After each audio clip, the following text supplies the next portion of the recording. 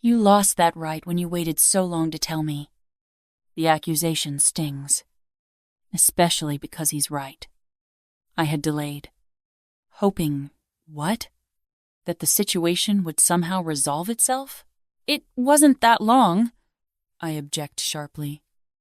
It was only a couple of days. When you, too long. Get your things. But I have a job. I protest weakly. A life here. Had. His correction feels like a door slamming shut. Your new life begins tonight.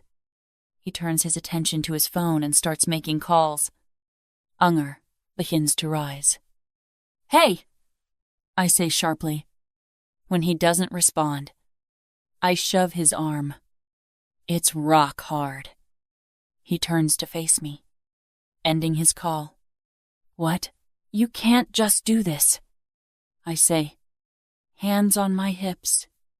You can't just walk in here and tell me to turn my whole world upside down. I can do anything I want. His tone is infuriating. Not to me. I stick my jaw out. Stella, you've been to my house, seen into my world. Do you think you could ever escape me? What are you talking about? There's a cold sensation building in my gut. You are having my child. If you think for 1 second that I will allow you to do this without me, you are wrong. I will. I'm not going with you. You can't make me. I hate the fact that I sound like a rebellious teen. I can make you. It's so fit, then I'll leave. You'd have to lock me up. Do you think I wouldn't? He tilts his head. I gasp. No. I exhale the word, woman. You will stay in my home until you have this baby. If you try to leave, I will hunt you down, take you back, and shackle you in my cellar. Was action. I stare at him in abject horror. You wouldn't. I choke. He lifts one dark eyebrow in a gesture that says, try me. Endeavors Growind, when I take a step away. He puts his phone to his ear and makes another call as calmly, as if he didn't just threaten to turn me into his prisoner. I sink onto my couch, legs shaking as Alexi paces my small living room. His rapid-fire Russian fills the space. Each sharp command making me flinch. Through the fog of shock, I catch fragments, something about cars, security teams, immediate relocation. This can't be happening. My hand drifts to my stomach instinctively. Not too long ago, I was just an event planner with normal problems.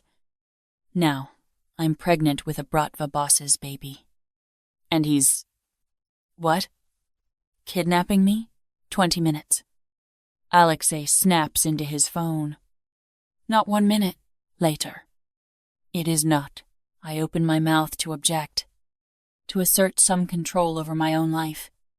But the words die in my throat as he turns those dark eyes on me. The intensity of his stare pins me in place. He barks another order in Russian, his free hand running through his hair in a gesture that somehow makes him look more dangerous rather than frustrated. The movement draws my attention to his disheveled formal wear. He's in a tuxedo. What happened before he came here? The chaos I heard during that phone call echoes in my memory. Screaming. Crashes. Accusation. About honor. Alexi's voice cuts through my thoughts.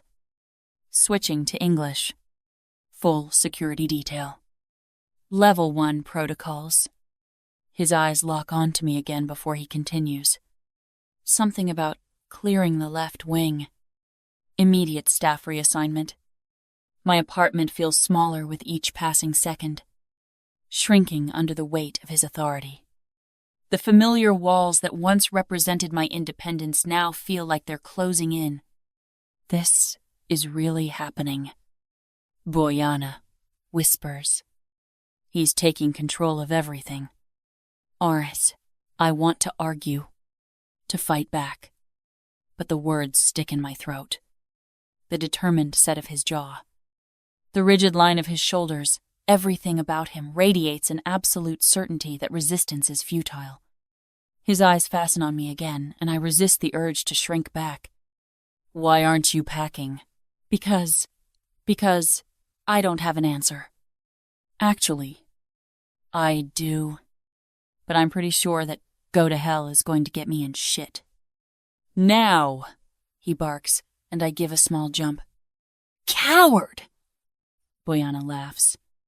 But I'm not listening, because I'm already halfway to my bedroom. My hands shake as I pull open dresser drawers, trying to focus on what I actually need versus what I want to take. Alexei's presence behind me feels heated, his impatience radiating across the small space of my bedroom. 5 minutes. His voice carries that same commanding tone that makes my spine stiffen. I grab handfuls of underwear and socks, shoving them into my overnight bag. I can't just throw everything in without 3 minutes now. Now, the urge to throw something at him wars with my instinct for self-preservation. Instead, I yank open my closet, the hangers scraping against the rod as I pull out work clothes. Leave those. Alexei steps closer, his cologne mixing with the familiar scent of my laundry detergent in a way that makes my head spin. You won't need them. Here. Kreisen, I still have a job. I grit out. His laugh holds no humor. Not anymore. Is he fucking kidding me? I grab the clothes anyway. My small act of defiance, making my hands steadier as I fold them into the bag. The sound of his footsteps pacing behind me sets my teeth on edge. My fingers brush against the soft material of my favorite sweater, the one I wear when I need comfort. The urge to curl up in it and pretend none of this is happening nearly overwhelms me.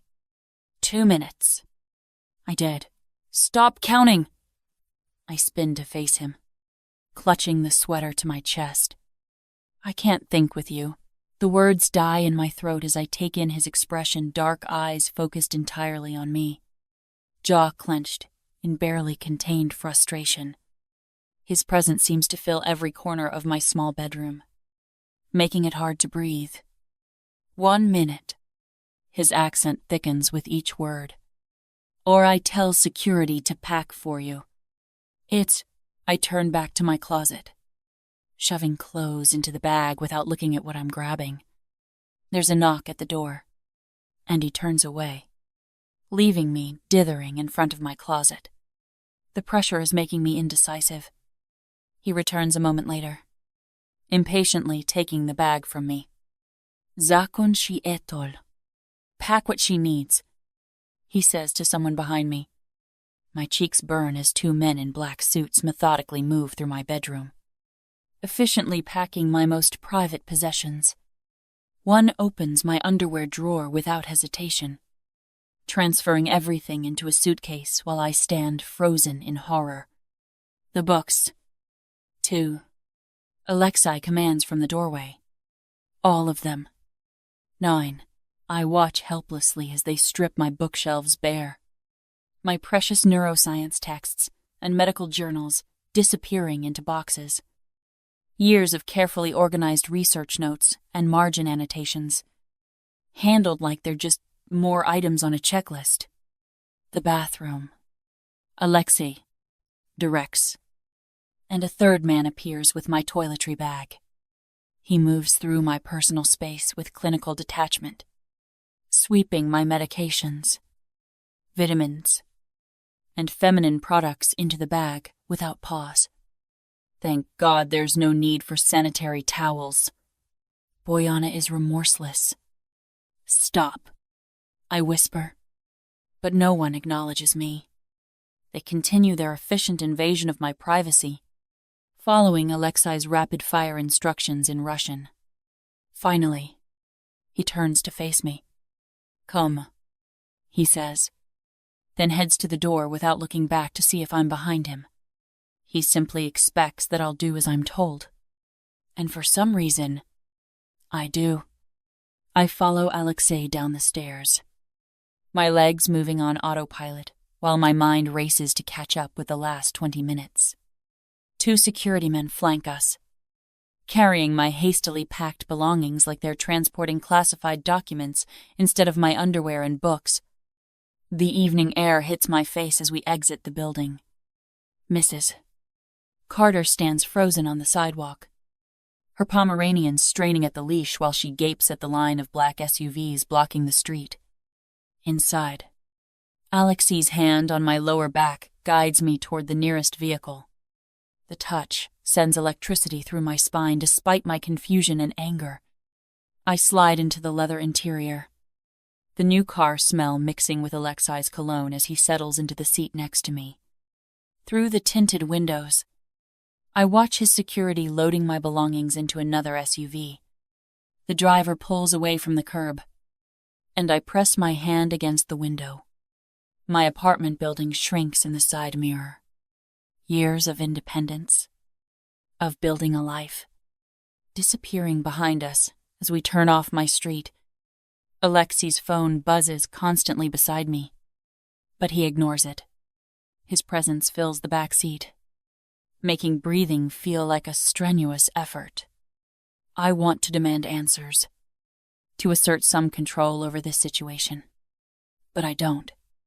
It's like this man, this force of nature, has just swirled into my world and taken full control. And I've let him. Chapter 28. Stella. The leather seat feels cold against my cheek as tears stream down my face. Through blurred vision, I watch my neighborhood disappear, each turn taking me further from the life I've built. My stomach clenches from pregnancy or panic. I'm not sure anymore. The rhythmic motion of the car pulls me back to that night 10 years ago. I was barely 17, cramped in the back seat of a different black car, watching St. Petersburg's lights fade into darkness. Dad's jaw was set, his eyes fixed on the road ahead. Mom kept looking over her shoulder, as if expecting pursuit. Nikolai back then, pressed against me, confusion written across his young face. Now I'm running again. No being taken. Alexi's presence beside me radiates authority. He's on his phone now, his in rapid Russian, filling the space between us. The words wash over me. Familiar, yet foreign. Like everything else about this situation. The car slows, tires crunching on gravel. My chest tightens as massive gates swing open, revealing the sprawling mansion.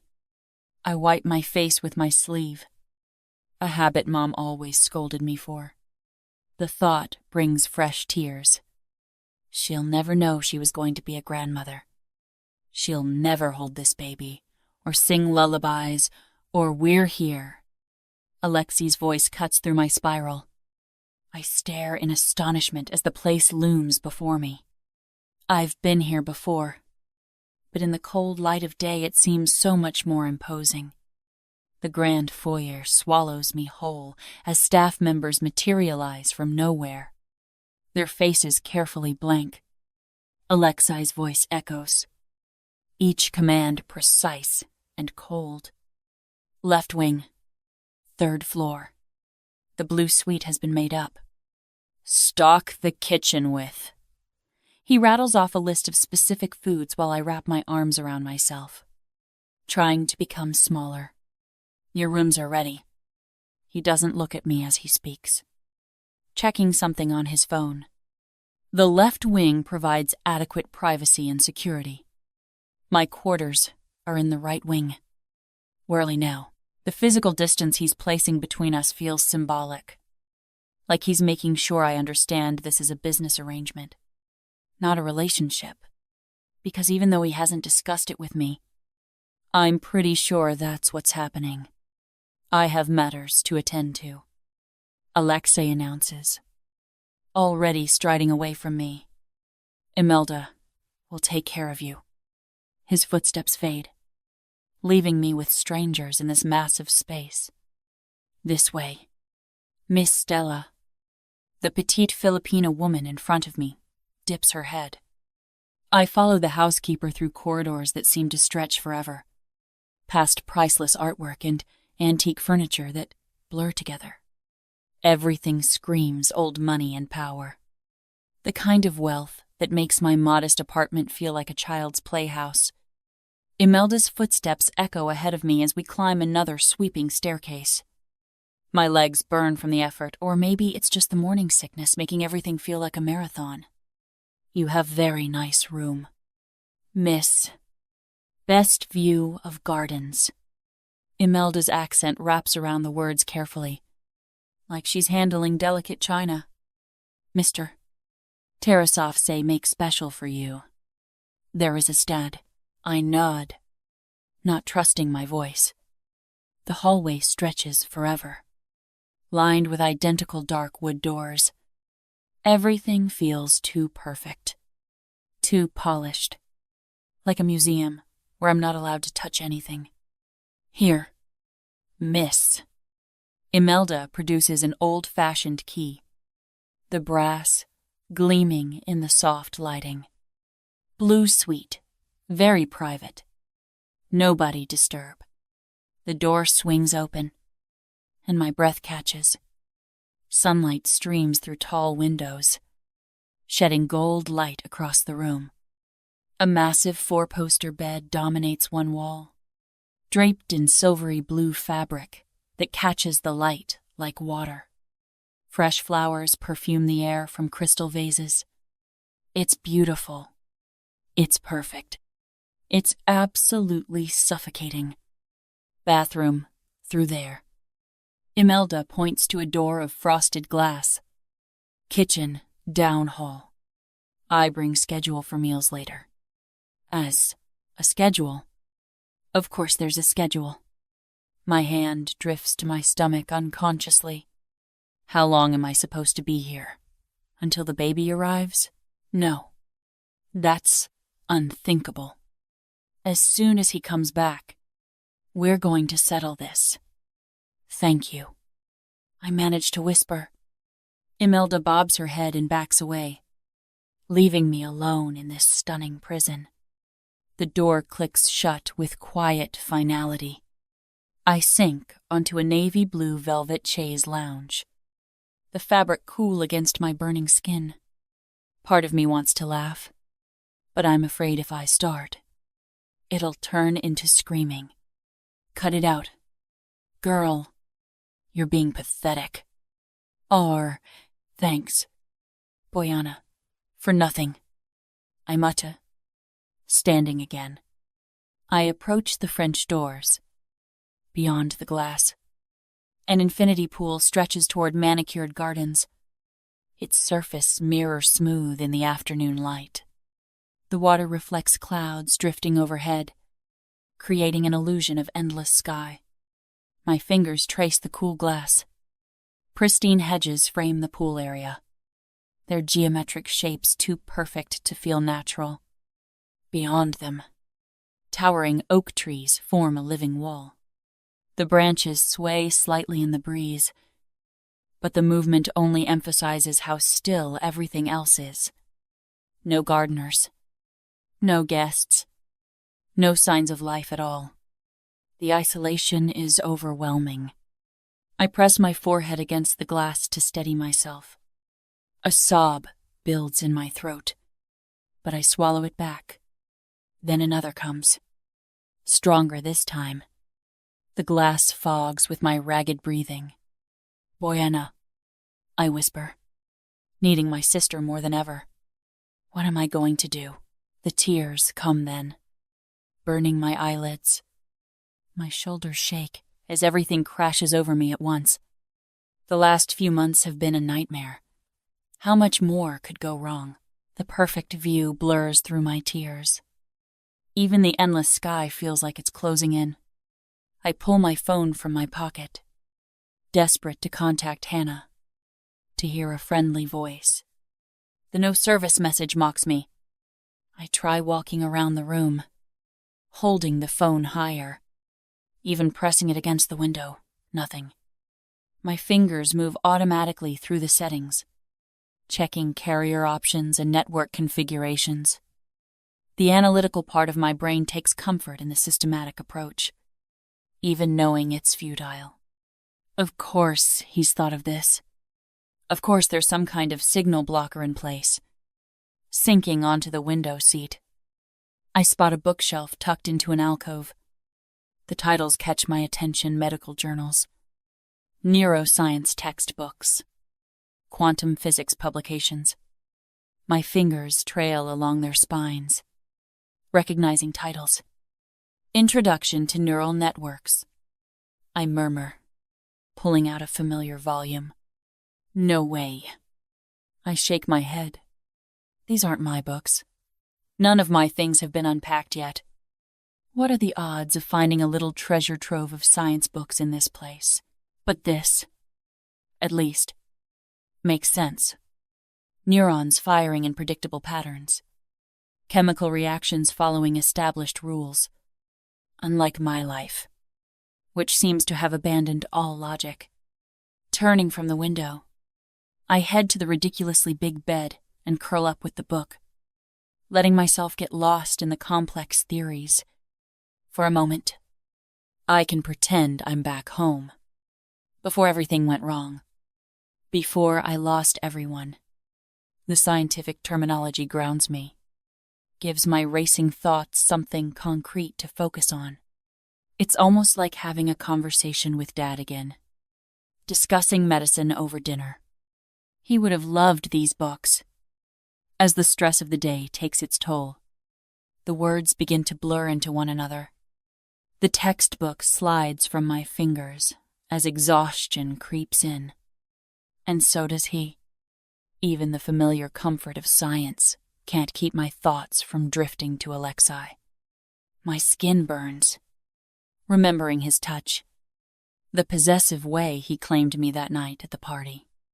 The same night that created this baby.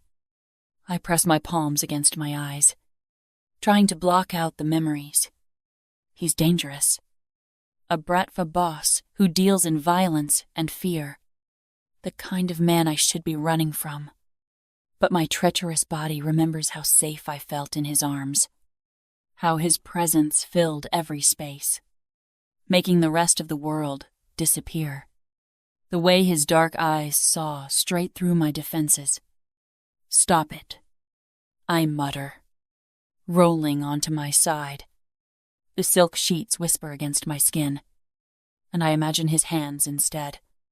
My heart races, caught between desire and terror. This man dragged me here without asking, took control of my life like it belonged to him. I should be furious. I am furious. Yet part of me craves his strength, wants to surrender to that overwhelming force. The same part that melted at his touch, that still burns for him. My eyes grow heavy as conflicting emotions wage war in my chest. The bed cradles me like a cloud, and despite everything, sleep pulls at me with irresistible force. The silk sheets caress my skin as I drift deeper into a restless slumber. In my dreams, strong hands trail down my sides, leaving fire in their wake. Alexi's presence surrounds me. That intoxicating mix of musk and masculine heat. Milaya. His voice rumbles against my neck, the Russian endearment making me shiver. Dream Alexi's touch is both gentle and demanding, his fingers tracing patterns across my heated skin.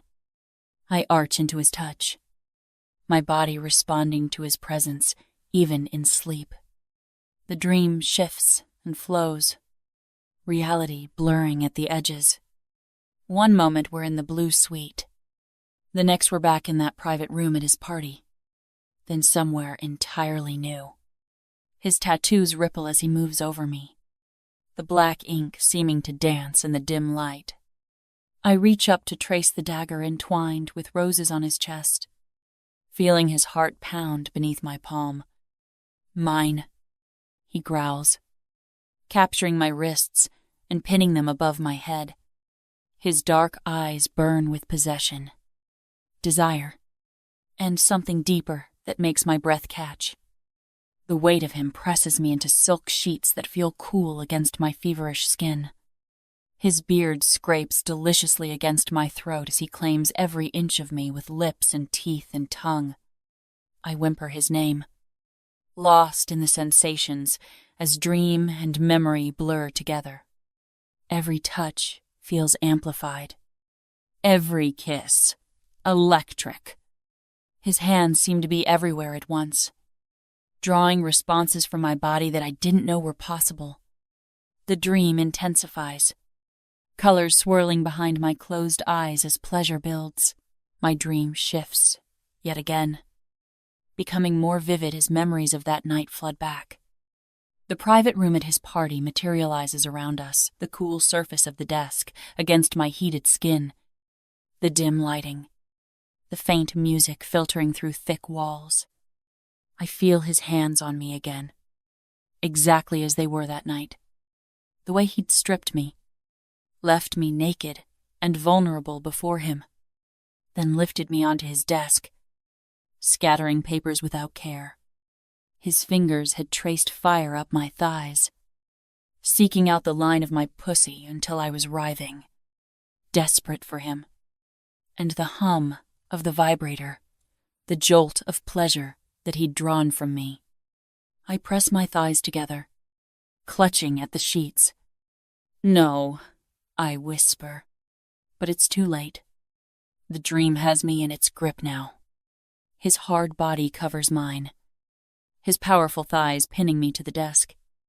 I squirm against him, feeling his cock, thick and heavy, nudging at my entrance. I try to spread my legs, needing to feel him inside me, but he holds me down, one hand fisted in my hair, the other holding my wrists above my head. The position leaves me completely exposed, at his mercy. I moan his name, the sound muffled by his mouth devouring mine. His kiss is relentless, demanding, our tongues tangling. He breaks the kiss, looking down at me with dark, burning eyes. He stills above me, his breath hot on my face. I arch against him, rubbing my body against his, seeking friction, needing to feel him. He rocks his hips against mine, and the hard length of him teases my entrance. I whimper, trying to move against him, wanting more. With a groan, he reaches between us, wrapping his hand around his cock. I feel the broad head nudge at my opening, the slick tip breaching me. "Look at me." His voice is a command, and I obey. Our eyes lock as he pushes inside.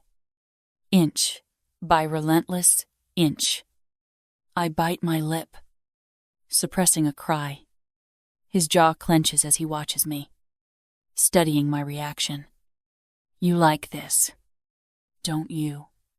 He teases my clit with a fingertip, swirling circles that match the rhythm of his hips. I nod, breathless. "Yes." I tilt. He eases out, then thrusts back in, setting a slow, deliberate pace. "You like being filled," was brassed. "Yes." The word is ripped from me as he thrusts deep, stroking that spot inside me that makes my vision spark. More. His eyes burn into mine as he increases the pace, driving into me harder, faster. "My greedy little devochka," he growls, his hand closing around my throat. His grip on my throat chokes off my response. But I don't need words to communicate my surrender. My body bows beneath him, offering itself to him. I wrap my legs around his waist, needing him closer, needing to feel him in every part of me. He lets go of my throat, and his hand slides down my body, cupping my ass. He pulls me tighter against him, lifting me to meet his relentless thrusts. I cry out, caught between pleasure and pain, as he fills me completely. Over and over. I'm surrounded by him. Possessed by him. Good girl. He grits out, his eyes locked on mine. Take it all. He's potty. The pressure builds, coiling in my core. My body clenches around him, milking his cock as I shatter into a million pieces. Yes, God. Yes! I cry out, my inner walls fluttering around him as my release crashes over me. Alexi! The sound of my own voice jerks me from sleep. Shit! What the hell?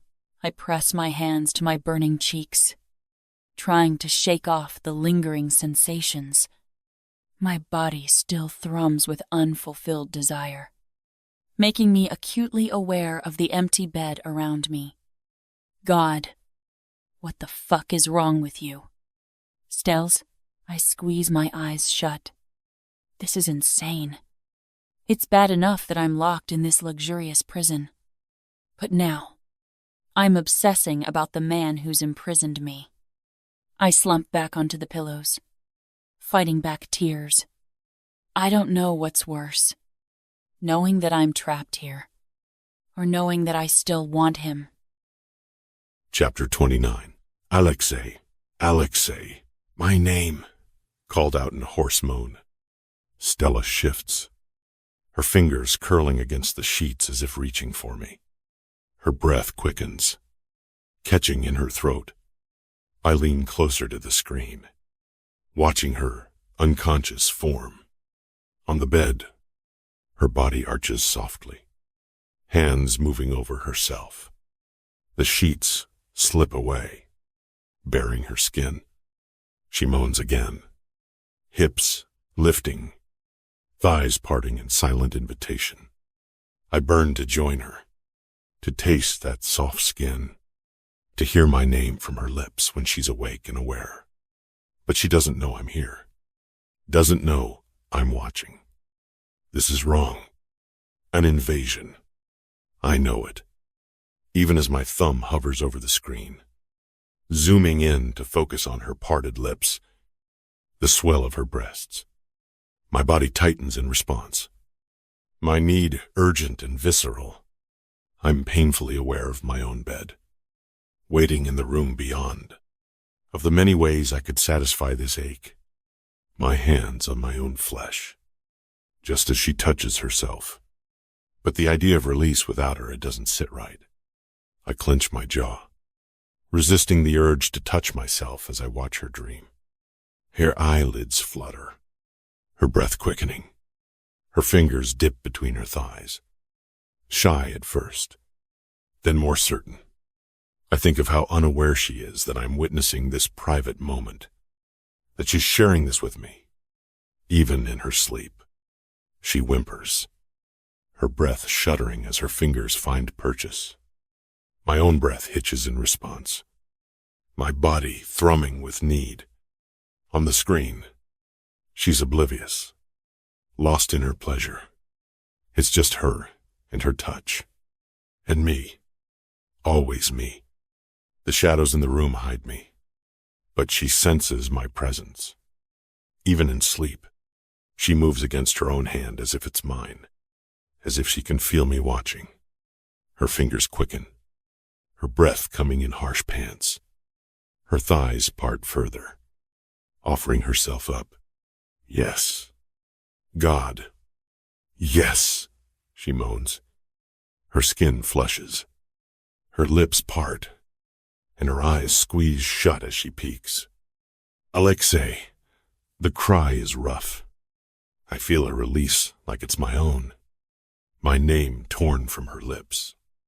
It vibrates through me, and I close my eyes, letting the sound ripple through me.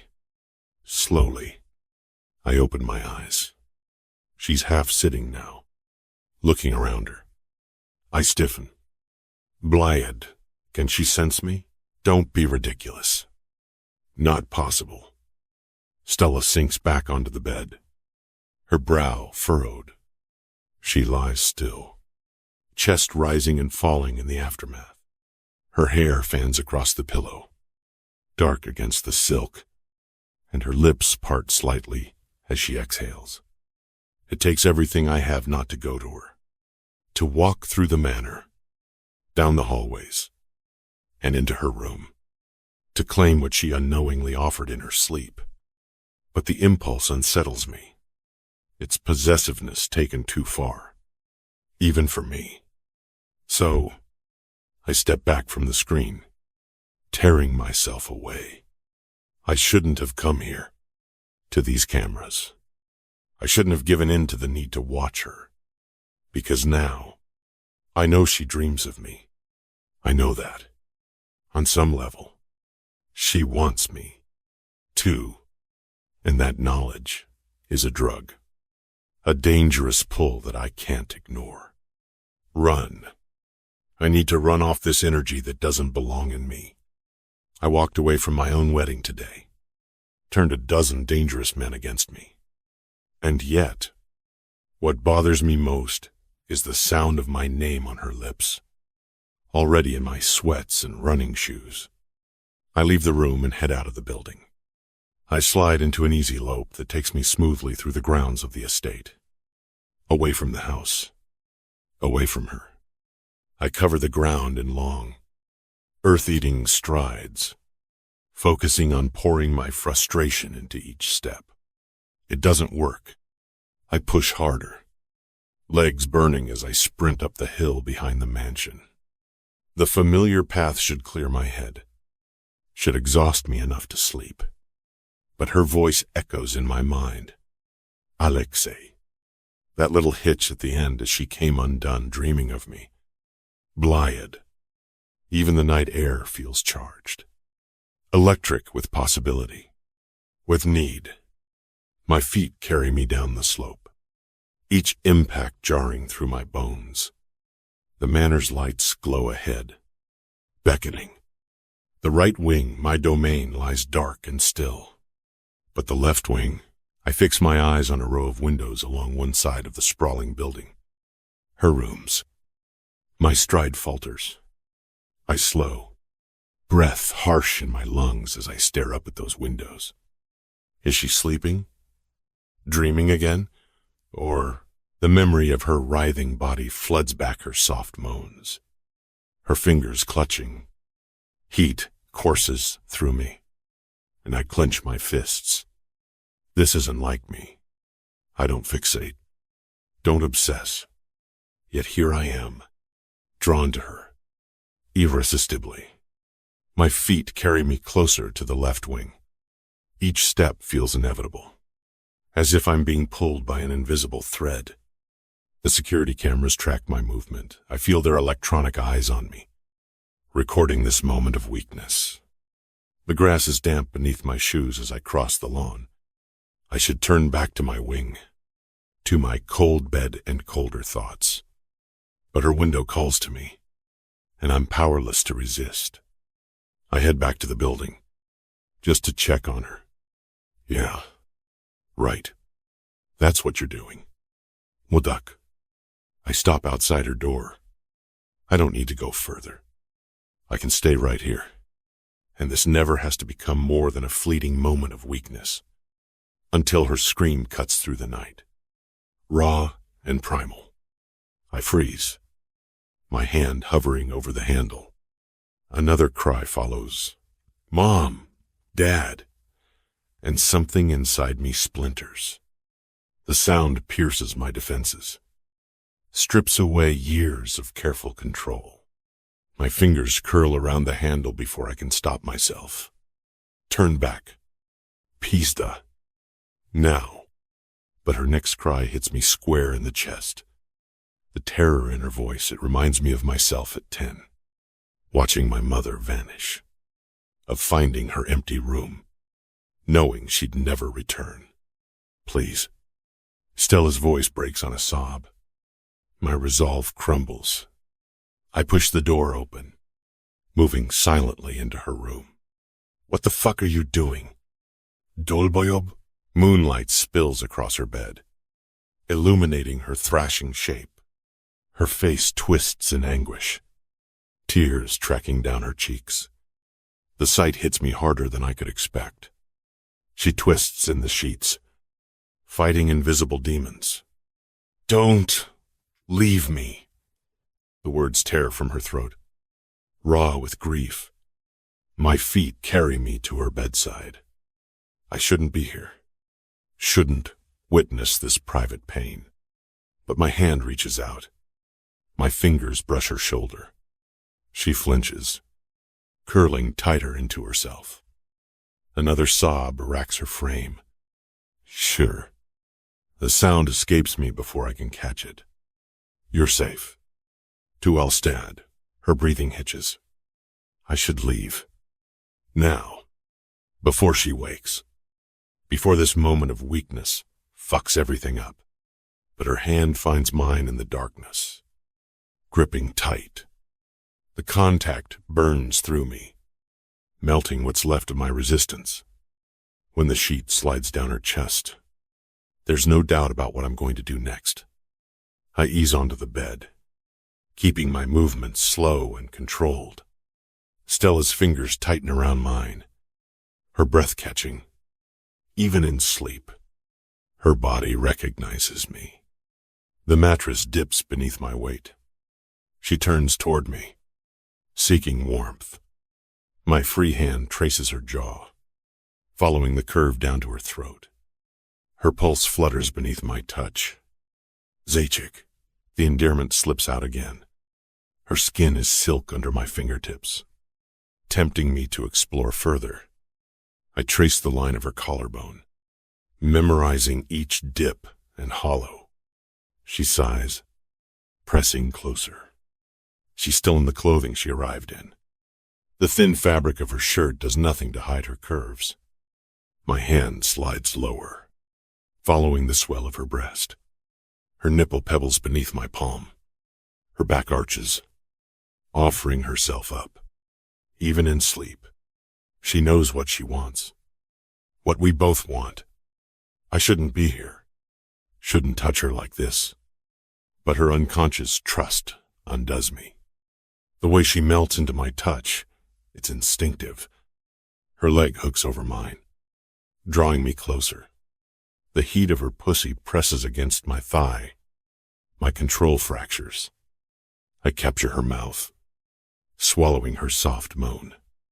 Her lips part instantly, welcoming me. She tastes of mint and soft. Needy woman. Her hands find my shoulders, nails digging in as she pulls me closer. The pain grounds me, reminds me this is real. I break the kiss to trace her jaw, her throat. She tilts her head back, offering more access. My teeth graze her pulse point, and she gasps. Alexi. My name falls from her lips again, but different this time. Awake. Aware. I capture her mouth again, gentler this time. Her lips are soft, yielding.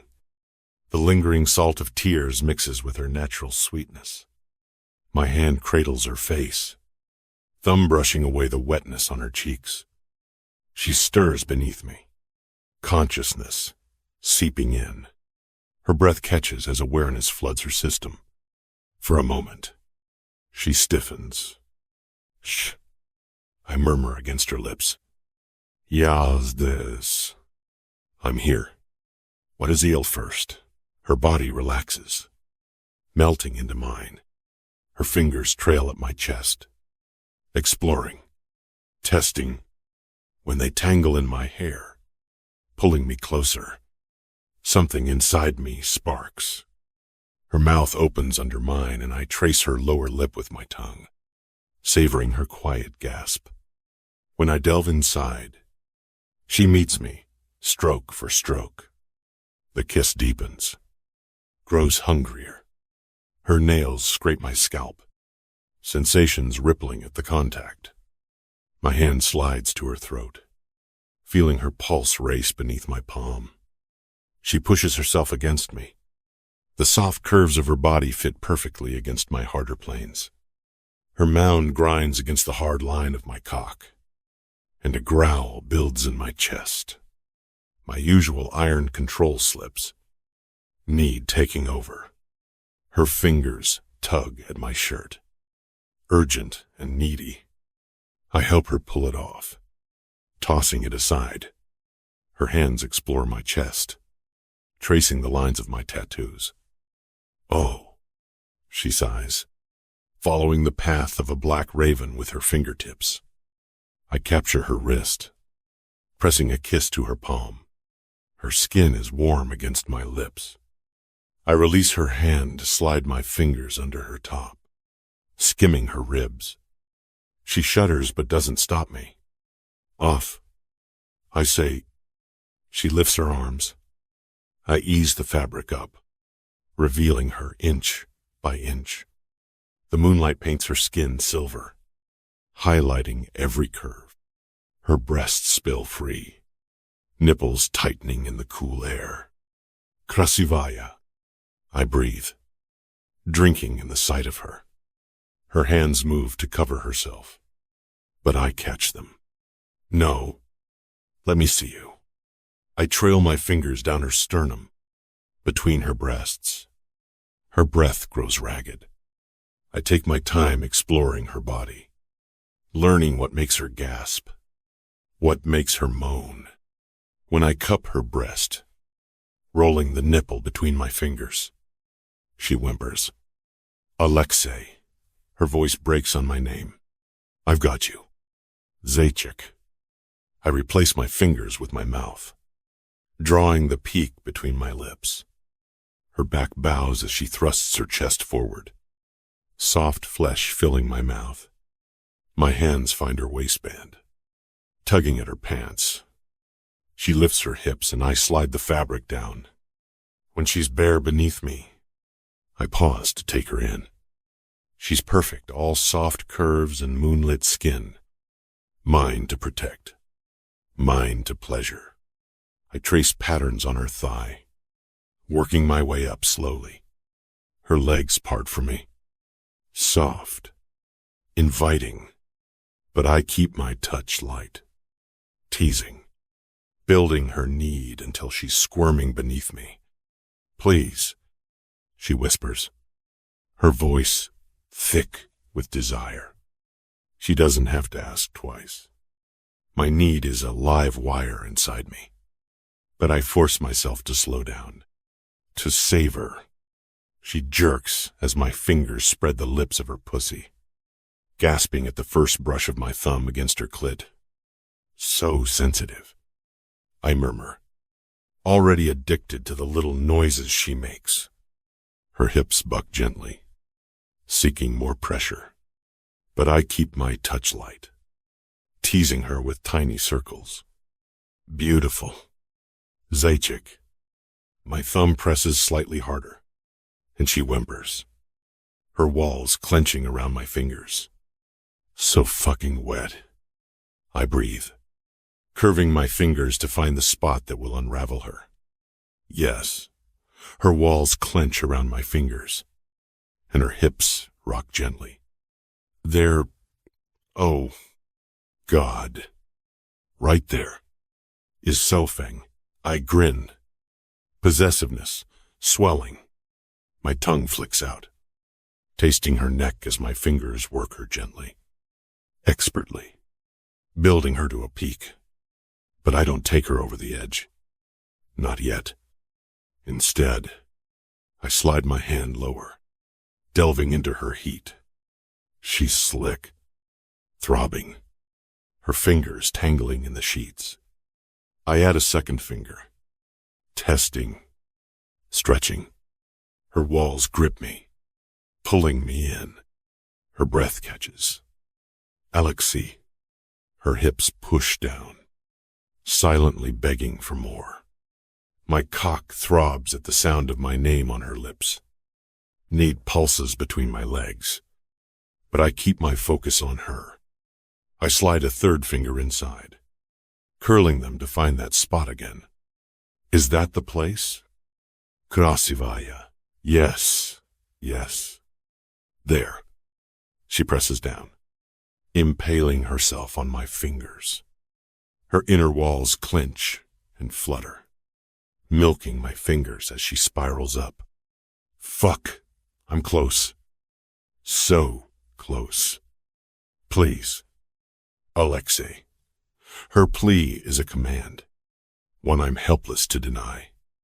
I drop a kiss to her throat, nipping lightly. Come for me. Zakek. Let me feel it. Visor phrase. Her fingers tighten in my hair, and her back arches. Ah! Her cry is muffled against my shoulder, but her body speaks volumes. Her walls pulse around my fingers, squeezing as wave after wave of pleasure rolls through her. Her release washes over her, and my fingers slide free.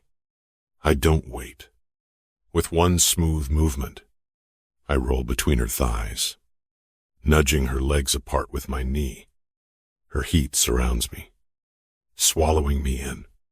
I hiss in a breath as I thrust deep into her. My eyes squeeze shut as her body welcomes me. God. She's tight. I force myself to slow down, to hold off. Her hands find my biceps, her nails digging in. A flash of uncertainty crosses her face, a moment of doubt. I almost need to reassure her, but before I can find the words, she moves beneath me. Her hips tilt, and our bodies finally align. I'm buried inside her, surrounded by wet heat. Her legs wrap around my waist, her heels locking at the small of my back. Her breath comes in short gasps, and she meets my eyes.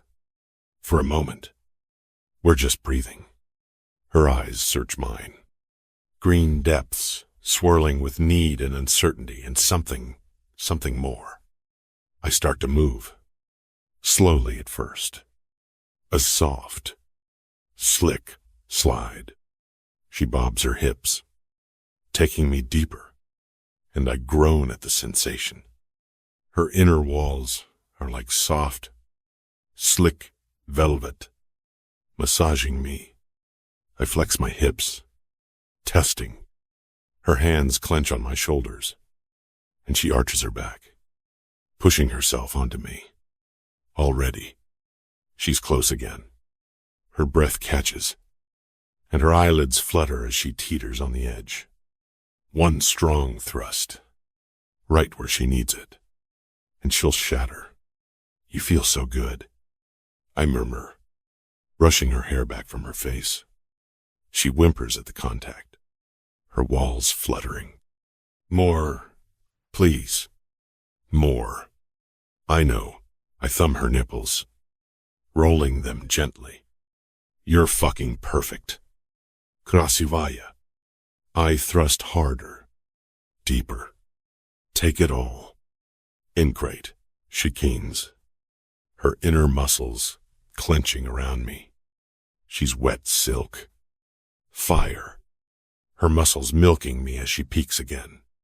The sensation is too much, and my body reacts, taking over.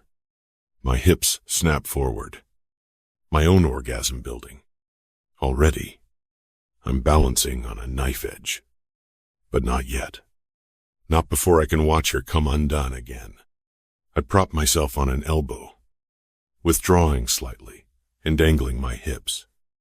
She's tight and slick, muscles fluttering around me as she tries to pull me back in. My thumb finds her clit, circling it gently. Come for me again.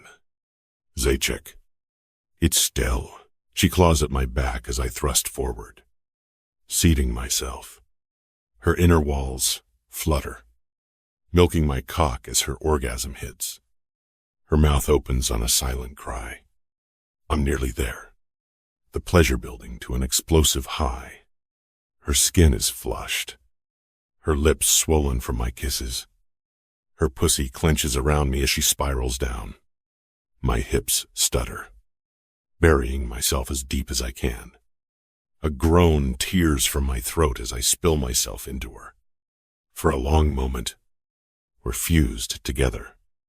I hold still, breath harsh in my lungs. My eyes squeezed shut as wave after wave of pleasure ripples through me. Her arms wrap around me, pulling me close, and I'm powerless to resist. She's soft and warm, her scent filling my lungs. I turn my face into her neck, breathing her in. Already, my mind is whirring. I should never have come to her. Shouldn't be here in her bed. But her lips press to my shoulder, and I can't bring myself to break the connection. My instincts scream to stay, to claim. Alexi? Her voice is sleep husky, uncertain. I tense, slowly becoming aware of the position I'm in, of what I've done, of the consequences. I roll away, sliding from her clasping pussy as I settle onto my side, pulling her against me. Stupid fucker. What the fuck am I doing? Are you... She's hesitant. Sleep, I tell her, holding her more firmly against me. The demons are gone now. Her nightmares eased. But the strange urge to hold her lingers. I wait until her breath evens out and her body goes limp. Then I carefully untangle myself from her soft, clinging limbs. I slide out of the bed, reach for my clothes, and I leave. Chapter 30. Stella. Sunlight streams through the French doors, making my head throb. I tear my eyes away from the windows and reach across the sheets, finding only cold emptiness where Alexi's warmth should be. Was it just another dream? The pleasant ache between my legs suggests otherwise. I press my palm against my forehead, willing the headache to go away. The room spins slightly as I sit up, my stomach growling in protest of missed meals. Shit. I'm naked. Memories of last night flash through my mind, his gentle kisses, tender touches. So different from when we'd been together before. He's always been so aloof. Last night was different. Zajic. He called me. I remember that from when I was a kid. Little Rabbit. The endearment echoes in my mind. Did I make that up too? My reflection in the ornate mirror shows tangled hair and kiss-bruised lips. Real then. The marks on my neck remove any doubt. I touch them gently, remembering the careful way he held me after, so at odds with what I've come to expect from him. You smell like sex. Boyana pipes. Will you shut up? I grumble. But she's right. A shower would be a good idea.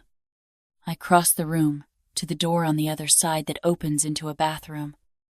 It's huge and ostentatious, just like the rest of the place. I take in the gleaming gold taps and marble fittings before moving to the shower and stepping into the cubicle. The water hits me in a gentle rainfall, and I sigh as I soap off with the jasmine-scented body wash I find on the counter. Minutes later, fragrant and refreshed, I step out and wrap myself in a fluffy towel before returning to the bedroom.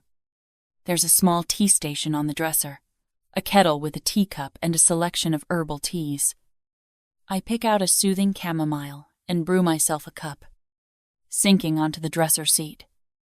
It doesn't soothe me. How could it? My life just turned upside down. My stomach growls again. Louder this time. I need to move. To find food. To prove to myself I'm not actually trapped in some elaborate fantasy. Toweling myself dry, I take another look around. The silk robe draped over a nearby chair wasn't there yesterday, another sign of his presence. Or the staff's efficiency? I wrap it around myself, the material whispering against my skin as I approach the bedroom door. My hand hesitates on the handle. Am I allowed to wander? The growing hunger makes the decision for me. I swing the door open, then stop short with a yelp. Imelda is standing on the other side with a tray. Oh, I struggle to find my wits. Breakfast. Miss Stella. She nods down at the tray before stepping past me into the room. I stare at the tray Imelda sets on the small table beside the window's 2 small poached eggs, half a grapefruit, and plain toast. My stomach growls in protest. Is this all? The words slip out before I can stop them. Mr. Tarasov's orders. Good food for baby. She turns to leave, clearly not sympathetic. I sink into the chair, poking at one of the eggs with my fork. The yolk breaks, running across the plate in a sad yellow stream.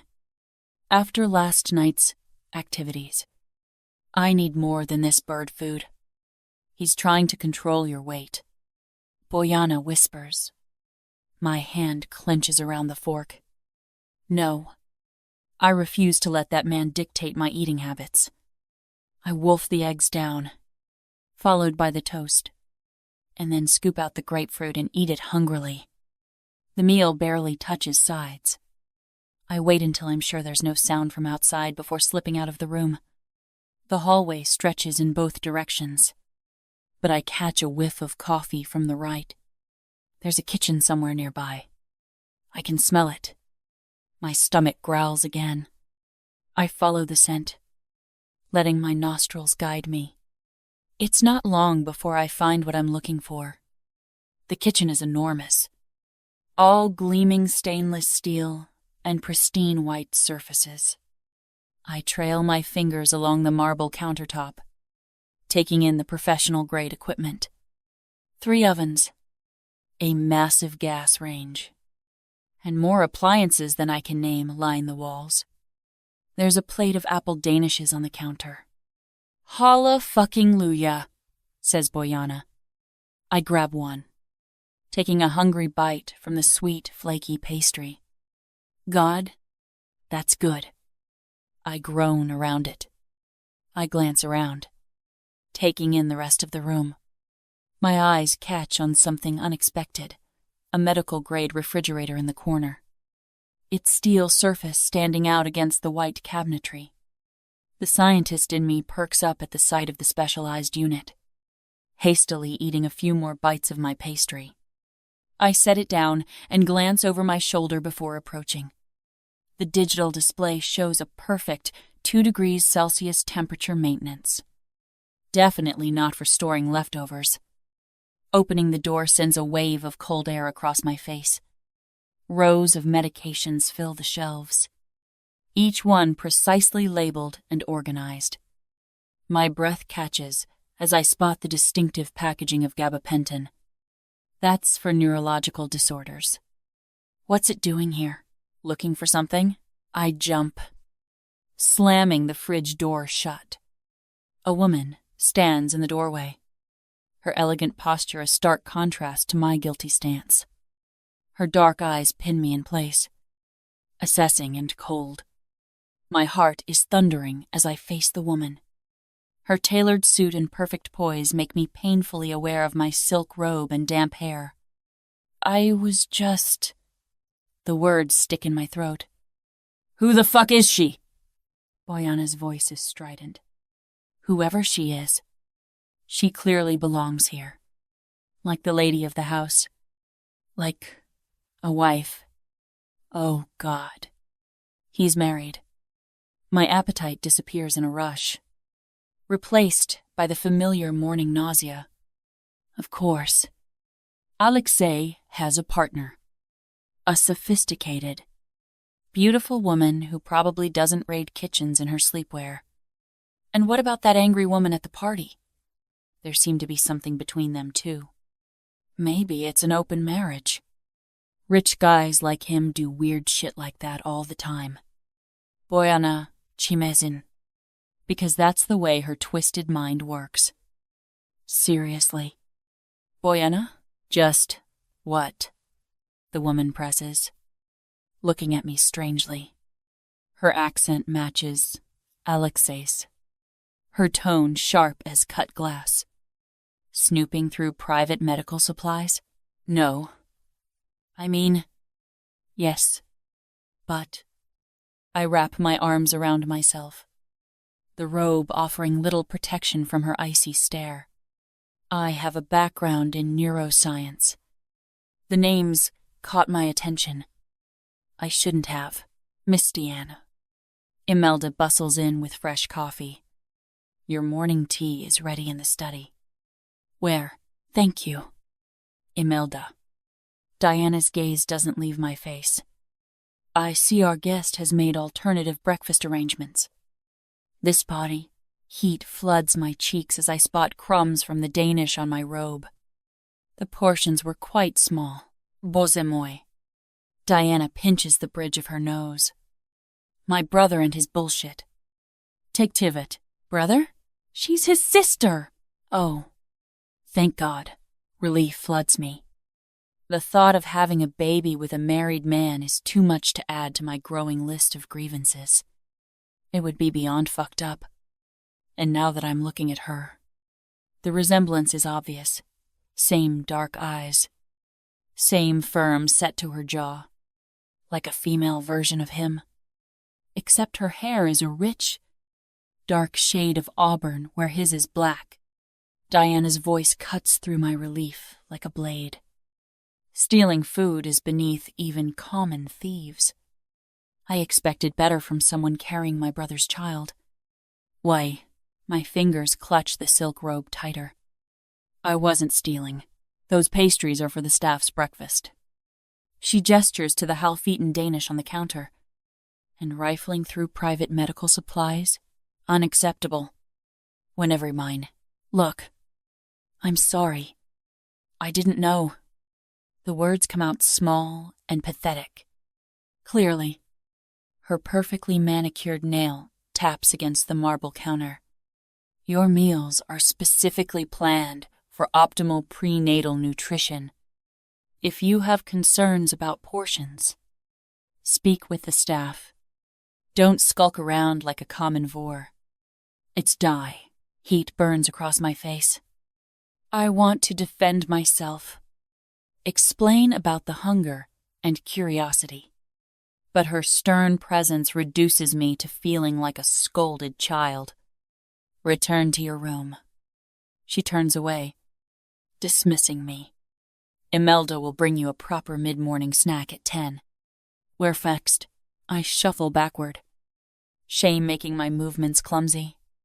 The kitchen's warmth gives way to the cool hallway as I retreat. My bare feet silent on the cool floor. Back in my room.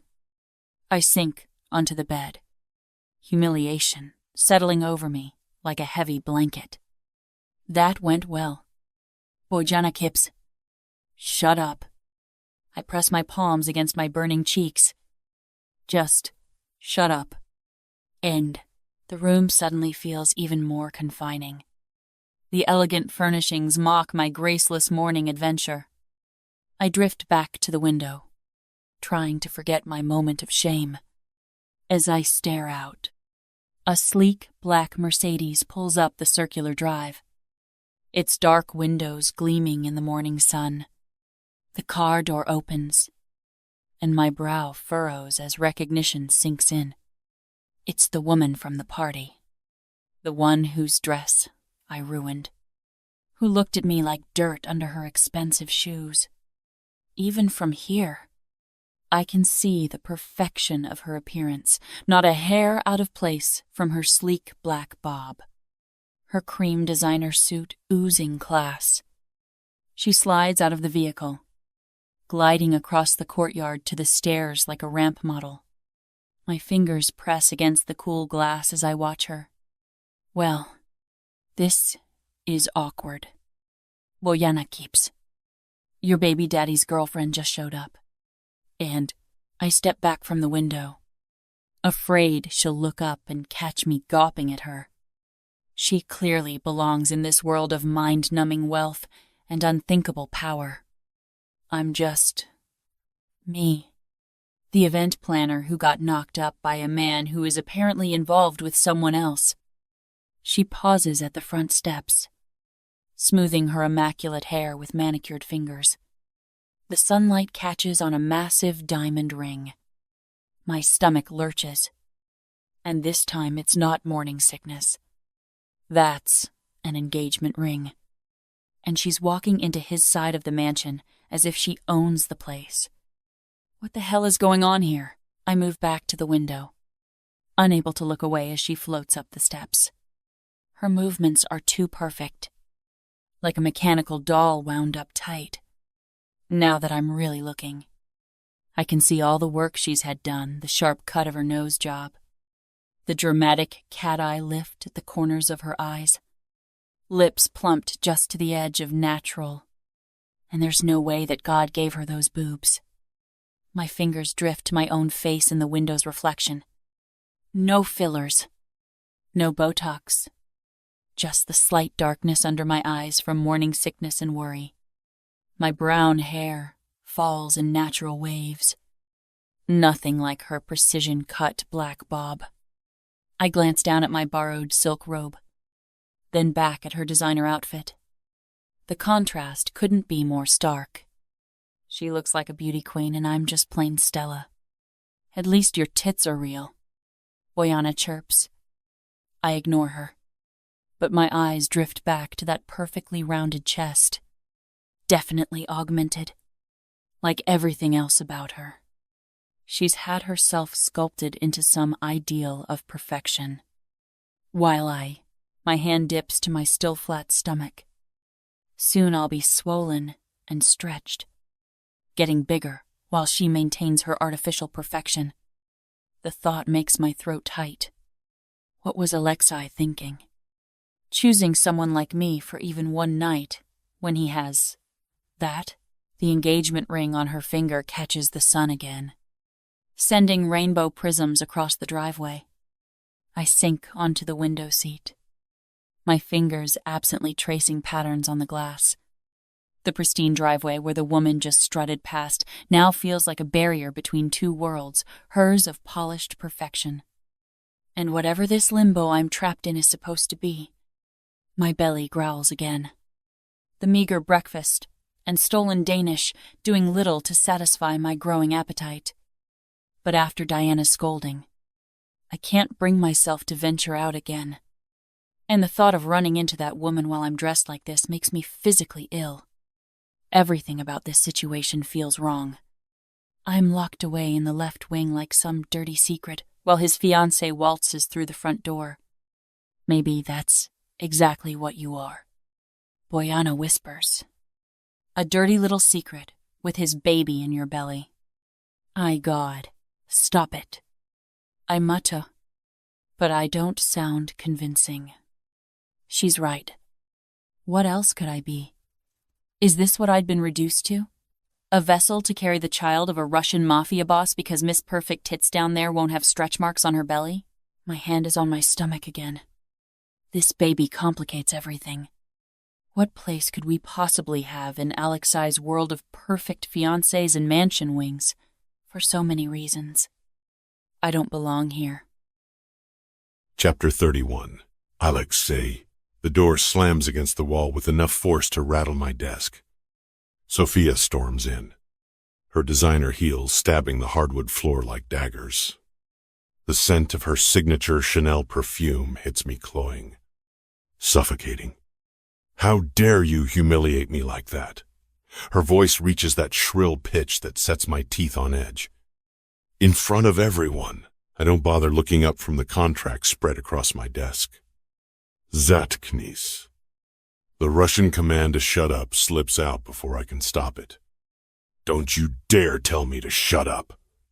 Sophia's manicured hands slam onto my desk, scattering papers. You made me look like a fool in front of the entire Bratva. My patience. Already wearing thin from lack of sleep and thoughts of Stella. Snaps like a rubber band pulled too tight. I rise slowly from my chair, letting my height and size remind her exactly whose territory she just wandered into without an invitation. You want an explanation? Sophia? The quiet in my voice carries more threat than any shout. Here it is. I won't marry you. Not today. Not ever. Her perfectly painted lips tremble. But the alliance. Fuck the alliance. The words feel like freedom. Your father's support isn't worth a lifetime of this. Bye. Sophia's face contorts. Tears threatening to ruin her immaculate makeup. Is there someone else? Did you find yourself a whore? The accusation ignites something dark inside me. I lean forward, palms flat on the desk, watching her instinctively step back. Choose your next words very carefully. Hefter Basquez. Sophia's face crumples, mascara-stained tears tracking down her cheeks. You humiliated me, Alexi, in front of everyone. Now we're at the root of the matter. I remain unmoved by her display. Tears are weapons women use to manipulate men weaker than me. You'll get over it. Sophia. Iswell. Never, she sobs. My reputation is in ruins. I am a laughing stock. People forget. Next week, they'll be laughing about something else. I shrug. I can't believe you'd say such a thing. She shakes her head. It's not just me. You know, my father's good name has been dragged through the mud. Not to mention the money he spent. End quote. I raise an eyebrow. He can afford it. Considering the old piece of shit made most of his fortune on human trafficking, I don't feel any guilt.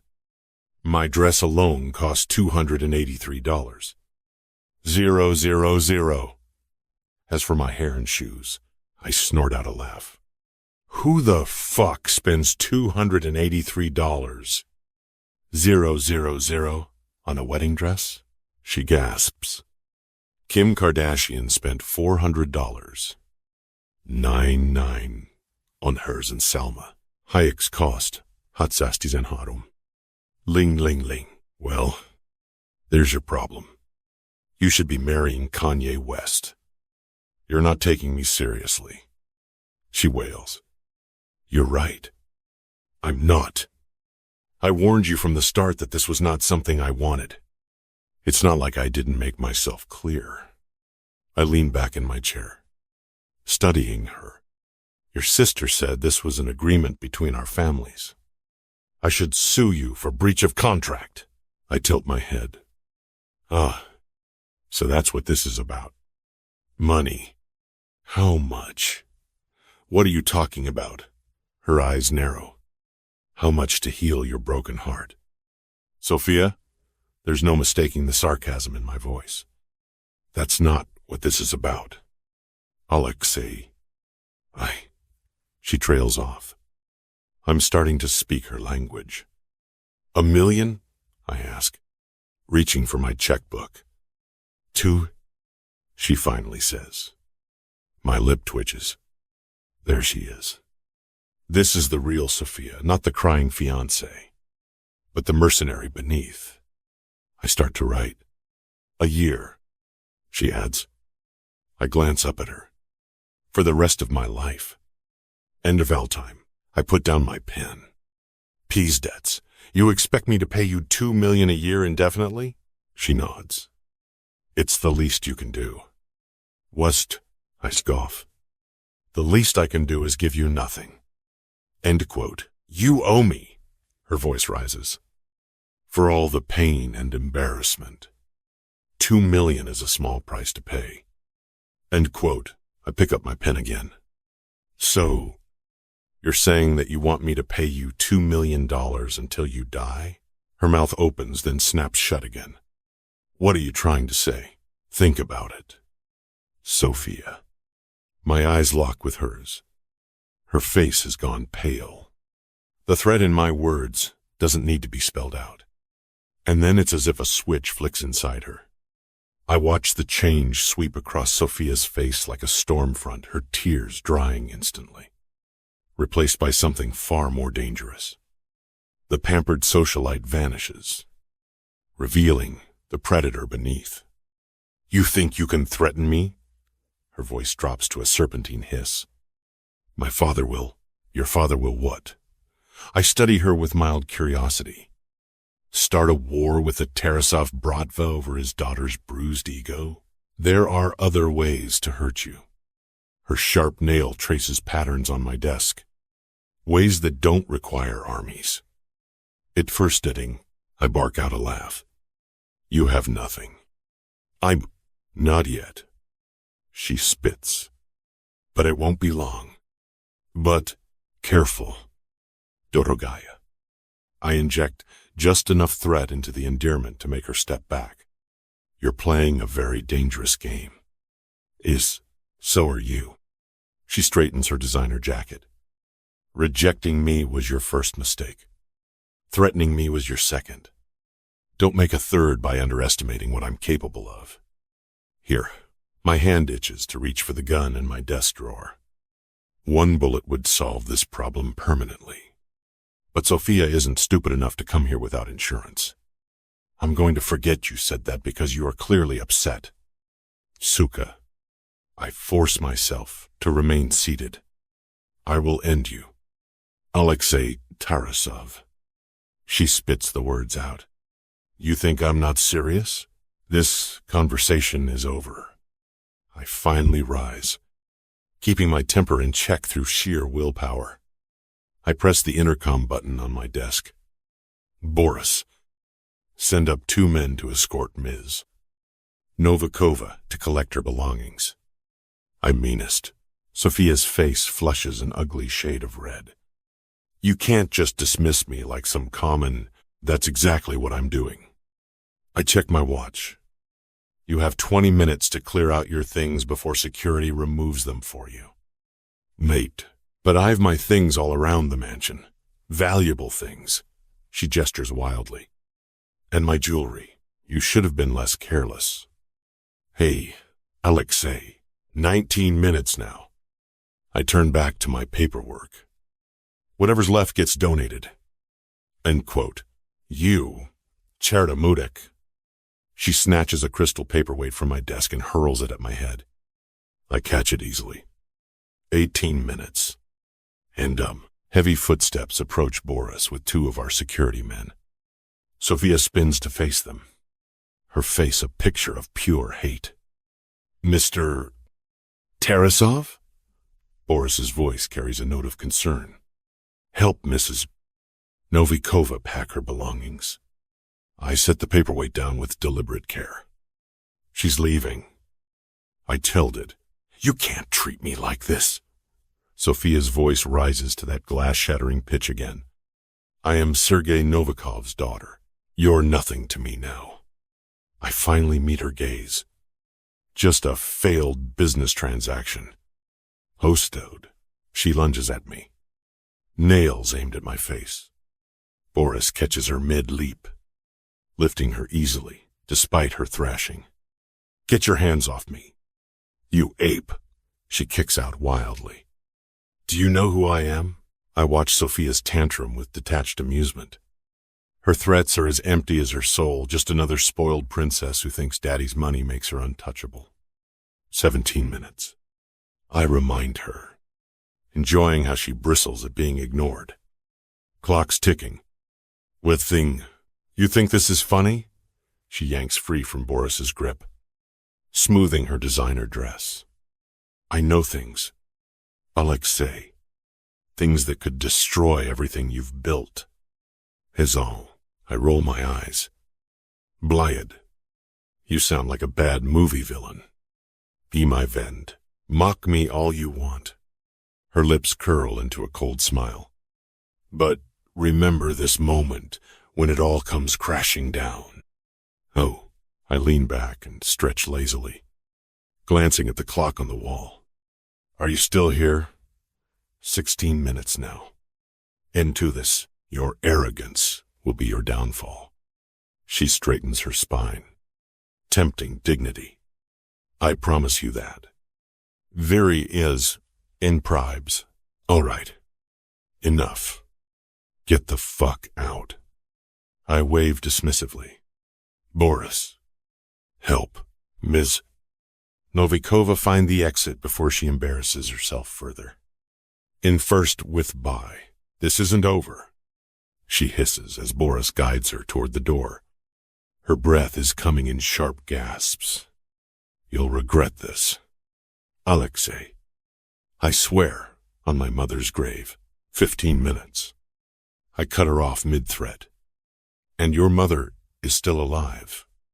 With faced, the door slams hard enough to rattle the windows. I hear her shrill voice echoing down the hallway, ordering the security team around like servants. Poor Boris, he'll earn his pay today dealing with the stupid Suka. I pour myself 2 fingers of vodka, savoring the quiet now that she's gone for good. Let her plot and scheme. What can she possibly do? She has no real power, no true connections. Just another pretty face used by her father to secure alliances. Sofia Novikova is nothing to me, and there's nothing she can do to touch me. Chapter 32. Stella, I need to get out of here. I can't let these people intimidate me into sitting in this room all day. The morning sun beckons me outside, the promise of warmth drawing me from my gilded cage. Taking the book I found when I arrived here, I slip through the French doors and pad across the flagstone path to the pool area. The water sparkles invitingly, and I settle onto one of the cushioned loungers, letting the sunshine soak into my skin. If nothing else, I'll work on my tan.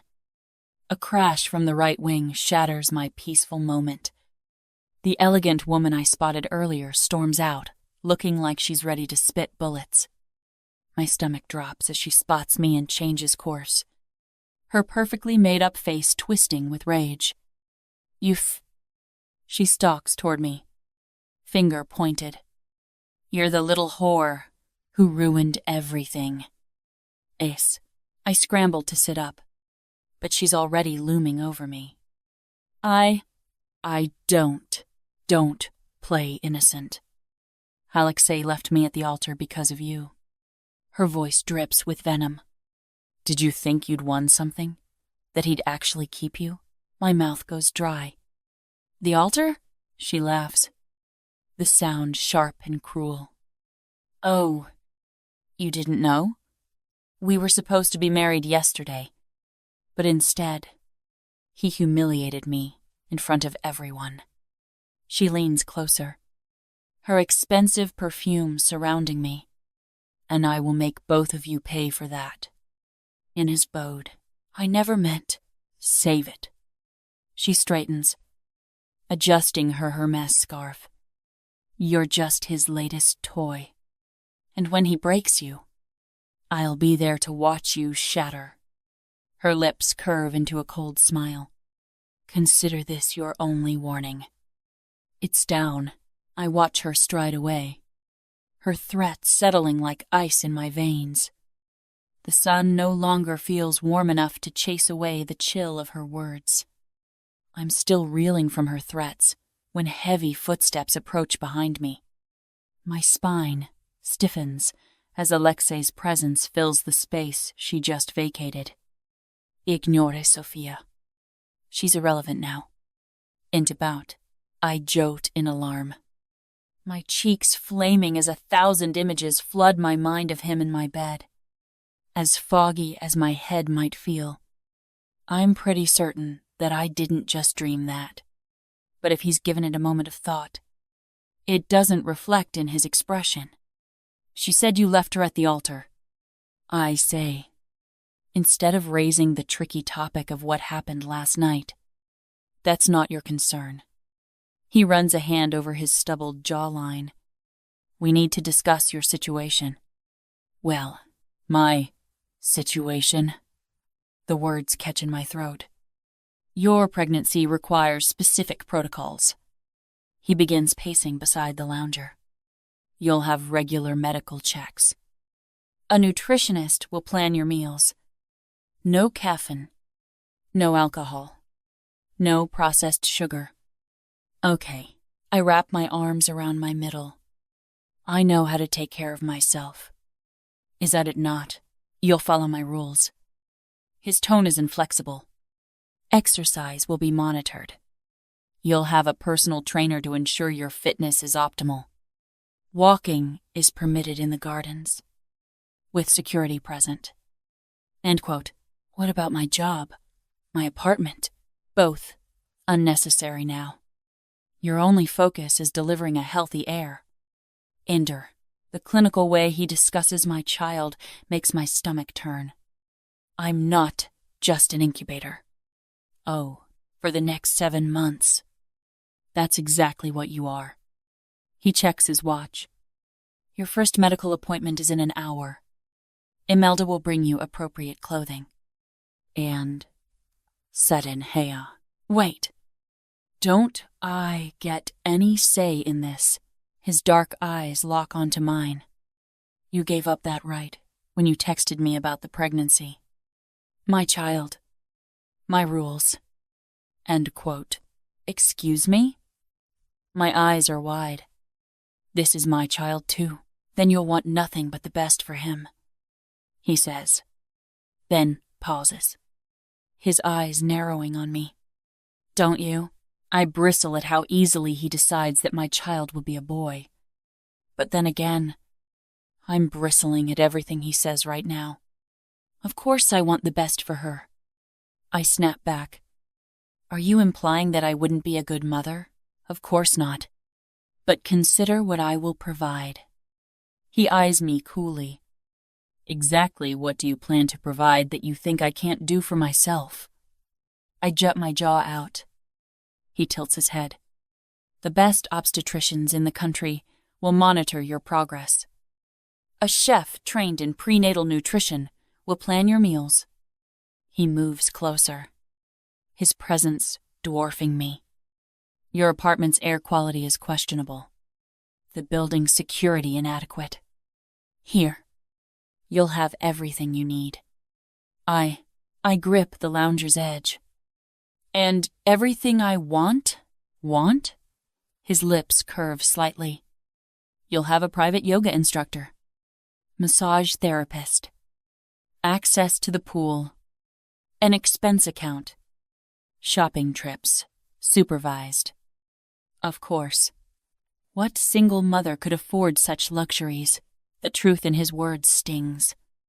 On my salary, I'd be lucky to afford basic prenatal vitamins. Your schedule will be structured for optimal health. He pulls out his phone, scrolling through what looks like a detailed calendar. What about my phone? My laptop? Both will be monitored. Your internet access will be filtered to prevent unnecessary stress. His tone suggests this is a gift. I know otherwise. The house system will track your movements, ensuring quick response if you need assistance. There will always be someone available for you. End quote. This is ridiculous. I mutter, even as the idea begins to make sense. The only person I have to turn to is Hannah, and she's off on assignment most of the time these days. You'll understand soon enough that this is best for both you and the child. He reaches out, his fingers brushing my stomach in a possessive gesture. No mother should worry about providing for her baby. Whether now, the worst part is, he's right. I could never give our child this level of care on my own. I've never struggled financially. I have a decent job, but it's demanding. Long hours, high stress. And is my income real enough for two? Hardly. Boyana's voice is mocking. I wouldn't be able to afford all the things I'd want to give my baby. Perhaps taking my silence for agreement. He brushes my arm. There's something I need to give you, he says, not waiting for a reply before moving away in the direction of my rooms. I follow mutely, trying to take this all in. The sudden upheaval has left my head spinning. And then the woman who claimed he left her at the altar. I feel like there's too much to process. I think they call this baby brain, says Boyana. I give my head a shake. trying to focus on where Alexei just strolled through the French doors to my room. As I walk in after him, I see that the place has been tidied, and there are parcels set about the place. "These are for you," he says, nodding at them. The stack of boxes on my bed looks deceptively innocent. Each pristine Apple product nestled in white packaging, like Christmas came early. But as I lift out each device, the reality of my situation settles deeper. "The laptop has been configured for your safety," Alexi explains. "Only approved websites, pregnancy resources, streaming services, limited social media." End quote. I open the browser, immediately noting how clinically everything has been set up. Even my email has been filtered to a new monitored account. The iPhone comes next, already loaded with tracking apps, a calendar filled with my scheduled activities, meal plans, exercise routines. The home screen displays real-time monitoring of my heart rate, sleep patterns, and daily steps. I give a small start as Alexi steps up close to me, heat radiating from his powerful frame. I swallow hard and force myself not to squeeze my eyes shut. This biomarker tracker must be worn at all times. He fastens a sleek band around my wrist. It looks like a fancy fitness tracker, but the blinking sensors betray its true purpose. It monitors your vitals, stress levels, location. If anything seems wrong, security will respond immediately. Tube over, I rotate my wrist, watching the numbers scroll across the tiny screen pulse. Blood pressure, cortisol levels. My entire biological existence reduced to data points for him to analyze. The emergency button connects directly to the security team. He continues, showing me how to activate it. And the phone has a panic feature if you feel unwell. There, whole shit. I half whisper, "I want you to be comfortable," he adds, mistaking my words for gratitude. These are top-of-line models. "Working." I nod mechanically, already feeling the weight of invisible eyes watching through each screen, each sensor.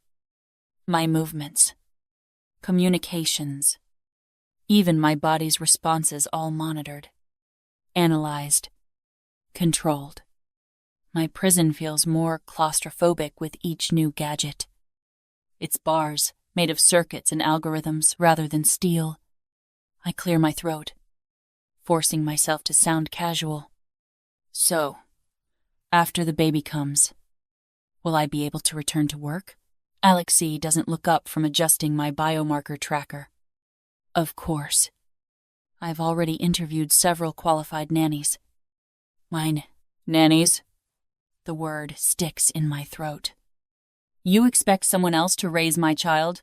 The staff will handle day-to-day care. You'll have supervised visitation." "Of course." His tone suggests he's conferring a great privilege. The nanny will manage feeding schedules, educational development, proper socialization. "Feeding schedules?" My voice rises. "You mean breastfeeding? You expect me to just pump milk and hand it over?" He finally meets my eyes, brow furrowed. "Formula is more efficient. Allows for precise measurement of intake. With Prosis, no." I yank my wrist away from him. "Absolutely not. I won't be treated like some kind of breeding cow." "And you're being emotional." "Damn right I'm emotional." I stand up, anger burning through my fear. This is my baby. Mine. I'll be the one carrying her, birthing her, loving her. Not some hired help. Boast him. Alexei corrects automatically. And this isn't up for discussion. The hell it isn't. I rip off the tracker, tossing it onto the bed. I won't let you reduce motherhood to a clinical transaction. I won't let you take my child away the moment she's born. He says again, more firmly. And you're not thinking clearly. The best care comes from a mother's love. My hands shake, but my voice stays strong. If you think I'll just hand over my baby and step aside, you don't understand the first thing about being a parent. It's time. A muscle flickers in his jaw as he observes me for a moment. I can't read his expression, but I'm not going to let that intimidate me. I know what is good for a child. His tone is icy, and I can afford to provide it. End quote. Actually, I twist my hands together, trying to find solid ground in this confrontation. I have my own ideas about prenatal care. I've been practicing yoga for years. It's excellent for maintaining flexibility and reducing stress during pregnancy. His expression shifts slightly, interest flickering across his features. You know about prenatal yoga? All aspects of yoga. Actually, and I've studied the neurological benefits extensively. The mindfulness aspects create positive changes in brain chemistry, which directly affects fetal development. Is neurological benefits? He steps closer, his intimidating presence softening with curiosity. Yes, I'm fascinated by neuroscience, how the brain develops, especially in utero. Did you know that maternal stress levels can actually alter fetal brain structure?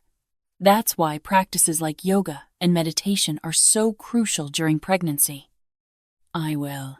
His eyes narrow thoughtfully. You understand the science behind this. Did you think all I could do was plan parties? I cross my arms over my chest. Interesting. He pulls out his phone, fingers moving rapidly across the screen. I'll have your internet access modified to include scientific journals. He plays. The concession, small as it is, gives me hope. Thank you. He nods curtly and strides toward the door. The doctor will be here soon. We'll discuss the rest later. Until then, stay in your suite. If you need to go anywhere, I'll send someone down for you. It's said as the door clicks shut behind him. I glance at the discarded biomarker tracker on the bed. His reaction to my scientific knowledge has shown me something he respects, expertise. Maybe that's my way forward. I pick up the tracker. Then, after a pause, I put it back on. It's a useful gadget to have if I'm going to take my health seriously.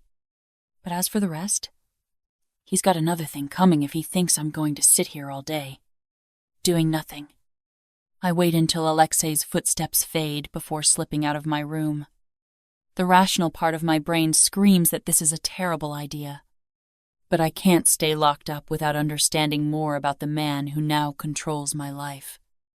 My bare feet move silently across the polished floors as I follow the echo of his voice. The manor's layout is confusing, all twisting corridors and closed doors, but I manage to track him through the right wing. He disappears around a corner, speaking rapid Russian into his phone. I press myself against the wall, holding my breath as I strain to catch fragments of conversation.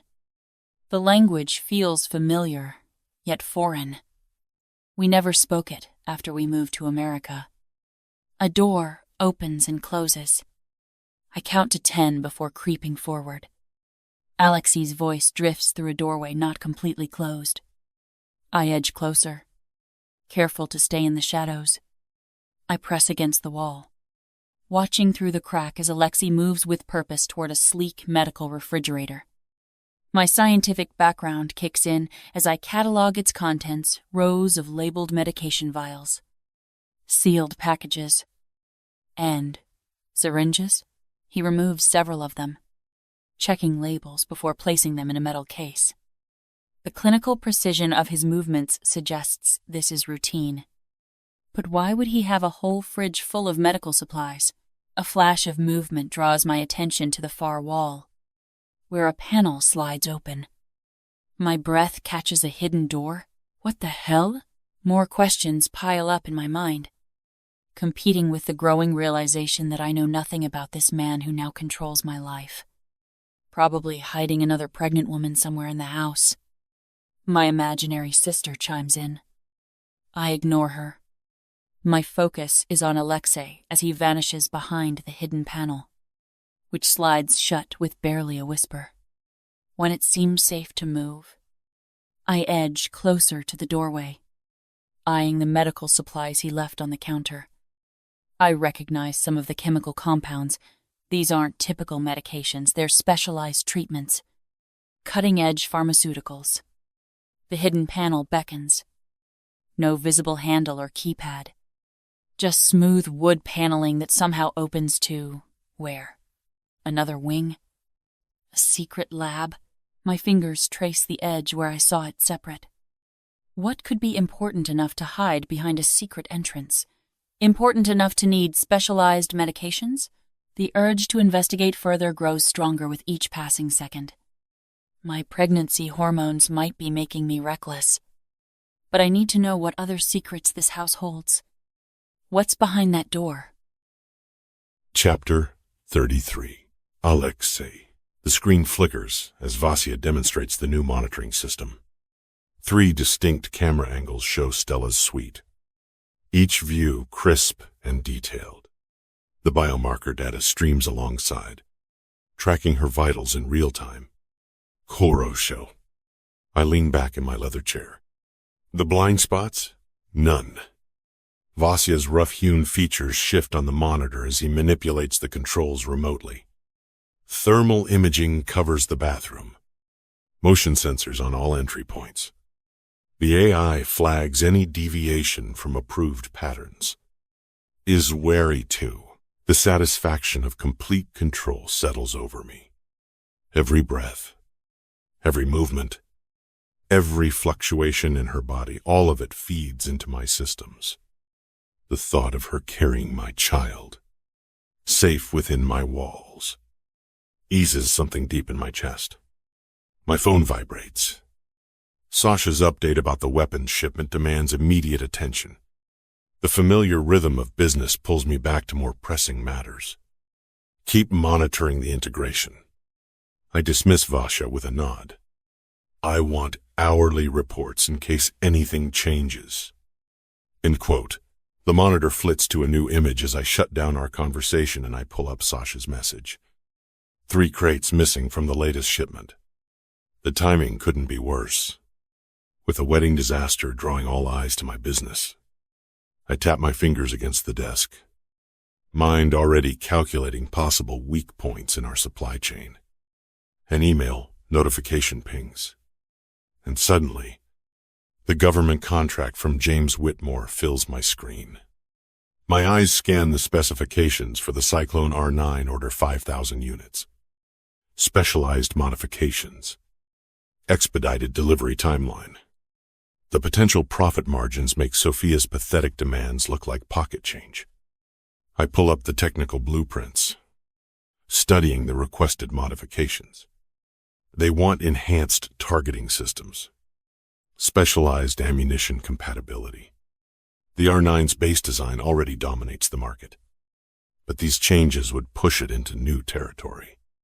My hand reaches for the glass of vodka as I examine the firing rate requirements. The numbers don't add up. This level of performance would require significant retooling of our production facilities. Blyad, I mutter, spotting a critical flaw in their specs. The enhanced barrel would overheat at these speeds, potentially catastrophic during sustained fire. I tap my secure line to our engineering department. Victor, the R9 modifications run simulation checks. Focus on heat dispersion under maximum load. It was. The familiar satisfaction of identifying technical problems settles over me. This is what I excel at, seeing the patterns, catching the details others miss. It's why the government keeps coming back despite knowing exactly who they're dealing with. My eyes drift to the proposed timeline. 6 months for full delivery. Tight, but manageable if we shift resources from other projects. The profit potential justifies the strain on our facilities. I scan through the profit projections one more time. The numbers don't lie. This contract would be lucrative. Yet something nags at me. An echo of my mother's voice about blood money. My thumb traces the edge of the weapon's blueprint. Each modification represents another level of lethality. More efficient killing. More collateral damage. More orphans. Cheatvozmi. I drain my glass. The vodka burning away sentiment. This isn't about morality. It's about power. About securing my position. About protecting what's mine. The image of Bobic flashes through my mind. His medical treatments. His special care. The renovations to keep him safe, none of it comes cheap. And now with Stella and the baby, I pull up our current revenue streams. The legitimate businesses provide decent cover. But the real money comes from arms. Always has. My father understood that much. Even if he was a drunken moodak who couldn't handle the pressure. The modified R9 specs stare back at me. 5,000 units. Each one capable of tearing through body armor like tissue paper.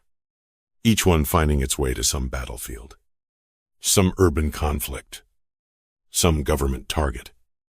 The Bratva may be ruthless, but we don't come anywhere close to state-sanctioned mass murder. I press my palms against my eyes until spots dance behind my lids. Sentiment is weakness. The Bratva taught me that lesson early. You either control the weapons trade, or someone else does. My decision crystallizes. I reach for my phone to call Victor back. The engineering modifications will proceed. We'll meet their timeline. Exceed their specifications. Build better weapons than they even knew they needed. The familiar coldness settles over me as I outline the production schedule. This is business. Just business. And I excel at business. I sign the digital contract with a few practiced swipes. Satisfaction coursing through me as the confirmation appears. 75 million. The kind of deal that cements power, ensures stability. My watch vibrates. The biomarker alert cutting through my moment of triumph. Stella's heart rate has spiked well above normal parameters. The weapons contract forgotten. I pull up her vitals on my monitor. Blood pressure elevated. Cortisol levels climbing. Her location marker shows her near the hidden entrance to Bobic's wing. Dermo. I switch to the security feed, quickly picking her up in the medical bay. She's found the concealed doorway. She examines the panel. Curiosity evident in every movement. My jaw clenches. I'd made the rules crystal clear she was to stay in her room. Yet here she is. Testing boundaries already. The camera catches her expression, that familiar mix of determination and defiance that first drew me to her. But this isn't about attraction. This is about protecting Bobic. I tap my secure line. Sasha. The left wing. Now. Ivry. Her vitals continue climbing as she examines the door mechanism. The sight of her investigating my secrets sends a surge of possessive anger through me. My son's quarters lie beyond that doorway. Not to mention that she's carrying my child. She should be resting, following the plan. Instead, she's poking around where she doesn't belong. Neboslachnaya suka. I resist the urge to rise from my desk, my fingers drumming against the surface as I watch her. Any other person investigating my secrets would already be bleeding in the basement. The thought of punishing her sends an unexpected twist through my gut. Blyad. Since when do I hesitate? Isolation. Deprivation. Punishment. Consequences. The Bratva playbook is clear on handling disobedience. She has her baby in her belly. Mudak. I lean back, forcing myself to think strategically. Harsh punishment could cause stress, endangering the pregnancy. Physical discipline is out of the question. Emotional manipulation risks pushing her toward desperate measures. But I can't have her snooping around Bobic. I watch her fingers trace the panel's edge, fighting my instinct to storm down there immediately. Something about her determined expression holds me back. The way her brow furrows in concentration. Those green eyes, sharp with intelligence. It reminds me of Bobic analyzing a new puzzle. Chert. I mutter, recognizing the unfamiliar sensation in my chest. This hesitation to punish her isn't just about protecting the pregnancy. Bullshit. Of course it is. The security feed shows her pressing gently against different sections, testing for weak points. Smart. Methodical. If she wasn't investigating my most closely guarded secret, I might actually admire her approach. Suddenly, she freezes. Sasha's heavy footsteps echo through the corridor feed. Stella's head snaps up, her vitals spiking higher. She moves quickly, smoothly away from the door. Her retreat well executed despite her obvious tension. I lean forward, studying her face as she passes the camera. No guilt, just calculation. She's already planning her next attempt. Dermo. I pull up the monitoring protocols, adding extra motion sensors around the medical bay. Neposlashnaya Lisa, my clever little fox, testing the boundaries of her cage. It should anger me. But instead, there's something about it that feels like a game. An interesting one. There might be more to this little arrangement than I'd anticipated. For some reason, I like it. Chapter 34. Stella. My stomach growls as I stare at the precisely portioned meal Imelda has left. Steamed fish, quinoa, and a careful arrangement of vegetables. No sauce. No seasoning beyond a hint of lemon. The same as yesterday. I pick at the fish with my fork, remembering the comforting warmth of my mother's borscht. The way food used to mean love and connection rather than calculated nutrition. The biomarker device on my wrist blinks, reminding me it's tracking every bite, every movement. This is ridiculous, I mutter to the empty room. I'm not some prized mare being bred for racing. He privated. The sound of my own voice startles me. How long has it been since I've had a real conversation? Even Imelda's broken English would be welcome now. But she appears and disappears, like a ghost, leaving these sterile meals in her wake. I push away from the table, my half-eaten dinner forgotten as I pace the room. The walls seem to close in despite the luxury surrounding me. The monitored laptop sits untouched. What's the point when every keystroke is tracked? The iPhone might as well be a paperweight for all the freedom it offers. What would you do, Boyana? I whisper, imagining my sister's presence. Do you really need to ask that? I'd get out of here. It is there, right? Fat chance of that. I saw how quickly the security guys arrived when I found that hidden doorway. I'm lucky I got back to my room before they spotted me. Since then, I've stayed under the radar. But my self-proclaimed jailer hasn't shown his face, and I'm bored to tears. The biomarker device mocks me with another cheerful blink. I tap the screen, checking my daily stats heart rate, steps, sleep quality, all meticulously tracked and reported to my captor. Screw this! I startle myself with the sound of my voice. I press the intercom button that connects to Imelda. Could you please tell Mr. Wei? Tarasov, I need to speak with him. It's personal. It's Turney, 20 minutes later. Alexei strides in, filling the doorway with his presence. What is it? I gnaw on my lip, avoiding eye contact. I need some feminine supplies and pregnancy-specific items. I watch his expression shift from annoyance to discomfort. Things I'd rather not have your staff purchase. And he crosses his arms. Make a list. I know. I need to try things on. Bras that fit properly are essential during pregnancy. I press my advantage as he shifts his weight. And there are intimate items I need to inspect personally. My Terry, God. I hope he doesn't ask what these would be because I'm making this up. His jaw tightens. You'll have 2 hours. This afternoon. With security. Always. The mall has cameras everywhere. I point out. And where would I go? I'm carrying your heir. Where? And he studies me for a long moment, likely weighing the risk against his obvious distaste for discussing women's needs. 3 hours. 1 guard. At a distance. He'll drive you. I'm down. I nod, keeping my expression appropriately grateful while my heart races with possibility.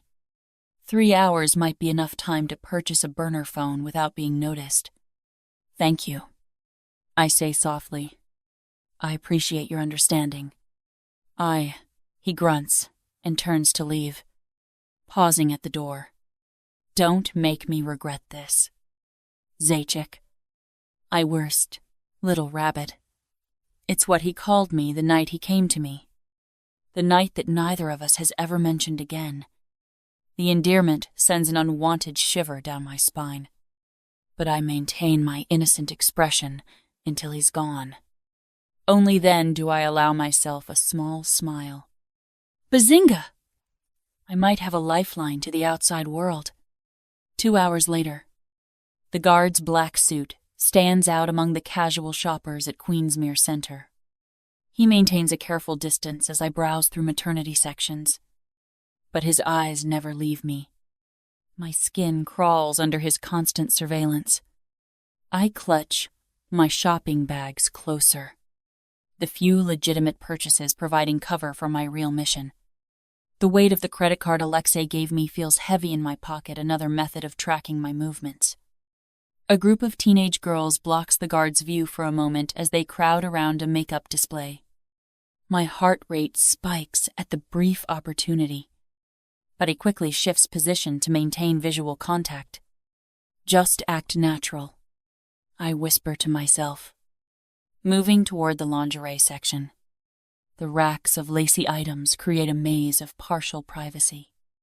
His phone rings, the sound carrying across the store.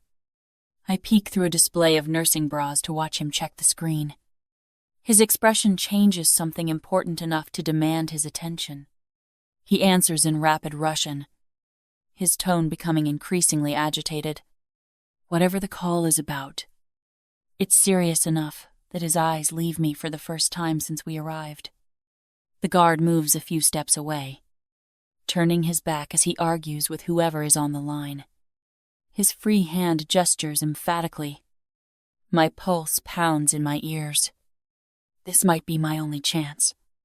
I slip between the racks, keeping my movements casual. The mobile phone kiosk is just ahead, partially hidden behind a pillar. If I time this right, the guard's voice rises, his argument becoming more heated. He paces in a tight circle, completely focused on his call. I approach the kiosk, maintaining my relaxed browsing posture while scanning the prepaid options. Just need to grab one quickly and, can I help you? A cheerful sales assistant steps forward. Just browsing. I keep my voice steady while scanning the options. Basic burner phones line the bottom shelf perfect. Nothing fancy or smart. Just a simple model that makes calls and can't be tracked. Plus, a pay-as-you-go SIM card. My fingers tremble as I grab the cheapest model. The guard's angry Russian voice still carries from outside. But who knows how long this distraction will last. Actually, I'll take this one. I fumble with Alexi's credit card. Then stop. Using his card would leave a trail. Cash. I pull out the emergency money I'd tucked into my bra. The clerk raises an eyebrow at the crumpled bills but starts processing the sale. Each beep of the register feels deafening. I glance over my shoulder. The guard is still engaged in his heated phone conversation, but he's starting to pace closer. Would you like me to activate this for you? No. I catch myself. Lower my voice. No. Thank you. I'll do it later. End quote. I stuff the phone and receipt deep into my shopping bag, burying it under the maternity clothes. The plastic rustles too loudly, and sweat trickles down my back. I just hope Alexi's not looking at my cortisol levels right now, because I'm sure they've just gone through the roof. The guard's voice grows clearer. He's moving this way. I step out of the electronics shop, forcing myself to walk at a normal pace despite every instinct screaming at me to run. I clutch my shopping bags closer, trying to steady my breathing as I merge back into the mall crowd. The burner phone feels like it's burning a hole through the maternity clothes I've buried it under. One wrong move and everything falls apart. Footsteps approach rapidly from behind. The guard must have finished his call. I duck into the nearest store, pretending to examine a display of baby clothes. Miss Stella. His voice is tight. You are not to leave my sight. End quote. I turn, feigning innocence as I hold up a tiny onesie. I'm sorry. I just got excited when I saw these. Aren't they adorable? He scans me with suspicious eyes, likely noting my flushed cheeks and slightly elevated breathing. I force myself to maintain eye contact, channeling all my acting abilities into appearing genuinely distracted by baby clothes. Mr.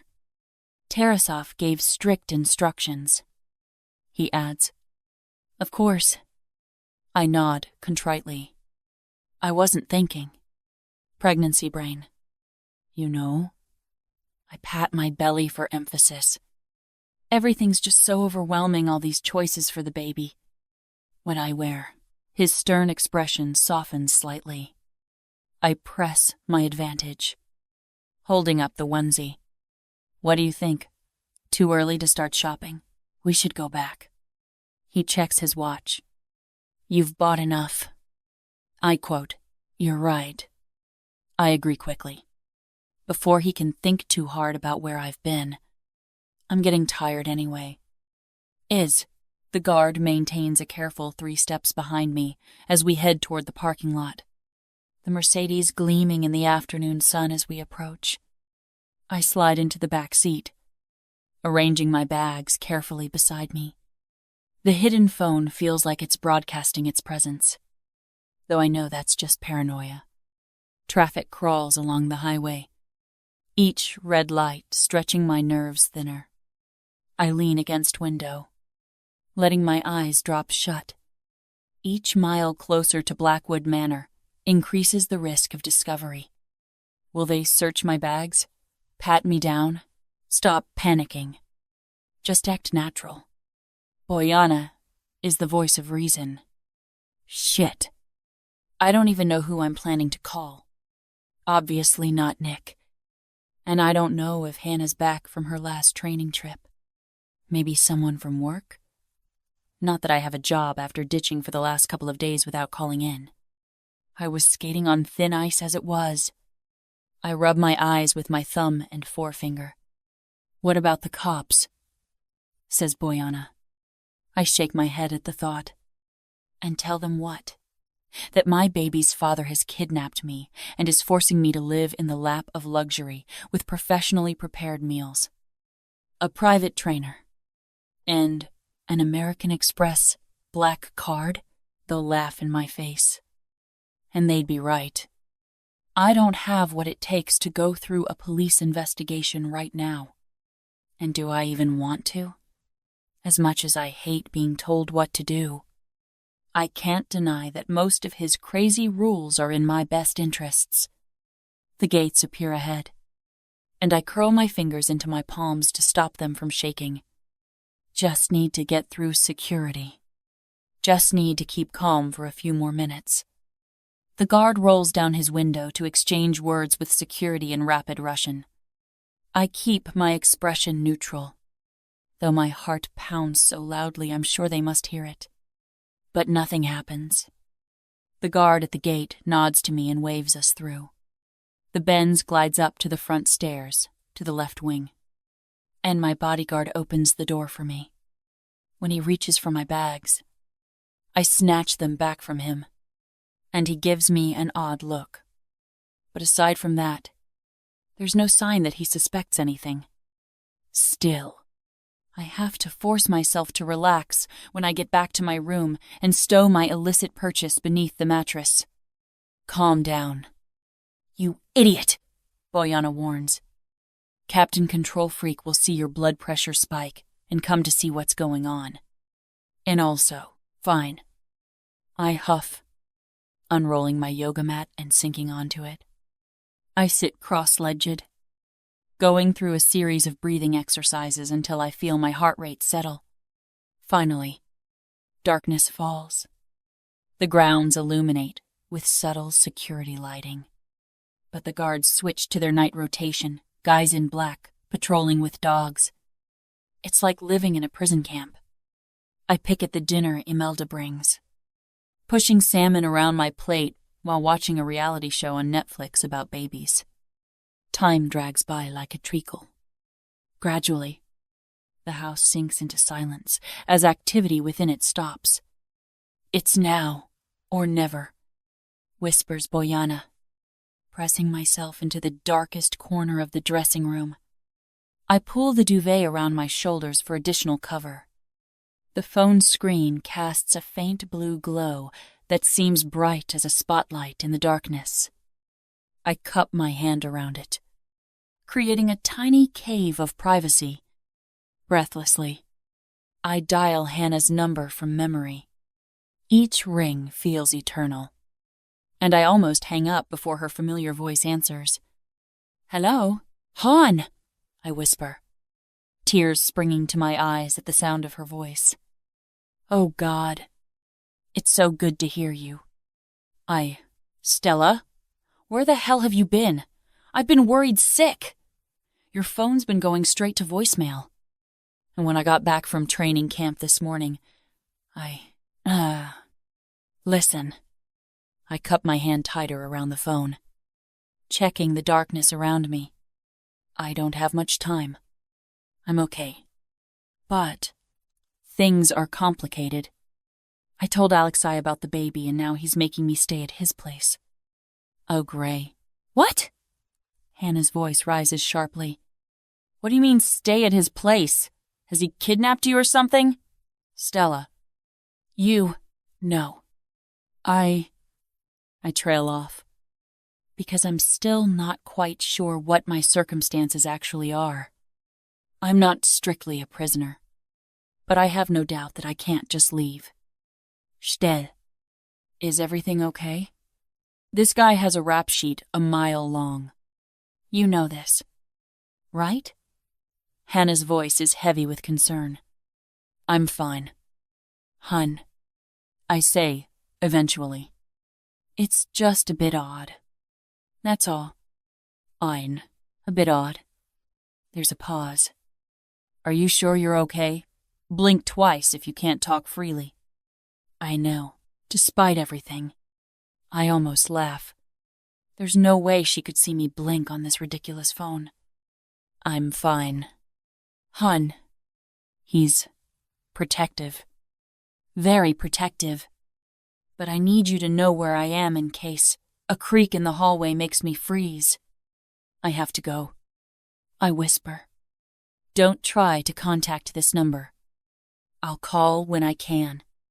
To Ark, I end the call before Hannah can protest, quickly powering down the phone and shoving it back under the mattress. My heart races as footsteps pass my door. then fade away. But the relief of hearing Hannah's voice lingers. A tiny spark of connection to my old life. I'm not completely alone anymore. Chapter 35. Stella.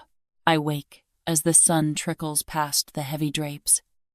My hand instinctively reaching for the secret phone tucked between the mattress and headboard. The screen glows with a message from Hannah. Call when safe. A rhythmic thumping from overhead makes me pause. The house staff are generally really discreet. I've hardly heard them. The sound continues for a few minutes before fading away. I barely have time to return the phone to its hiding spot when Imelda's sharp knock announces breakfast. She enters with her usual efficiency, setting down a tray with measured portions egg white omelet, half a grapefruit, and decaf green tea. Good morning, Miss Stella. Her tone carries the same detached politeness as always. Thank you, Imelda. I force a smile, but she's already turning to leave. My attention shifts to the pile of delivery boxes stacked neatly by the door. They weren't there last night, more of Alexi's attempts to dress me according to his standards. No doubt. The breakfast portions mock me with their inadequacy as I eye the packages. At least they'll provide a distraction from this morning's hunger. I push aside the breakfast tray, leaving the guava juice untouched. I hate the stuff. Imelda will report my eating habits to Alexi. But right now, I don't care.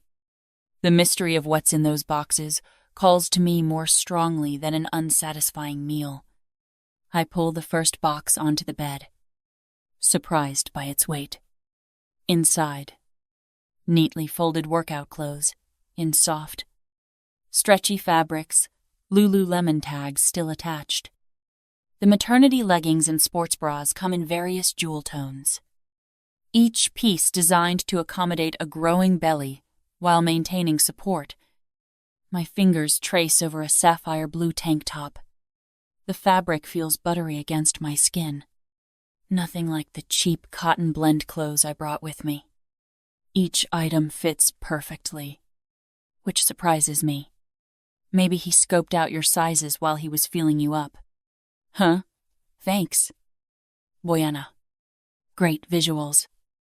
I mutter. The second box holds more practical items. Compression socks for swelling. Belly bands for support. Everything a pregnant woman could need for staying active. But it's the third box that makes my breath catch. Scientific journals and textbooks on neuroscience fill it to the brim. Not just any random selection, these are cutting-edge publications I've been wanting to read for months. The top journal features an article about new treatments for spinal injuries. How did he know? We've barely spoken about my interests. Yet, here's evidence he's been paying attention. Or having me investigated. The thought should disturb me more than it does. A larger package catches my eye, wedged behind the others. The label shows it's meant for the right wing. Someone must have misdelivered it. My heart rate picks up. This could be my chance to explore. To maybe find answers about that hidden door and the medical supplies. Slipping into some running gear, I grab the misdelivered package and head toward the right wing. The connecting pathway feels endless as I jog across to the towering structure. But before I can gather up the nerve to head inside, I hear footsteps as someone strides across the courtyard. A woman in a blue uniform is heading toward the left wing. Shit! I leave the package at the entrance, not daring to venture further, then turn on my heel and set off down the path at a steady stride. You're such a coward. Boyana mocks me. Zip it, I say under my breath. The compression leggings hug my body perfectly as I start my laps around the pool. Each stride helps organize my thoughts. That uniform looked medical. Is someone sick? The medical room upstairs must connect to wherever that nurse was heading. But who needs that level of care? And why keep it so secret? The questions spin through my mind as I run, each lap bringing new theories, but no answers. I slow my pace as I approach the left wing entrance, dabbing sweat from my forehead with my sleeve. The nurse, from earlier, stands by the door, her blue uniform crisp despite the morning heat. "Excuse me," she calls out. "I saw you with a package earlier." "Oh, yes." It was misdelivered to my room. I gesture toward the right wing. I left it by the entrance over there since it had that wing's label. Indignant, her face tightens. Was it the order from MedTech Solutions? I didn't check the sender. MedTech? My mind starts connecting dots. Was it important? A new sliding mat and sling, she says, her brow creasing. I'd better check to see if security picked it up. There'll be hell to pay if I don't track it down. Is time? Oh, heck. I hope it's not lost. I'm sorry if I caused trouble. I pinch my lips together. I'm sure it'll turn up, she says, waving distractedly as she turns away. I watch as she disappears in the direction of the guardhouse, mulling this over. A sliding sheet and sling. I remember Dad talking about that sort of stuff when we used to talk about his time at work. You'd use that for someone needing to get out of a wheelchair. But who around here is in a wheelchair? Think. Stella, I whisper to myself. The medical supplies in the fridge. The hidden door. The woman in the nurse's uniform. And now wheelchair equipment deliveries. The pieces start falling into place. Someone in this house needs intensive physical therapy and mobility assistance. Someone Alexi wants to keep hidden. Mulling this over silently, I return to my room, stripping off as I move to the shower. The hot water beats against my shoulders as I try to make sense of it all. What do you think? Boyana? Why would Alexi hide someone who needs that level of care? I murmur, the shower drowning out the sound of my voice. Maybe he's not as cold as he pretends to be, my imaginary sister suggests. Maybe he actually cares about someone. It's dealt. Yeah. Right. I scoff as I step out of the shower and dry off using a ridiculously plush towel.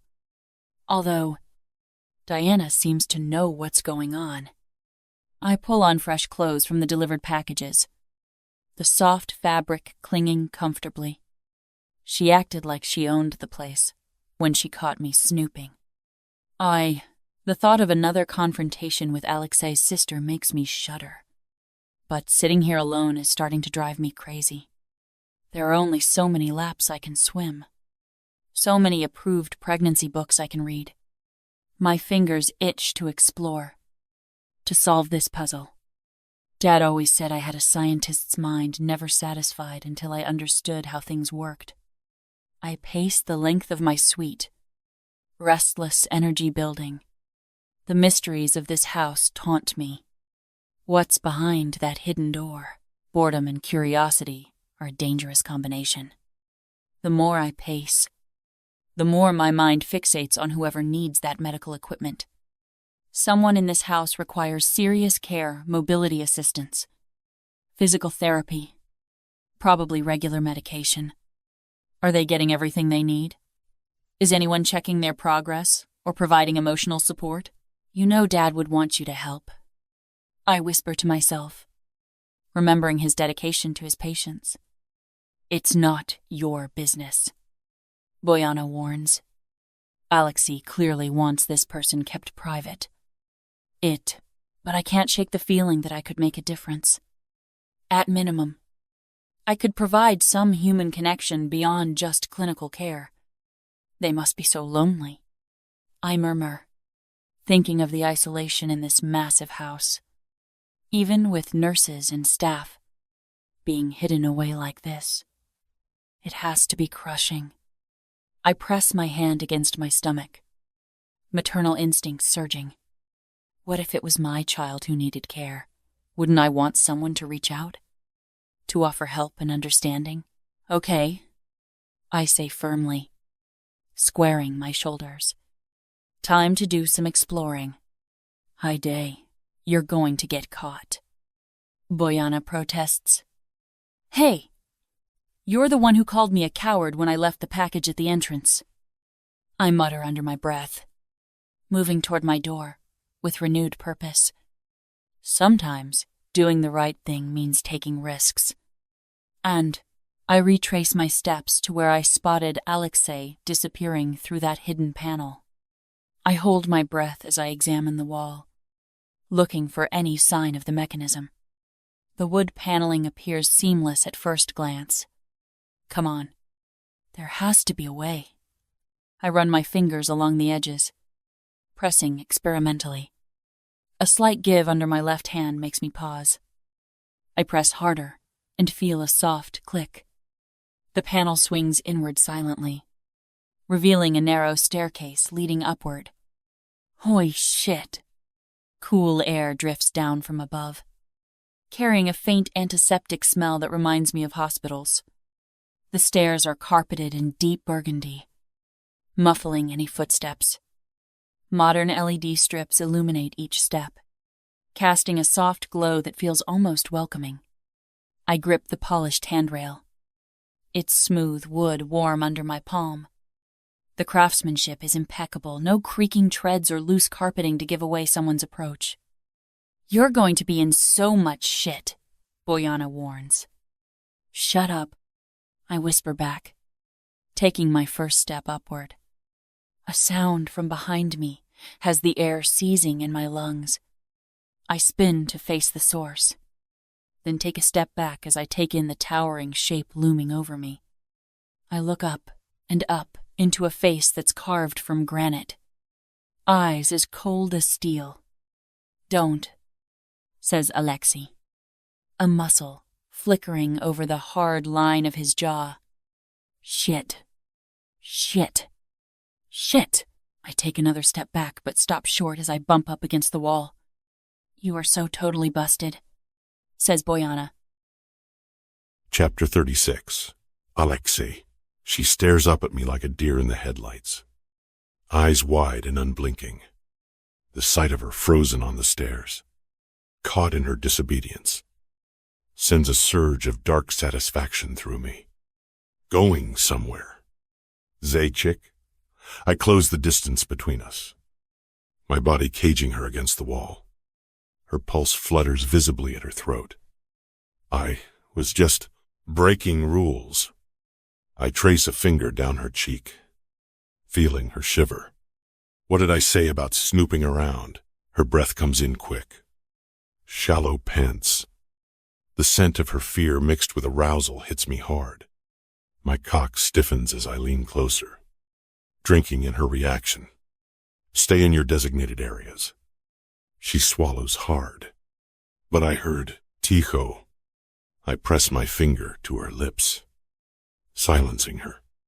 The consequences for disobedience can be severe. Waste. I slide my hand to her throat, applying just enough pressure to remind her who's in control. Her pupils dilate, that intoxicating mix of terror and desire making my blood rush south. Please, she whispers against my finger.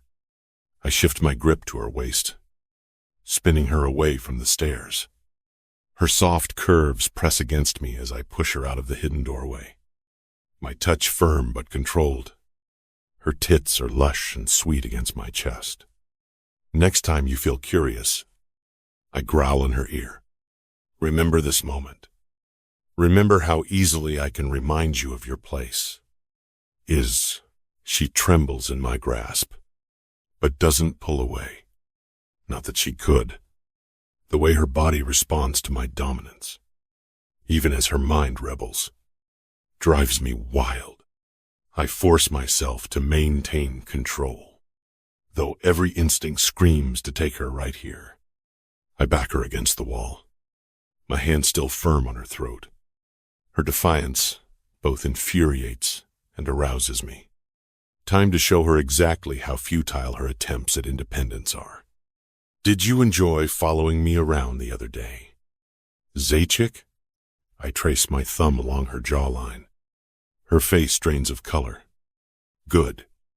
Let her feel the weight of my knowledge. I don't lie. I squeeze slightly, feeling her pulse race beneath my fingers. I see everything. The cameras in your room. The trackers in your devices. Every inch of this place is covered. What in, friend? She tries to turn away, but I capture her chin, forcing her to meet my gaze. You think I wouldn't notice? That I'd leave any corner of my domain unwatched? Her lip trembles. The sight sends heat straight to my cock. Blyad, you're beautiful when you're afraid. Wiswer, what are you going to do to me? Her voice is hoarse. I lean in close, my lips brushing her ear. First, you'll go back to your room. Then, I let the threat hang, feeling her shiver against me. We'll discuss your punishment. The word punishment makes her breath hitch. Her body betrays her, pressing closer, even as fear fills her eyes. The mix of terror and arousal coming off her is intoxicating. Now, I growl. You'll learn what happens when you disobey me. Proclamation. I follow her down the hallway, my gaze locked on the sway of her hips. The fear in her movements only heightens my arousal, each step carefully measured. Her shoulders tense with anticipation. Faster. My command makes her jump. She quickens her pace, but the sound of her breath is still audible over her footsteps. Her room appears ahead. I stay close behind, close enough that she can feel my presence. My breath on her neck. She fumbles with the handle, her fingers trembling. Having trouble?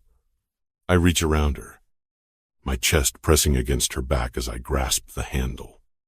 Her breath catches. The warmth of her body against mine tests my control. She slips inside, but I maintain my position, herding her forward with my presence. The door swings shut behind us, the sound heavy and final in the quiet room. Blyad, the sight of her trapped between me and the bed, eyes wide with that perfect mix of fear and desire. My cock strains against my zipper as I drink in her vulnerability. The soft click of the latch engaging echoes through the space. Now she's truly mine to deal with. I step toward her, waiting for her to scurry away. Instead, she stands her ground, those fearless eyes watching me. Kjort, you're brave. I do dares. What are you going to do? Her voice is steadier than I expected.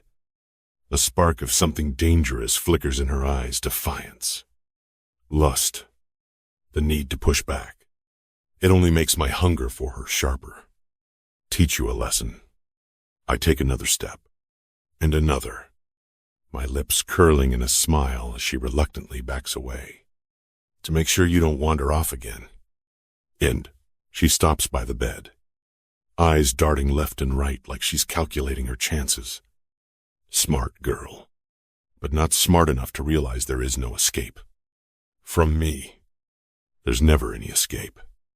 Lie down. I nod to the bed, keeping my voice soft. For now.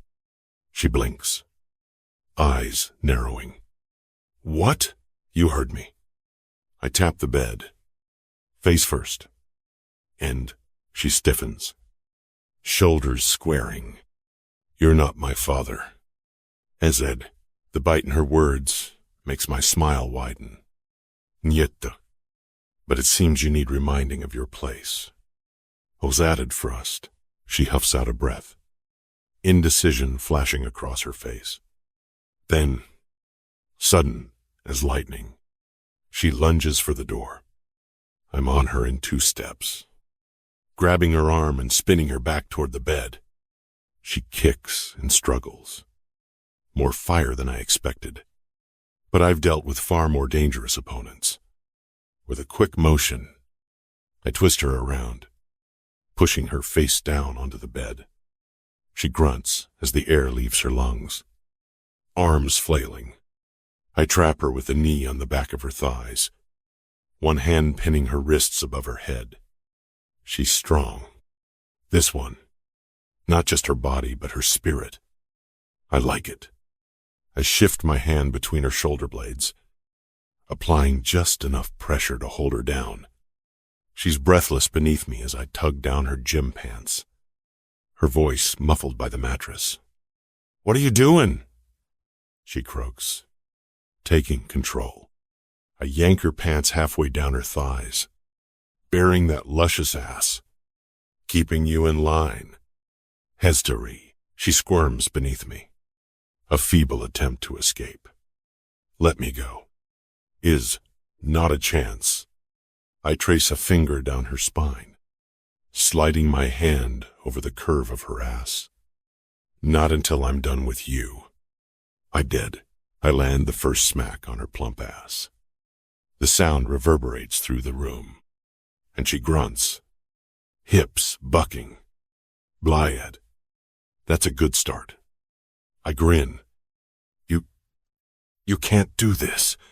She struggles against me, a wildcat in my grasp. But I hold firm, landing another sharp smack that makes her yelp. Her ass cheeks tremble, soft and tempting beneath my hand. The sight of her squirming, the scent of her arousal, it's driving me wild. Stay still.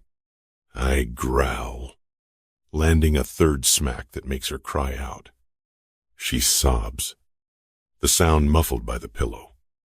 Good. She needs to learn disobedience has consequences. I pepper her ass with stinging slaps, the soft flesh quickly turning pink. Her body softens beneath me as I continue, each swat making her moan and jerk. When she's squirming and pleading, juices soaking the sheets, I finally pause, grabbing a handful of her hair and yanking her head back. She gasps, eyes wild, skin flushed. Please. Alexei, Bosmip. I tug harder, forcing her head back to expose the graceful arc of her throat. Prosha. I haven't even started yet.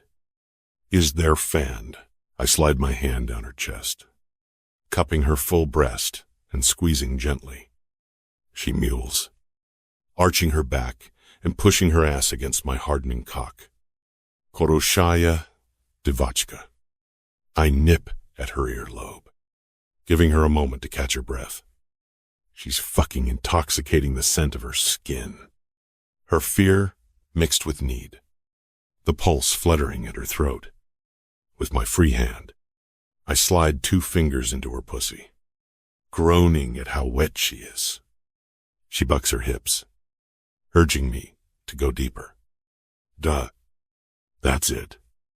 Zaika. I nip her earlobe. You want this, don't you?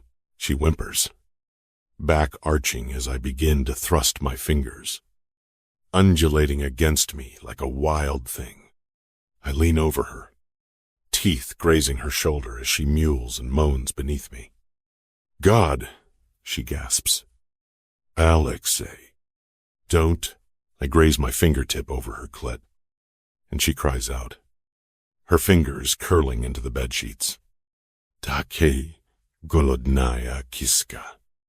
I pinch her nipple, then keep working her with my fingers, thrusting deep while rubbing my thumb over her clit. Oh shit, she chokes out, her body stiffening, and then she goes wild, back arching as she comes, juices coating my fingers. I give her a moment to catch her breath, then pull my fingers free. Think you've learned your lesson, she shudders, turning her head to look at me over her shoulder. Her eyes, heavy with lust and defiance, meet mine. I hate you, she hisses. I'm not convinced. You come too easily for me. I lick my fingers, and she looks away. It's the pregnancy hormones. she mumbles. I chuckle at her half-hearted attempt to push me away. Oh? Is that so? She growls, squirming against me. But I have her trapped, my weight holding her down, my knees pinning her in place. With a swift motion, I unfasten my belt, then shove my pants and boxers down to mid-thigh. My cock, hard and heavy, springs free. She tenses beneath me, a soft gasp escaping as she feels my length. I reach down, gripping my cock and positioning myself at her slick entrance. With a sharp thrust, I slide into her. She cries out, breathless, her body yielding despite her struggle. I groan at the tightness of her, the heat making my eyes roll back in my head. Tai, takaya, jarakaya. I groan. I pull out halfway, then thrust back in, relishing the feel of her wet heat. Take it. Zaychik.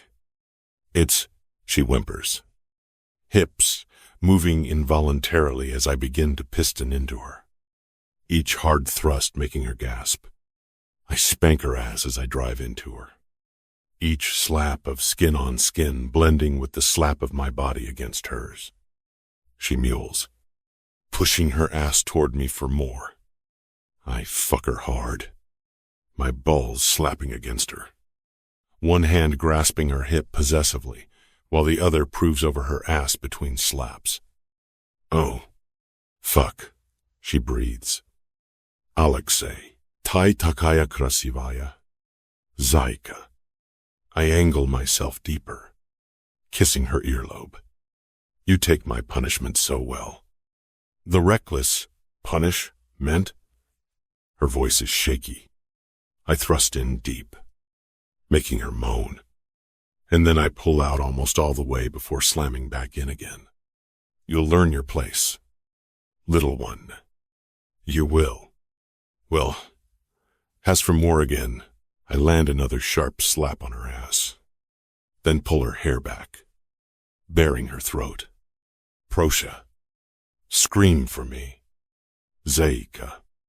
Again, my mouth finds the sensitive skin at the juncture of her neck and shoulder, teeth grazing her skin.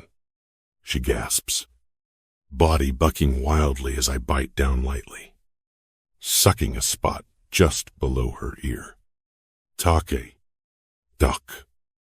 Zaychik. I slide my hand down over her mound, rubbing her clit in time with my thrusts.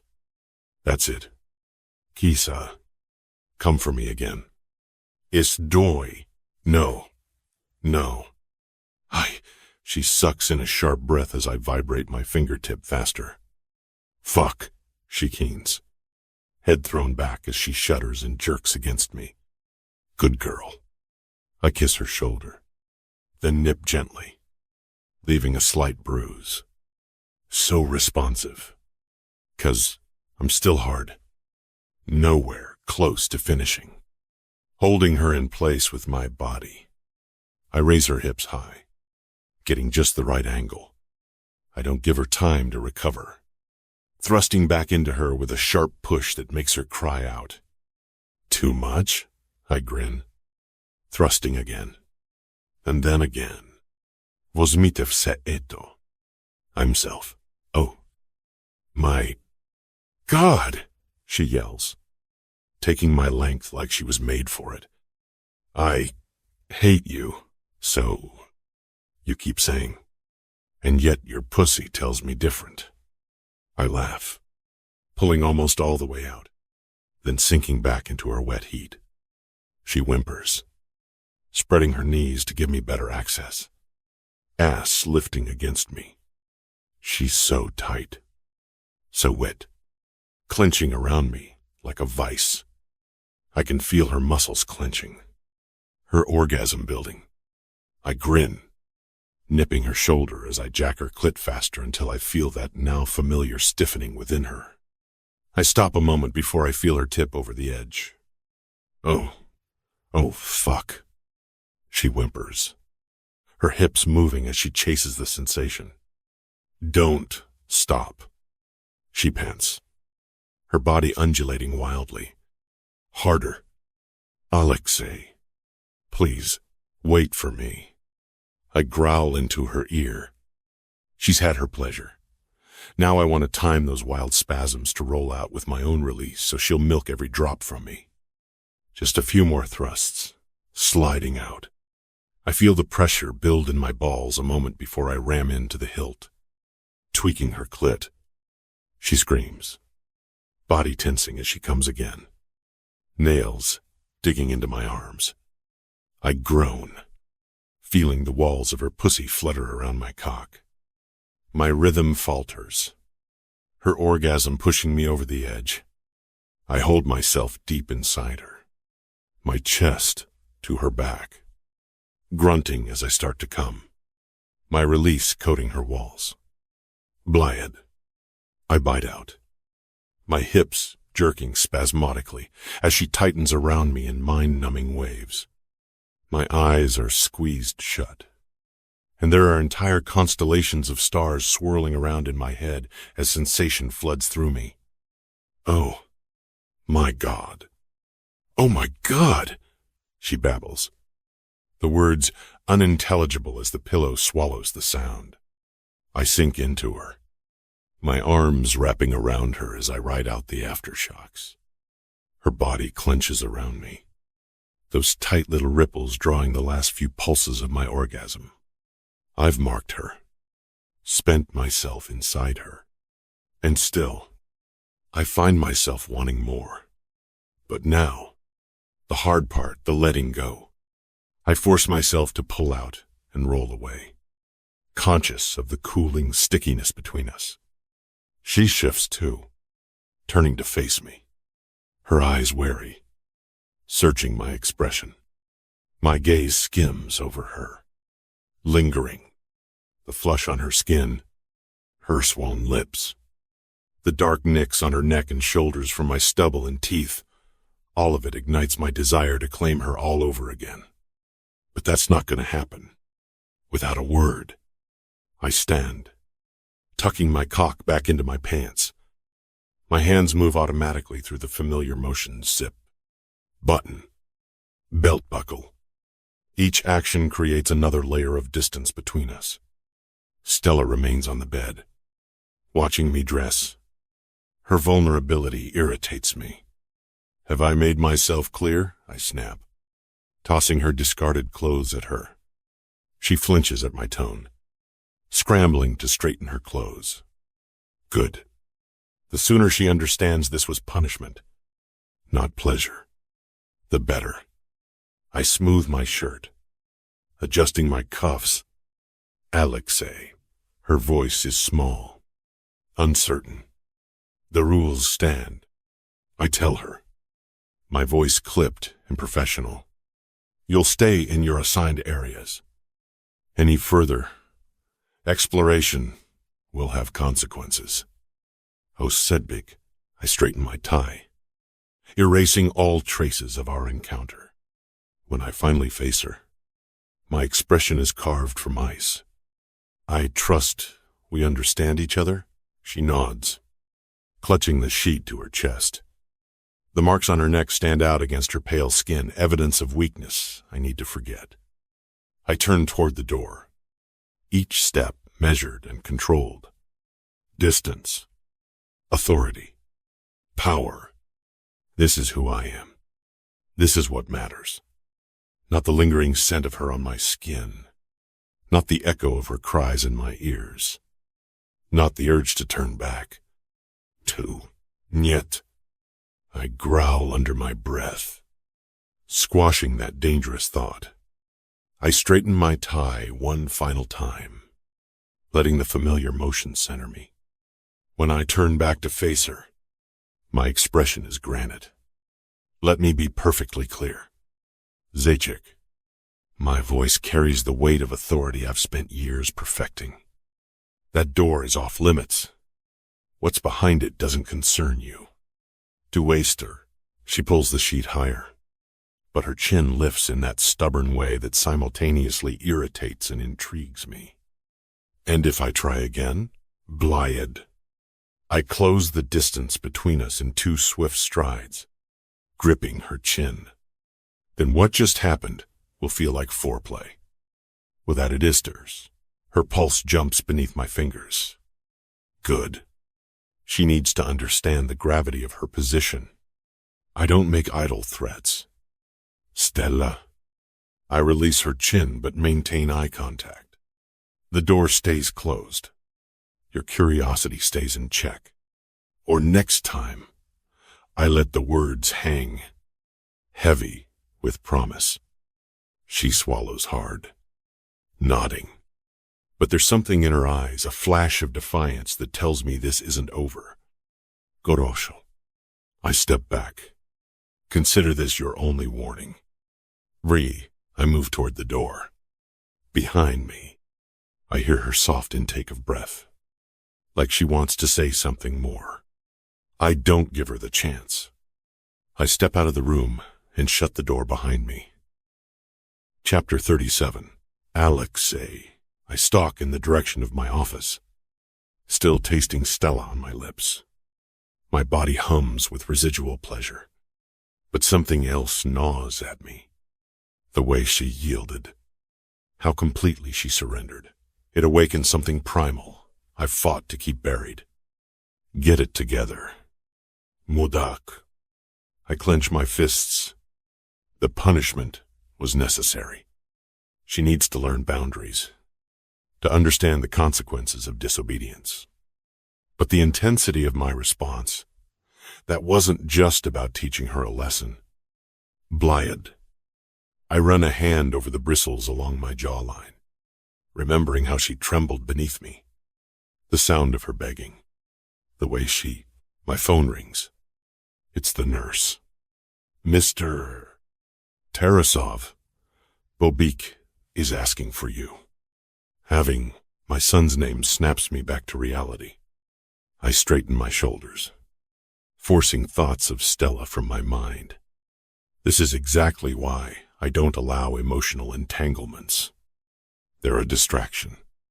But as I head toward the hidden staircase, the truth burns in my gut. I lost control.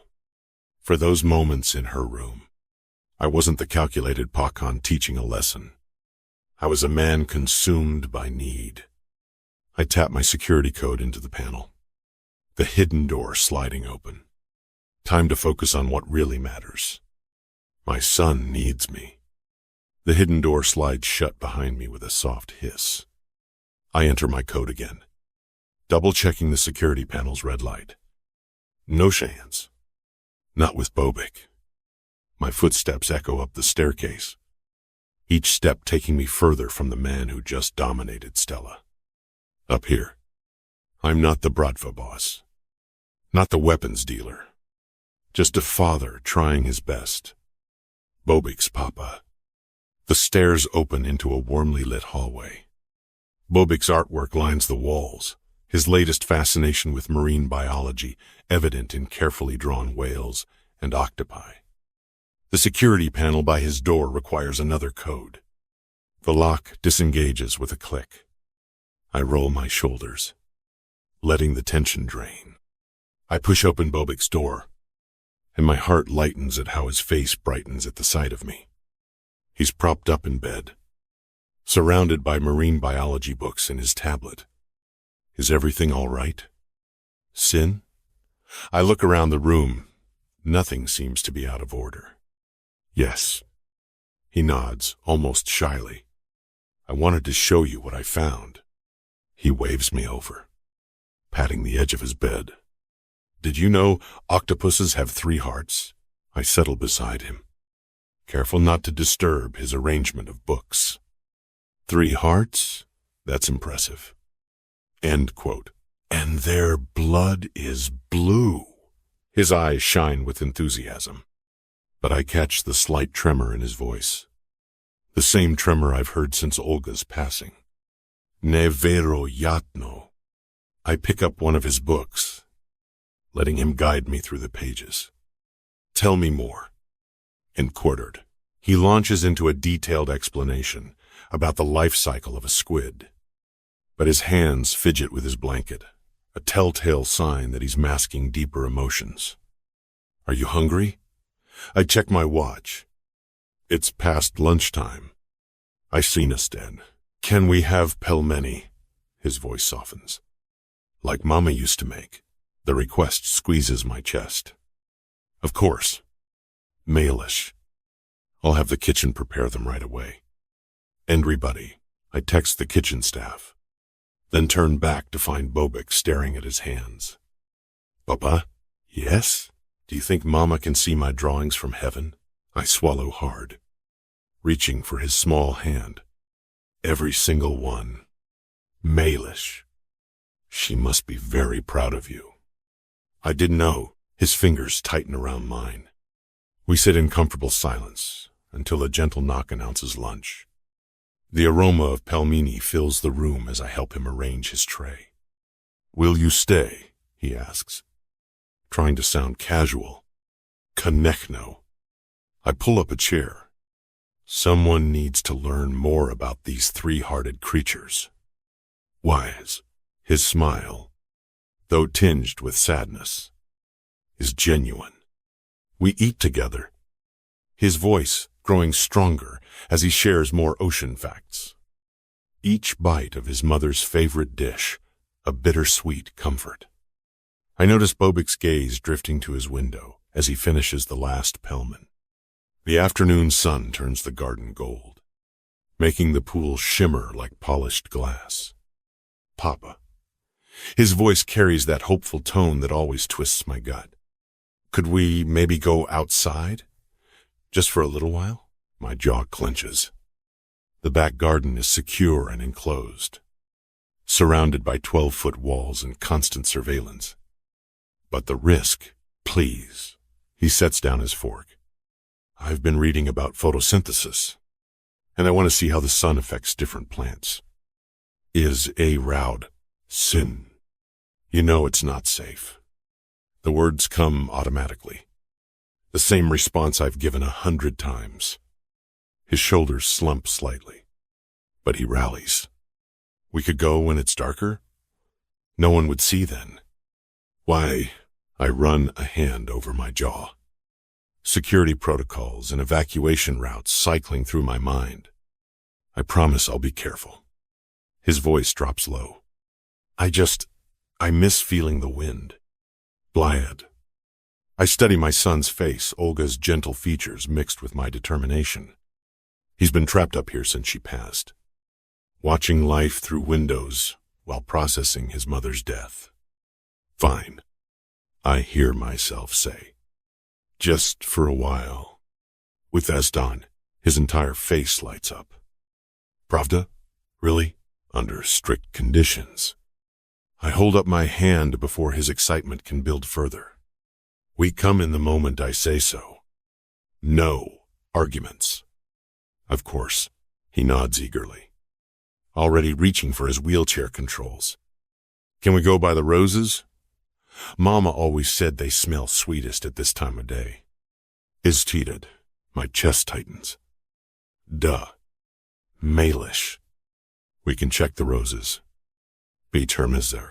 I guide Bobic's wheelchair through a hidden hallway, out of the manor, and down toward a private section of the gardens. The security cameras track our movement, but I scan the perimeter anyway. Old habits. The walls cast long shadows in the fading light, but they're not tall enough to ease my paranoia. Papa. Look. Bobic points to a monarch butterfly landing on a nearby rose. His excitement makes my hands tighten on the wheelchair handles. Too loud. But there's no one to hear except the guards I trust with my life and his. Here. I stop at a small clearing between the roses and a marble fountain. The spot offers clear sightlines in all directions while keeping us concealed from the main house. The fountain's gentle splash will mask our conversation. Perfect. Can we stay here for a bit? Bobic asks, his head tilted back to catch the sunlight on his face. I position his chair so he can see both the roses and the koi pond beyond the fountain. close enough to the house for a quick retreat if needed, but far enough that he can pretend, just for a moment, that he's not a prisoner in his own home. The spot is defensible, protected, as safe as anywhere can be in my world. Papa, did you know birds play games? Bobic tracks a sparrow's path with eager eyes. I read about it. They have special movements, like a dance. Weave, and with there of roads, duh. I settle onto a nearby bench, like badminton, but with feathers and beaks instead of rackets. His hands move animatedly as he explains. Birds who play tennis. I chuckle. Not tennis. Badminton. He looks around us. I bet we could play over there if we had a net. And rackets. Take it do. You want to play badminton? Now? I frown at him. This kid. He nods eagerly. I bet it would be good for me. Too. Papa. He flexes a punny bicep. I could build my muscles. Like you. Jesus. Can we do it? His eyes sparkle. Can we? I exhale a deep breath. Duh. Malish. Let's play one of these bird games of yours. I reach for my phone. Getting Sasha. We need a badminton set.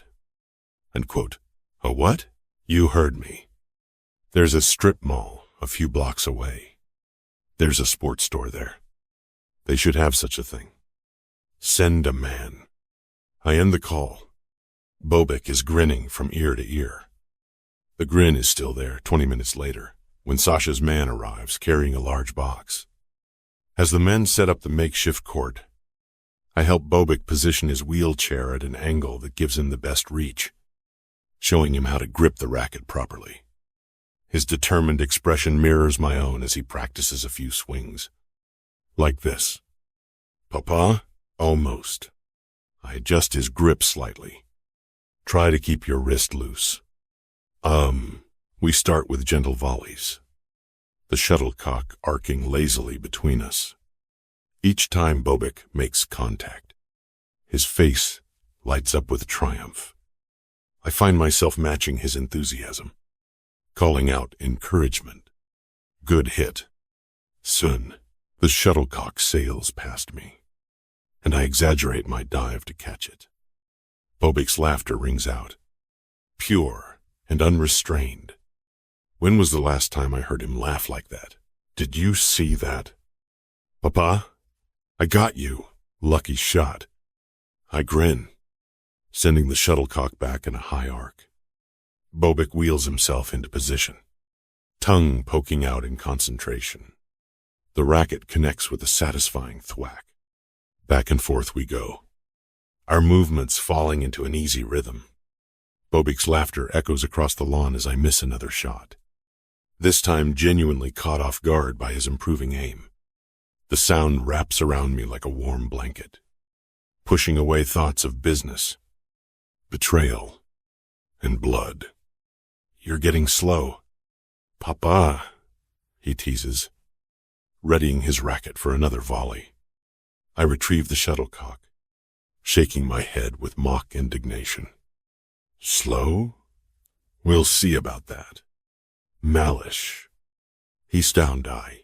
His giggles fill the air again as we resume our game, the setting sun painting everything in soft gold. In this moment, nothing exists beyond the arc of the shuttlecock and the joy in my son's eyes. The shuttlecock sails past my shoulder again. I make a show of stumbling, drawing another burst of delighted laughter from Bobic. That's 5 points for me. Papa! He pumps his small fist in the air, racket dangling forgotten in his other hand. Ya vygrаю, I'm winning. Is red, only because I let you. I wink, retrieving the shuttlecock from a rose bush. The thorns snag my sleeve, but I barely notice. My focus is entirely on my son's flushed cheeks and bright eyes. This is what normal fathers do, isn't it? play games with their children in the backyard, pretend to lose, celebrate their victories. For a moment, I can almost forget about the armed guards patrolling the perimeter, the security cameras tracking our every move, the weight of the Glock pressed against my back. Ready? I hold up the shuttlecock. Bobic adjusts his grip on the racket just as I showed him. His face pinched in concentration. The expression is pure Olga, the mother he lost so recently. Dow. Papa, serve it high. I comply, sending the shuttlecock in a gentle arc. Bobic wheels himself into position with growing confidence. His movements more fluid after a little practice. The racket connects again. Did you see that? His eyes shine with pride. Right over the net. Maladets. Sun. I return the shot. Your aim is getting better. And that is evasions. He catches the shuttlecock without hitting it back. Papa, he looks a little anxious. Can we do this again tomorrow? A lump forms in my throat, and then I find myself nodding. Of course. Mellish. It's a date. I wink and then laugh out loud as he lobs a shot at me. Another rally begins. Our movements falling into an easy rhythm. No Bratva politics here. No medical equipment or hidden doors. Just a father and son playing a game in the afternoon sun, sharing something pure and uncomplicated. For these precious moments, we're just us. Chapter 38. Stella. My stomach growls as I check my phone again, 2:45 p.m. Imelda has never been late with lunch before. Her clockwork precision with meals has been one of the few constants in this gilded prison. I pace the length of my room, one hand absently rubbing my barely there bump. The morning sickness has passed, leaving me ravenous. Even the strict portions Alexi mandates would be welcome right now. Something's wrong. I muttered to Boyana. My imaginary sister has always been good at validating my instincts. The silence from the usually busy kitchen down the hall is deafening. No clattering of pots. No sizzling sounds. No quiet humming as Imelda works. I press my ear against my door. Nothing. The wing feels deserted. My hand hesitates on the doorknob. Alexi's rules about staying in my room flash through my mind and my body, but hunger and concern override caution. The door opens silently. The hallway stretches empty before me. I tiptoe silently, half expecting Alexi to step out from the shadows at any moment. Oh, get a grip. Stells. What's he going to do? Spank you again? That should bother me more than it does. But it's been a day since it happened, and the shock has worn off. Almost. I'll just tell him I was looking for my lunch. The baby needs nourishment. After all, not to mention the handful of prenatal vitamins that invariably accompanies my meals. The kitchen door stands ajar, and I stop when I reach it. Voices filter from within. I freeze at the kitchen entrance, pressing myself against the wall. A distinctive perfume wafts through the gap, along with more murmured words. Through the crack of the doorway, I catch sight of an impeccably groomed woman leaning in toward Imelda's ear. Sophia? What the hell is she doing here? I thought Alexei threw her off the property. Although maybe they made up again. And then he fucked you yesterday. Nice move. Okay. I shut Boyana's mocking voice out of my head and focus on the women whispering in the kitchen. They're speaking too softly for me to catch what they're saying. But it's impossible to miss the wad of cash that Sophia passes to Imelda.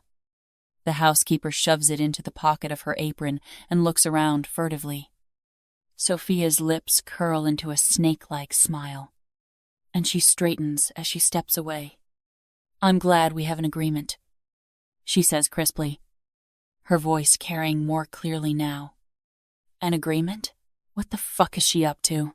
When she reaches for her purse, I realize she's probably about to leave, and I have no intention of having another run-in with the woman. Move. Stella. Now.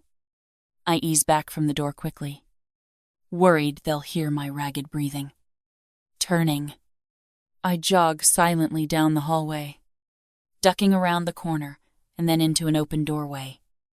Sophia's footsteps clip smartly past me and then fade into the distance. I hear the door to the front entrance open and then shut. It takes a couple of minutes for my heart to stop racing. Whatever they were up to, I'm certain it wasn't above board. I'm still ravenous. But there's no way I'm going to confront Imelda about it now. Speak to Loverboy. Boyana pipes up. He's supposed to be making sure you're healthy. Right?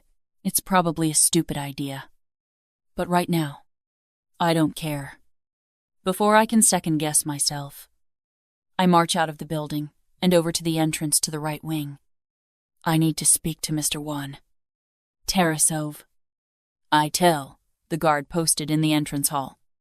Before he can reply, I stalk past him and into the heart of the huge house. It doesn't take me long to find the kitchen. My nose does most of the work. I give a small start as I walk in. Alexi is leaning against one of the counters, a mug of coffee in his hand. I'm immediately struck by how different he looks. Gone is the usual sharp suit, replaced by dark sweats and a fitted black tank top that shows off his muscular shoulders and impossibly broad chest. My mouth goes dry. What is it? Zajic? He tilts his head. Back for more. Lessons. A dark eyebrow lifts up. I haven't had lunch. The words tumble out. Imelda never brought it. And I, dark eyes, narrow. What time is it? Almost 3. And he straightens abruptly and sets his coffee cup down. That's unacceptable.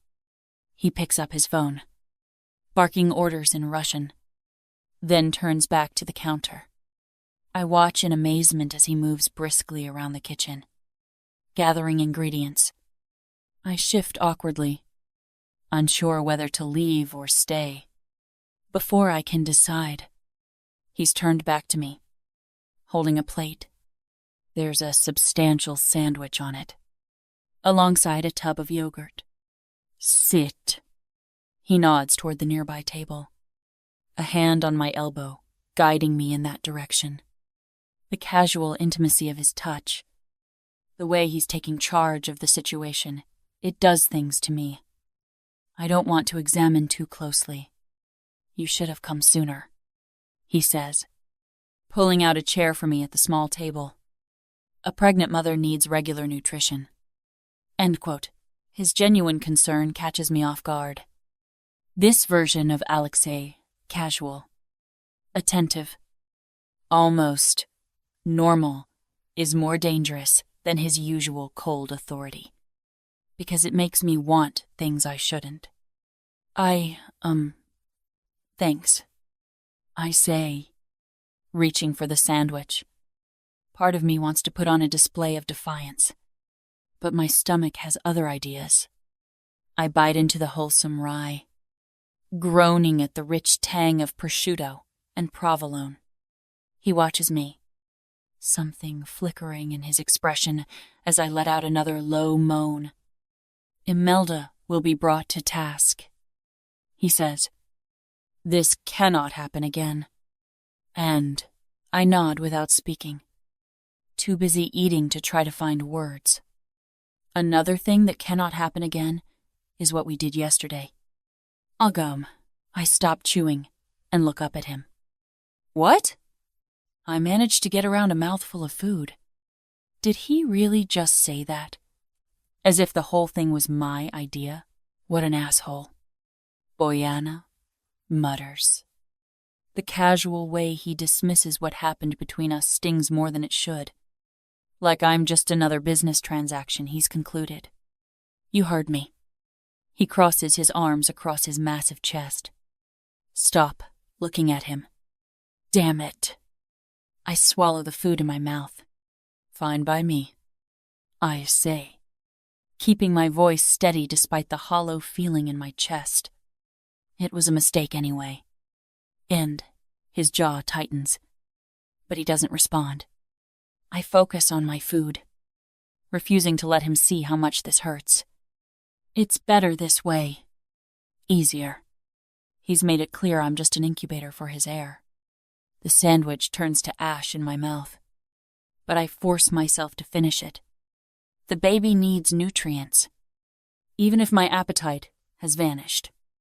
I'm grateful when Alexi's phone rings, giving him an excuse to step away.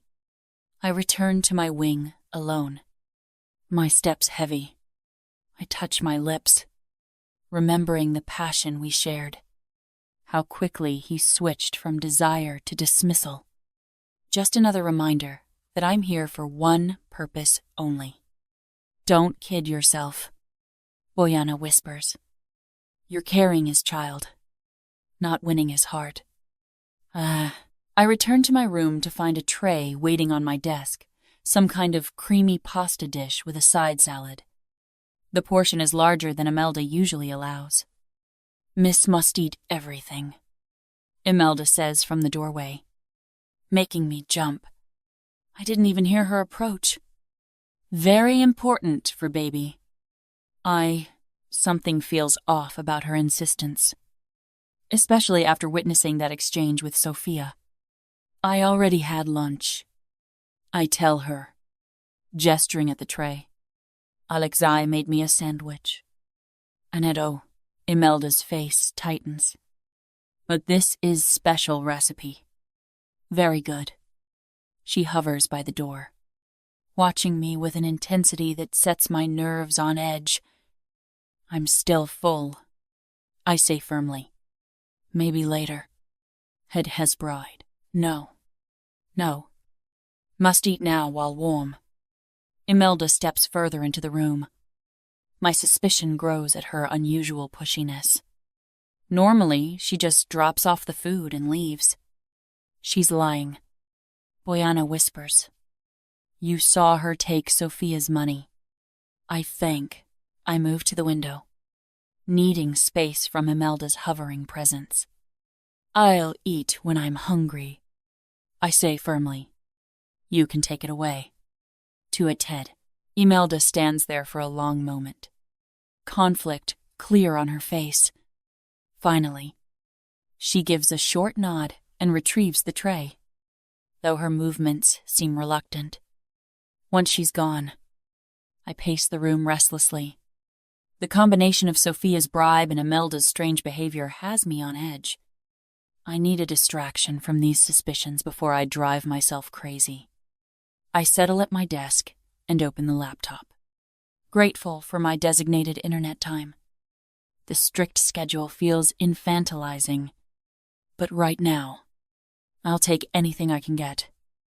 My inbox loads painfully slowly through the restricted connection. No new messages. I refresh again, hoping to see something from Hannah. Nothing. She's probably busy playing spy games, Bojana grumbles. I try to ignore the ache of isolation. I miss our late-night chats over wine and ice cream, dissecting our problems until they seem manageable. I click through my other folders, desperate for any connection to the outside world. Spam.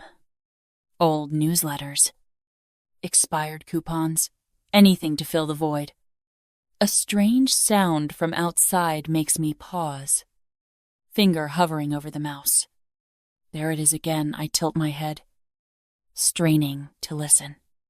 The rhythmic noise continues, definitely some sort of movement outside. The sound stops abruptly, replaced by a child's muffled laughter. What the hell? I sit up straighter. That's definitely a child's voice. But who would? Another thud, followed by what sounds like an adult's deeper voice responding. I creep to the window, drawn by the sounds of play and laughter. Through a gap in the trees, I catch glimpses of movement in what must be a secluded part of the garden. My breath catches. Alexi is there, still in his workout clothes, holding what looks like a racket. But it's his companion that makes my heart skip a young boy in a wheelchair, maybe 10 or 11 years old, wielding his own modified racket with enthusiasm. The boy's delighted laugh rings out as he manages to return Alexi's gentle serve. The sound transforms Alexi's usually stern features into something I barely recognize: pride, joy, and love. I press closer to the glass, studying the scene with dawning understanding. The medical supplies in the kitchen, the wheelchair equipment, the hidden staircase, the nurse in blue scrubs. It all makes sense now. Holy shit, the boy must be his son. Alexi has a son, a disabled son he keeps hidden away in the left wing's upper floor. The revelation leaves me dizzy. I watch them play, mesmerized by this other side of my captor patient. Encouraging, completely focused on his son's enjoyment. The boy's face glows with happiness, his disability forgotten in the joy of the game. The pieces click together in my mind: the strict security, the segregated wings, the secrecy. He's protecting his son. But from what? Or whom? My hand drifts to my own stomach, where his second child grows. The weight of this discovery settles over me as I observe father and son sharing this precious moment of normalcy. I sink onto the window seat, still watching Alexi and the boy play their adapted version of badminton. The tenderness in his interactions with him stands in stark contrast to his usual cold demeanor. He's terrified of something happening to his children. Boyana whispers. For once, her voice holds no mockery. All those rules about my diet, the constant monitoring, the medical supplies, they're not just about control. They're about protection, about preventing anything from going wrong with this pregnancy. The boy executes a particularly good shot, and Alexi's face lights up. My throat tightens as I realize how much pain he must have endured, watching his child struggle with disability. No wonder he's so obsessive about my prenatal care. I touch my stomach again, understanding flooding through me. The realization doesn't excuse everything, but it helps me understand. His cold exterior masks a father's deep love and even deeper fears. I need to clear my head, so I change into one of the designer swimsuits Alexi provided and head to the pool. The water feels amazing against my skin as I do lazy laps, my thoughts still circling around what I witnessed in the garden. After swimming, I stretch out on a lounger, letting the late afternoon sun warm me. The peaceful moment shatters when Imelda appears with a covered tray. Dinner. Miss. Her voice wavers slightly as she sets down the tray. I study her face, but she won't meet my eyes. Her hands tremble as she removes the cover, revealing some kind of fish dish with vegetables. Thank you, I say carefully, watching her reaction. Imelda nods jerkily, still avoiding eye contact. She hovers nearby, wringing her hands in her apron, the same apron where she stashed Sophia's money earlier. Is everything all right? I ask. Yes. Yes. All good. She backs away a step.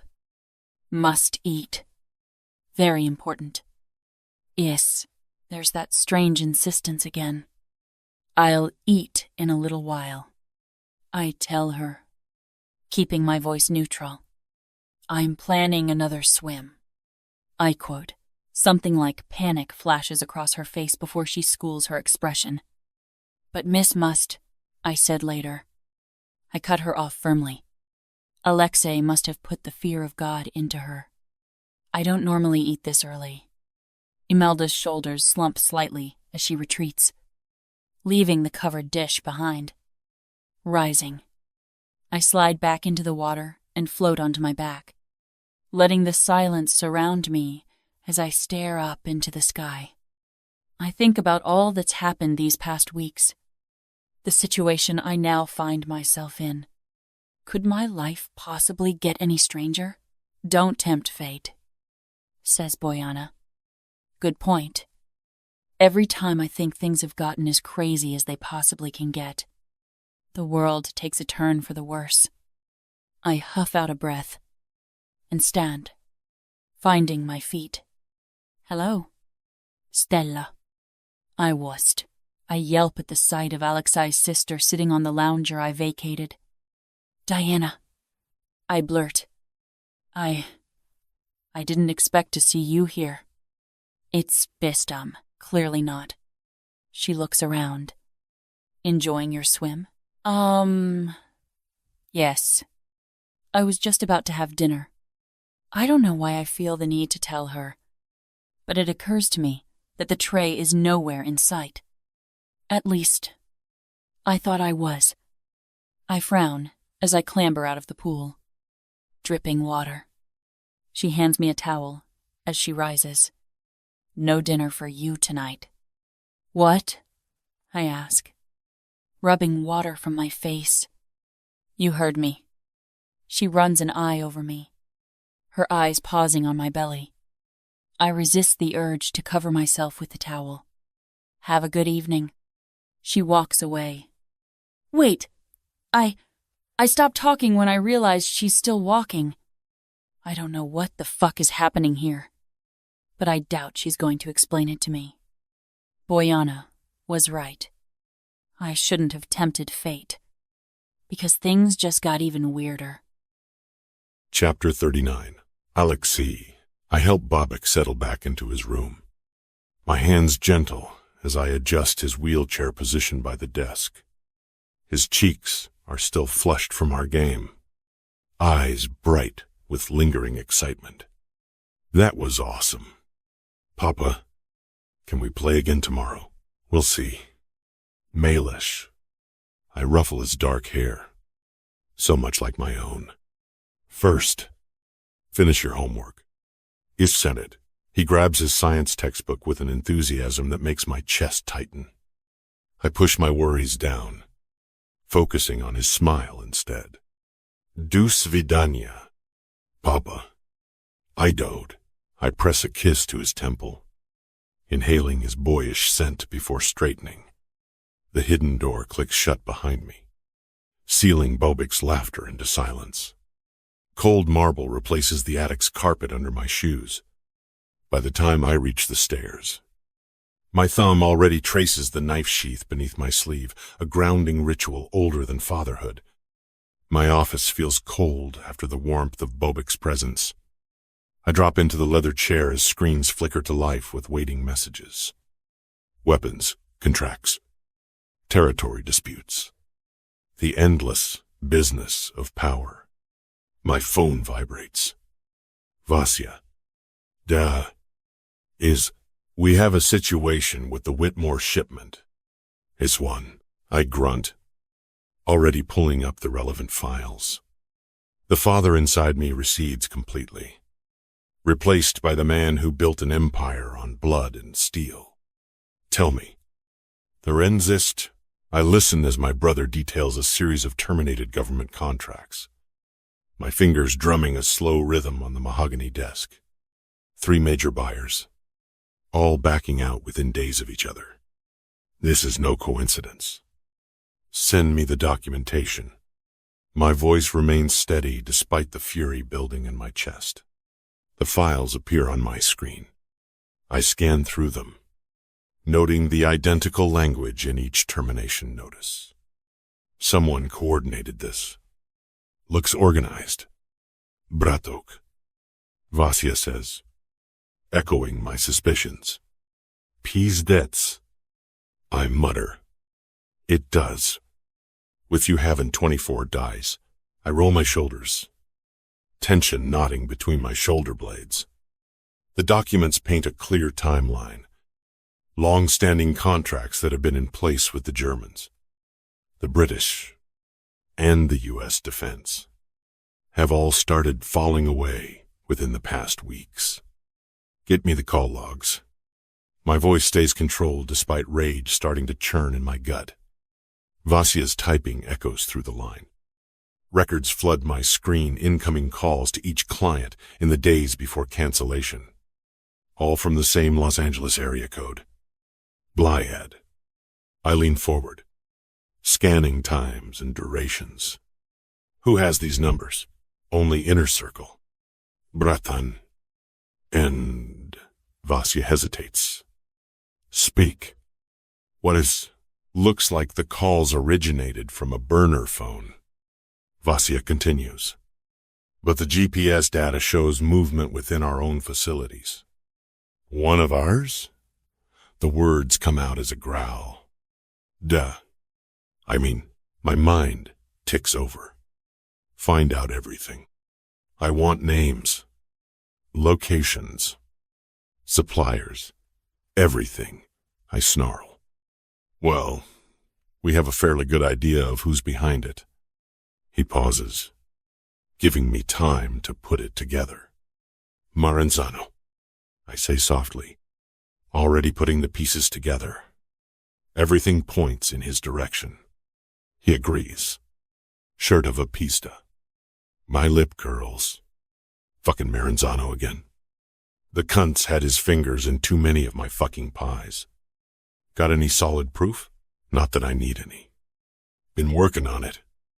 Vasia says. Got some files for you. I grunt approval. More images appear on my screen, each one stoking my rage higher. Spreadsheets detail products sourced from a third-world operation, weapons manufactured at a fraction of my costs, through the exploitation of children as young as 8. Suka. I slam my fist on the desk. He's been undercutting us by almost 40%. Vasia's words add fuel to the fire. My jaw clenches as I scan production figures. Small hands assembling deadly weapons. Working 16-hour days. The spreadsheet blurs. For a heartbeat. The tiny fingers in the photos morph into Bobic's gripping his science book instead of rifle parts. I shut the laptop hard enough to crack the screen. Their quality control is shit. Vasia adds. Had 2 weapons explode during testing last week. Killed 3 soldiers. And, of course, children can't maintain proper safety standards. More blood on Maranzano's hands. Korosho. The traitor will be dealt with. But first, I need to fix this fuck-up before it costs us any more money.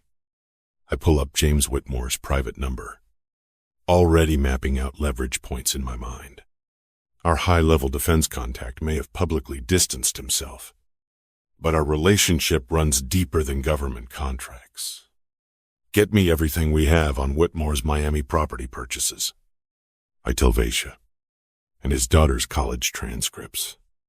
If we do, the ones from last month or the new ones, all of them. I tap my fingers on the desk. How much did he move through our Cayman accounts in February? 23 million? Vasia's typing pauses. Want me to freeze it? Not yet, but have it ready. I pause. Get Sasha to arrange a meeting. Tonight. I check my watch. Leave it to me. Bratan. Blake. I end the call. Already composing my approach. Whitmore's precious daughter, Catherine, and her cocaine habit provide the perfect pressure point. One hint of exposure would destroy both their carefully maintained public images. My phone buzzes with confirmation of the meeting. I text back a single word, good. Is time to remind the minister exactly why he can't afford to cross me. I grab my jacket, already dialing Sasha's number as I stride from the office. He answers on the first ring. Got the plane ready for the Whitmore visit. Duh. Boss. Security detail? Just you. I checked my Glock's magazine before sliding it into my shoulder holster. Got it. Sasha's efficiency is why he's my right hand. Meet you outside in 15. In back. Good. Enough time to change and pack a bag. I end the call. My footsteps making my way down the hallway. Diana appears at the intersection. Her concerned expression telling me she's heard about the contracts. Not now. I cut off her questions before she can speak. Handle things here. End quote. She nods, understanding the unspoken command to watch Bobic. I don't slow my pace as I pass her. The night air hits my face as I exit through the side entrance. Sasha, already waiting with the Bentley idling. I slide into the back seat, checking my phone one last time. No updates. But sometimes, no news is good news. The trip to the airfield is smooth and uneventful. I settle into the leather seat of my private jet, the familiar scent of power and privilege doing nothing to calm my murderous mood. Sasha takes his position near the cockpit, giving me space to think. The engines roar to life as I loosen my tie, focusing on how to handle Whitmore. The man's arrogance makes him predictable. He'll expect threats about his daughter's drug habit, giving me the perfect opening to blindside him with the property documentation. My phone buzzes with another update from Vasya. More contracts being canceled. The losses are mounting into hundreds of millions. Pizdets. I pour myself 2 fingers of vodka, letting the chilled liquid swirl in the crystal glass. Maranzano's betrayal burns deeper than the alcohol. The fucker clearly stole my weapons contracts and undercut my price to win over the Ministry of Defense. Calm down. Mudak. End quote. First I'll deal with Whitmore. Then, Maranzano will learn exactly why no one fucks with my empire. I crush the ice cube between my molars. Let the Italian enjoy his victory for a minute. It'll make his scream sweeter when I carve it from his throat. The plane levels out at cruising altitude. The leather seat creaks as I shift, studying the latest contract terminations on my tablet. The numbers paint an ugly picture. We're hemorrhaging market share faster than I anticipated. Maranzano isn't just undercutting prices. He's systematically hitting my entire distribution network, using inside knowledge to hit weak points I didn't even know existed. He's not even bothering to be subtle about it. Does he really think he can slip under the radar and vanish to fucking Argentina before I notice? Blyad. The curse slips out as I scroll through Vasya's analysis. I check the latest financial reports, looking for patterns. The systematic dismantling of my weapons business bears all the hallmarks of a coordinated attack. He wants me desperate, off balance, scrambling to plug the leaks. The vodka glass freezes halfway to my lips as a new theory forms. What if the weapons contracts aren't the real target? What if this is about something else entirely? What if Maranzano's going for total destruction? The leaked client information, the targeted contract cancellations. He's not trying to compete. He's trying to bleed me dry. Chertvozmi. My fingers tighten around the glass. The lost contracts aren't just about revenue, they're about credibility. Each cancellation makes the next one easier, creating a domino effect that could bring down everything I've built. The glass shatters in my grip. Sasha glances back, but knows better than to comment as I brush crystal shards from my lap. Blood beads where glass nicked my palm. I watch it drip, remembering other betrayals, other lessons taught in blood. Maranzano thinks he's clever, using my own tactics against me. But he's forgotten one crucial detail. I didn't build this empire by being predictable. The city lights of Washington spread below as we begin our descent. My jaw clenches, tension radiating through my shoulders. 10 years of careful planning. Building an untouchable weapons business, I won't let some pidzda like Maranzano tear it all down. I check my watch. 2 hours until the meeting with Whitmore. Plenty of time to remind him exactly who he's dealing with. My phone buzzes again. Deanna. Everything okay? I keep my voice neutral, though my grip tightens on the armrest. Just checking your ETA. Bobic's asking about badminton tomorrow. And to Devu, tell him I'll be back soon. The promise steadies me, reminding me exactly what I'm protecting. I end the call as we pull into the hangar. Time to focus. Whitmore needs to understand that crossing me isn't just bad business, it's suicide. Anyone trying to tear my empire down will learn that lesson in blood. Chapter 40. Stella. Diana's sudden appearance in my doorway with a covered tray jolts me from my morning yoga stretches. It's 8 a.m. Breakfast is always at 8. After Imelda's clockwork routine, this change sets my nerves on edge. I thought I'd join you for breakfast. Diana's polished Russian accent carries an undercurrent I can't quite read. She sets the tray down carefully, her diamond tennis bracelet catching the light. Where's Imelda? I rise from my mat, watching Diana arrange the plates with precision, taking care of other matters.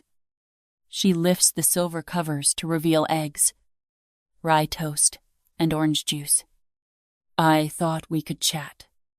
I frown. After yesterday's cryptic behavior around my food, Diana's presence with my meal feels less like courtesy and more like intervention. Oh, is everything okay? I ask, noting how Diana's fingers tighten slightly on the handle of the jug. I study her controlled movements, the way she avoids direct eye contact while arranging everything. This is very kind of you. Just unexpected. End quote. Sometimes unexpected changes are necessary. Diana finally meets my gaze, her dark eyes carrying the same intensity as her brother's, especially when certain concerns arise. It, too, the weight of unspoken warnings hangs between us. I open my mouth to press further, but Diana smoothly cuts me off by passing a glass of orange juice. Shall we eat while it's hot? Sure. I pick at the perfectly poached eggs, slanting a look at her. The resemblance to Alexi is uncanny. Imelda has been dismissed, Diana states out of the blue, adjusting her pearl necklace. There were irregularities with her service that couldn't be overlooked. My fork freezes halfway to my mouth. Dismissed? But she's been here for years, hasn't she? Length of service doesn't excuse betrayal. Diana's eyes narrow slightly. From now on, I'll personally oversee your meals. You are not to touch a scrap of food unless I have given it to you. It is said. What? I say sharply. Isn't that a bit extreme? What if I want a pack of crisps? You shouldn't be eating crisps. She responds. Don't even think about trying it. The biomarker device records everything. Well, I glance down at the sleek band on my wrist. Its constant monitoring suddenly feeling more suffocating. Trust me, it's for your own good, she says like she's trying to assure me. She reaches for her OJ and takes a sip, not taking her eyes off me. I'm not a child. I'm Mutter. I know how to feed myself. I hid. This isn't about your judgment. Stella. Diana's tone softens slightly. It's about ensuring the best possible environment for the baby. Surely you understand that. I do understand that's what makes this so frustrating. But does it have to be so extreme? I take a mouthful of egg. Diana's hawk-like gaze follows every bite I take. The eggs turn to sawdust in my mouth under her scrutiny. I force myself to chew and swallow mechanically, hyper-aware of her monitoring me. The yolks contain essential nutrients, she points out when I hesitate over the runny center. Her manicured finger taps the edge of my plate. Eat. I comply. But my stomach churns with each supervised mouthful. The silence stretches between us, broken only by the soft clink of silverware. Diana maintains her rigid posture, back straight as a ballet dancer's, while I hunch over my plate like a prisoner at mess hall. Good. She nods, with clinical satisfaction as I finish the last bite of toast. I'll return at lunch. Whiz-whir, rising gracefully. Diana gathers the dishes onto the tray and leaves. The door closes behind her with a soft click. I slump in my chair, suddenly feeling exhausted. It's only been a few minutes since she left, but the quiet of the room is already pressing in around me. I wrap my arms around myself, missing Hannah's easy laughter, the bustle of the office, even the annoyance of rush hour traffic. Anything would be better than this padded prison where even my meals require supervision. Anything except him. That is, it's been a while since I saw Alexi, and although I keep trying to convince myself that I'm relieved, a part of me is not. Stupid girl. Boyana is unforgiving. You know you want him. End quote. Ugh, I say out loud, shoving my chair from the breakfast table and standing. I hate it when my sister says things I don't want to hear, but I can't help myself. My traitorous mind keeps replaying that damn badminton game. Alexi's rare smile as he lobbed the shuttlecock. The boys' delighted shrieks echoing across the lawn. This is ridiculous. I grumble, heading over to the bookshelf and choosing the most boring book from the stack Alexi provided. A few chapters of neuroscience should kill any lingering romantic notions. Synapses, neural pathways, adhesión moléculas, blah blah blah, beside me. The laptop's red power light blinks. 11:56 a.m. 4 minutes until my daily online window. I twist the biomarker bracelet. The smooth metal, warm from my agitated fidgeting. Screw it. I push the book aside and turn to my screen. Opening up the mailbox. There's a string of junk mail. Some newsletters I subscribe to, and a payment notification for my Kindle subscription. Apart from that, nada. Still, nothing from Hannah. Or even my brother, though I guess I told them not to contact me. The sense of isolation weighs down on me. No social media. I remind myself aloud, hovering over the browser. I contemplate scrolling through more baby sites, but I'm getting tired of staring at images of how my uterus is expanding. I open Google, and, on impulse, tip Fairmont. I half expect the usual page restrictions, but somehow, my search yields results. Perhaps it's because he was a doctor. My dad's name pops up several items down the page. A news article from his death.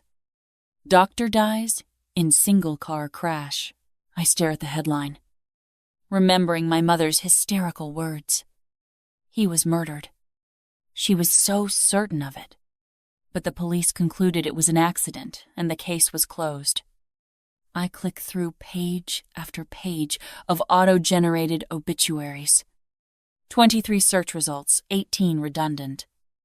The Los Angeles Times article says he swerved to avoid a coyote. 2 paragraphs. 3 mentions of his devoted family. My fingers dig into the mouse. That's it? I hiss at the screen. Coyote? What freaking coyote? The police report link winks at me from Dad's professional association page. 2 clicks. Password protected. I slam the laptop shut hard enough to rattle the coffee mug. My thumbnail picks at the edge of the biomarker bracelet. Through the window, sunlight glints off the swimming pool. Mom's screams that night replay in my skull. They did this. They killed him. but the police just handed me a business card for grief counseling. The laptop hums. I flip it open again, jamming my thumbnail against the fingerprint scanner until it beeps angrily. Google Images. Years-old clinic photos of Dad in a lab coat. Then, an image from some ambulance chaser's blog. Mangled steel wrapped around a telephone pole. Glass glittering like snowfall across asphalt. My chest tightens, and I close the tab. This feels like torture. All these painful memories, with no clear answer. Maybe Mom was right. Maybe he really was murdered and someone is trying to hide it. I press my forehead against the cool laptop screen, breathing through the tightness in my chest. Tell me I'm not losing my mind. Bojana. It is when, always, we're bonkers. Bojana's breezy voice floats through my thoughts. But that's why I like you. One where a broken laugh escapes as I swipe at tears with my knuckles. I stare at the browser's lingering search tabs, accident reports, overlapping one another until the pages start to merge into a blur. I'm tired of dead ends. Tired of feeling like I'm facing this all alone. But Mom's words continue to nag at me, haunting me like ghosts of the past. Murder. Can it be true? An idea begins to form. What if? Hannah. I bite my lip. Junior Secret Service Agent Hannah. Bojana's voice nags from behind my sternum. Involving her could get you both in trouble. I come. I dig my nails into my palm. I'm getting paranoid. Alexi is OCD about my health. Because of the baby. But he won't do anything to Hannah or me if he finds out I've been trying to find out about my father's death. What harm could it do? I think of my burner phone tucked in my sock drawer, then glance at the time. Elisekis Pam. Too early to call now, someone might interrupt us. Besides, I need to collect my thoughts. Figure out what to tell her. Hannah may be my best friend, but I've never discussed my father's death with her, beyond telling her he died in a car accident. She'll think you're nuts. Too, says Bojana. I huff out a sigh. Maybe I am nuts. But what if Mom was right and the truth stays hidden forever? My father's murderer could be walking around out there, unpunished. The door handle jiggles. I jerk up straight in my seat, trying not to look guilty as Imelda no. Diana enters with lunch tray in hand. Hungry? She asks. I nod, not trusting my voice. I'll call Hannah tomorrow and run everything by her. Until then, I'll bide my time and pretend to be a good little broodmare. But Hannah will help me get to the bottom of this. I just know it. Chapter 41. Alexi. I study James Whitmore's carefully neutral expression across his mahogany desk, noting the slight tension in his jaw that betrays his discomfort. The man has always been a snake, but a predictable one. Until now. I appreciate your concerns. Alexi. He smooths his hands over his desk calendar. But you understand the delicacy of these matters. The administration has certain expectations regarding ethical sourcing. Ethical sourcing. What the fuck? I lean forward, keeping my voice steady despite the rage building in my chest. Interesting timing, James, especially given our decade-long arrangement regarding such delicacies. They foresee. Times change. He adjusts his tie. There's a tremor in his fingers. The public demands greater transparency. Child labor allegations are particularly damaging in today's climate. Motherfucker. I keep my gaze level. Allegations supplied by Gianni Maranzano. No doubt. I watch his slight flinch confirm my suspicion. The same, Maranzano, whose factories employ children as young as 8. Hegan to a Geverub. I can't comment on other contractors' practices. His eyes shift to his computer screen, avoiding direct contact. My hands itch to grab him by that perfectly knotted tie and extract the truth. But I maintain my position. 10 years of clean inspections. James, 10 years of meeting every specification. Now, suddenly, there are concerns? The committee has received compelling evidence. Blyad. I cut him off, my control slipping. We both know this has nothing to do with evidence. Have Brait. A bead of sweat forms at his temple. Good. Let him sweat. These decisions involve multiple departments. He hedges. My influence is limited. Maybe Les. I recognize the lie in every carefully chosen word. The rage in my chest threatens to explode. But I keep it contained. Barely. This practiced diplomatic dance disguises a simple truth he's already sided with Maranzano. I shift tactics, letting a hint of sympathy enter my voice. How's Catherine doing these days? His eyes narrow at the mention of his daughter. I was wondering when we'd get to this. He leans back in his seat, his hands folded together on the desk in front of him. Actually, she's made a brave decision to go public with her struggles. End quote. What? Tomorrow's papers will carry our press release detailing her battle with addiction. He threads his fingers together. My PR people anticipate that the response will be overwhelmingly positive. The public appreciates transparency, seeing real families face real challenges. I did us. My jaw tightens. The old snake has turned even his daughter's addiction into political capital. My people believe it will help humanize my image. His lips curl into a cool smile. Show I'm not just another heartless politician, but a father supporting his child through difficult times. Is there? I remember the photos of Catherine passed out in her car, the cocaine residue on her dashboard. What was meant to be leverage has become his strength. But I'm not finished. I reach into my jacket, withdrawing a slim folder. Speaking of transparency, I tap the folder against my knee. I've been reviewing some interesting property records. Your funds in the Caymans, the ones that don't appear on any of your disclosure forms? I watch Whitmore's face, expecting at least a flicker of concern. Instead, his smile widens. Ah, yes. Those funds. He reaches for a leather portfolio on his desk. I've been meaning to discuss my latest humanitarian initiative. The paperwork was just finalized this afternoon, but it's been in the pipeline for some time. Diaz course. He slides several documents across the desk. Clean. Official transfers into a variety of charitable foundations and sustainable development projects. All perfectly legitimate. All impossible to attack without looking like I'm opposing children's hospitals and renewable energy. Clever bastard.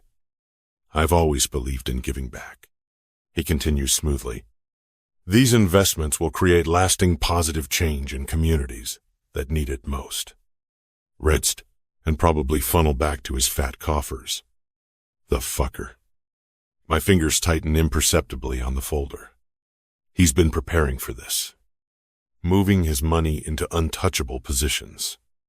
What I thought was my trump card has been transformed into evidence of his philanthropic nature. Of course, there's still much work to be done. He closes the portfolio with a satisfied pat. But I'm proud to be part of the solution rather than the problem. What? The smug certainty in his tone makes my blood boil. But I keep my expression neutral. I've been outplayed for now. The rage simmers beneath my skin, but I won't give him the satisfaction of seeing it. How? Admirable. I say, my voice carrying just a hint of ice. The word tastes bitter on my tongue. Are you here to discuss these matters with me? Because I believe the discussion regarding the arms contract is concluded. I hope you understand that my hands are tied. His eyes are cool. The fucker knows I can't work around this. At least he thinks I can't. The solution crystallizes in my mind as I observe him for a moment. Gianni Maranzano has signed his own death warrant. My hands unclench as cold certainty replaces hot rage. I understand completely. I rise smoothly, adjusting my cuffs. These things happen in business. Insetted, James blinks, clearly thrown by my sudden shift in demeanor. He doesn't realize he's just witnessed a man choosing murder over negotiation. The decision settles in my chest like a sheet of ice.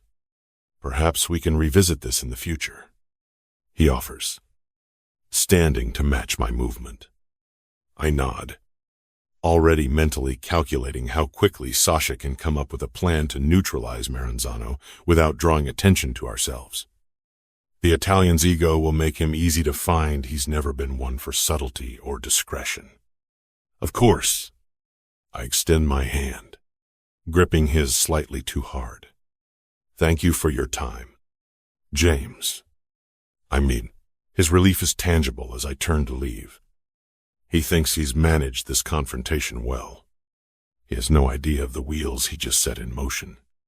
As soon as I'm back at the hotel, I press Sasha's contact and begin issuing orders. Some problems require diplomatic solutions. Others need a more permanent approach. Once finished, I walk up to the window. The Peninsula Suite offers a panoramic view of DC's skyline, but I barely notice it as I pour myself 3 fingers of whiskey. The amber liquid burns, doing little to dull my rage at Whitmore's betrayal. 10 years of partnership destroyed by Maranzano's maneuvering. My phone vibrates. Doctor. Malhotra's name lights up the screen. Mr. Ulm. Tarasov. His crisp Oxford accent carries unmistakable excitement. I've just received the preliminary results from Bobic's latest tests. Indecisive, I grip the phone tighter. Go on. The spinal regeneration markers are incredibly promising. The new treatment protocol. He pauses, collecting his thoughts. Well, to put it simply, it's exceeding our most optimistic projections. Ever missed? The whiskey glass freezes halfway to my mouth.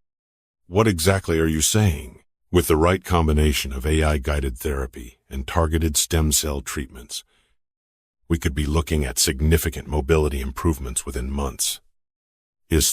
My chest tightens. Define. Significant. Okay, partial weight bearing might be possible. His voice carries carefully measured optimism. Perhaps even assisted walking with proper support.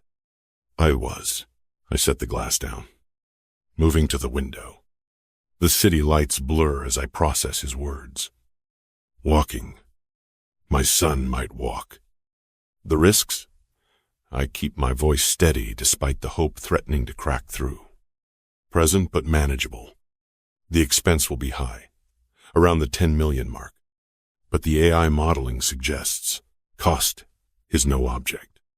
I cut him off. Whatever he needs. Said, of course. There's a smile in his voice. I'll have the full protocol ready for your review by morning.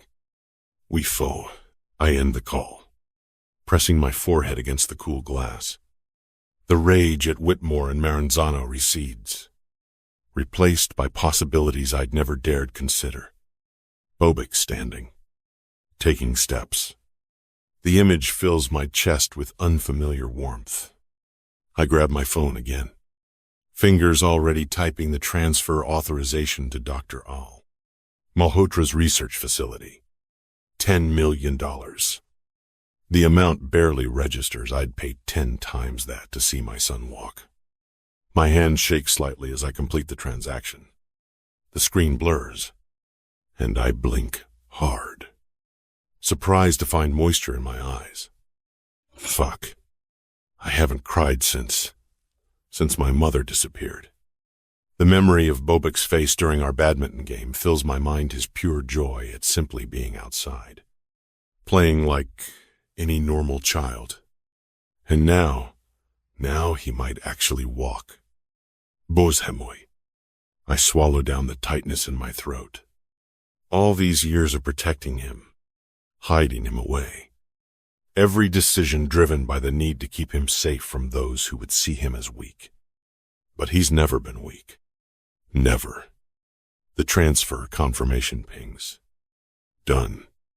I stare at the zeros, remembering the day the doctors first told me about his injury. The way Olga wept while I stood there. Frozen. Unable to process that my son would never walk. The rage that followed. The hunt for the doctor who fled. But now, Blyad. My voice comes out rough. I curl my hands into fists, fighting for control. This isn't like me. Emotions are weakness. Emotions are what get you killed in this business. Yet all I can think about is Bobic taking his first steps. But if it doesn't work, I need to focus. The treatment isn't guaranteed. There are risks. But for the first time in 10 years, there's real hope. I pour another whiskey. My mind keeps cycling between Dr. Malhotra's words and thoughts of my unborn child. 2 children. One fighting to walk. One not yet breathing air. The city lights blur as I stare out of the window. Will this child be healthy? Will he run and play while his brother watches from his wheelchair? Or will the treatment work? Letting them chase each other through the gardens? Pizdets. I haven't allowed myself to imagine Bobic walking in years. The hope feels dangerous, like a weapon that could tear me apart if I let it. My hand drifts to my phone, my thumb suddenly hovering over the surveillance app. Stella. She sleeps peacefully in her wing, one hand curved protectively over her stomach. Our child grows there, cell by cell, spine forming with terrifying delicacy. The thought makes my chest tight. The whiskey glass dangles forgotten from my fingers as I imagine both children together. Sleep feels impossible. The hope churning in my chest is too bright, too sharp. Every time I close my eyes, I see my children together. The possibility of both of them whole and healthy fills my mind like smoke. Impossible to grasp or dismiss, but I need to stay focused. Nothing is certain. Bobic's treatment might fail. The pregnancy might... No, I won't even think it. I've arranged the best prenatal care available. Every precaution will be taken. I push away from the window, abandoning thoughts of my usual night run. These thoughts have left me too raw, too exposed. I need the comfort of control right now. I look at the surveillance app again. Stella's peaceful form fills my screen, her chest rising and falling in the soft glow of moonlight. One hand still rests protectively over her stomach, sheltering our child, even in sleep. Zaychik, I murmur, studying the lines of her body through the feed. The camera quality is excellent. I can see every detail, from her slightly parted lips to the way her hair spreads across the pillow. My thumb traces the outline of her face on the screen. She looks vulnerable like this, all her usual defiance softened by sleep. The sight stirs something possessive in my chest, drowning out the lingering effects of hope and whiskey. This is better than running. Here, in this moment, I can watch over what's mine without revealing any weakness, without letting emotion cloud my judgment. I switch camera angles, checking the security of her wing. Everything remains exactly as it should be locked down, controlled, safe. The certainty of it steadies me, washing away the dangerous softness of earlier thoughts. This is what I do best. Control, protect, Keep my world in perfect order. Stella shifts in her sleep, drawing my attention back to her feed. I can't afford such weakness. Not with Maranzano's threat still looming. Not with Whitmore's betrayal still fresh. The cameras provide distance. Safety. They let me watch without risking the dangerous pull she seems to have on me. This is enough. This is control. I pull up Stella's browsing history, scanning the timestamps and URLs. Medical journals. Research papers on fetal development. Pregnancy nutrition guides. My lips curve slightly. She's taking this seriously. Good. I lean back in my chair, scrolling through her searches. No attempts to contact anyone. No social media. Just endless scientific articles and academic papers. The level of detail in her research impresses me. She's not just skimming headlines. These are dense medical texts that would give most people headaches. Korosho. I nod, satisfied. The biomarker data shows she's following the diet plan, too. Even her exercise routine stays within the prescribed limits. I didn't expect this level of dedication, this willing immersion in protecting what's mine. I set the phone down, rubbing my temples. Hours of surveillance footage, and I'm still watching. This isn't like me. I don't obsess over women. They're a distraction, a liability. But Stella, Blyad, I'm clearly fixated on her, and it's becoming a problem. I don't do emotional attachments. They're messy, unpredictable. Yet here I am, watching her breathe through security feeds like some lovesick teenager. Control is slipping through my fingers. The carefully maintained walls I've built over decades are cracking. Between Bobic's treatment, the business threats, and this thing with Stella, I can't seem to find my usual cold focus. Pizdets. The word tastes rough on my tongue. I'm losing my edge, letting emotions cloud my judgment. And the worst part, some small, traitorous part of me doesn't want to stop it. Chapter 42. Stella. I need to get out of this room. The walls of my comfortable cage close in after another day of mindless routines and isolation.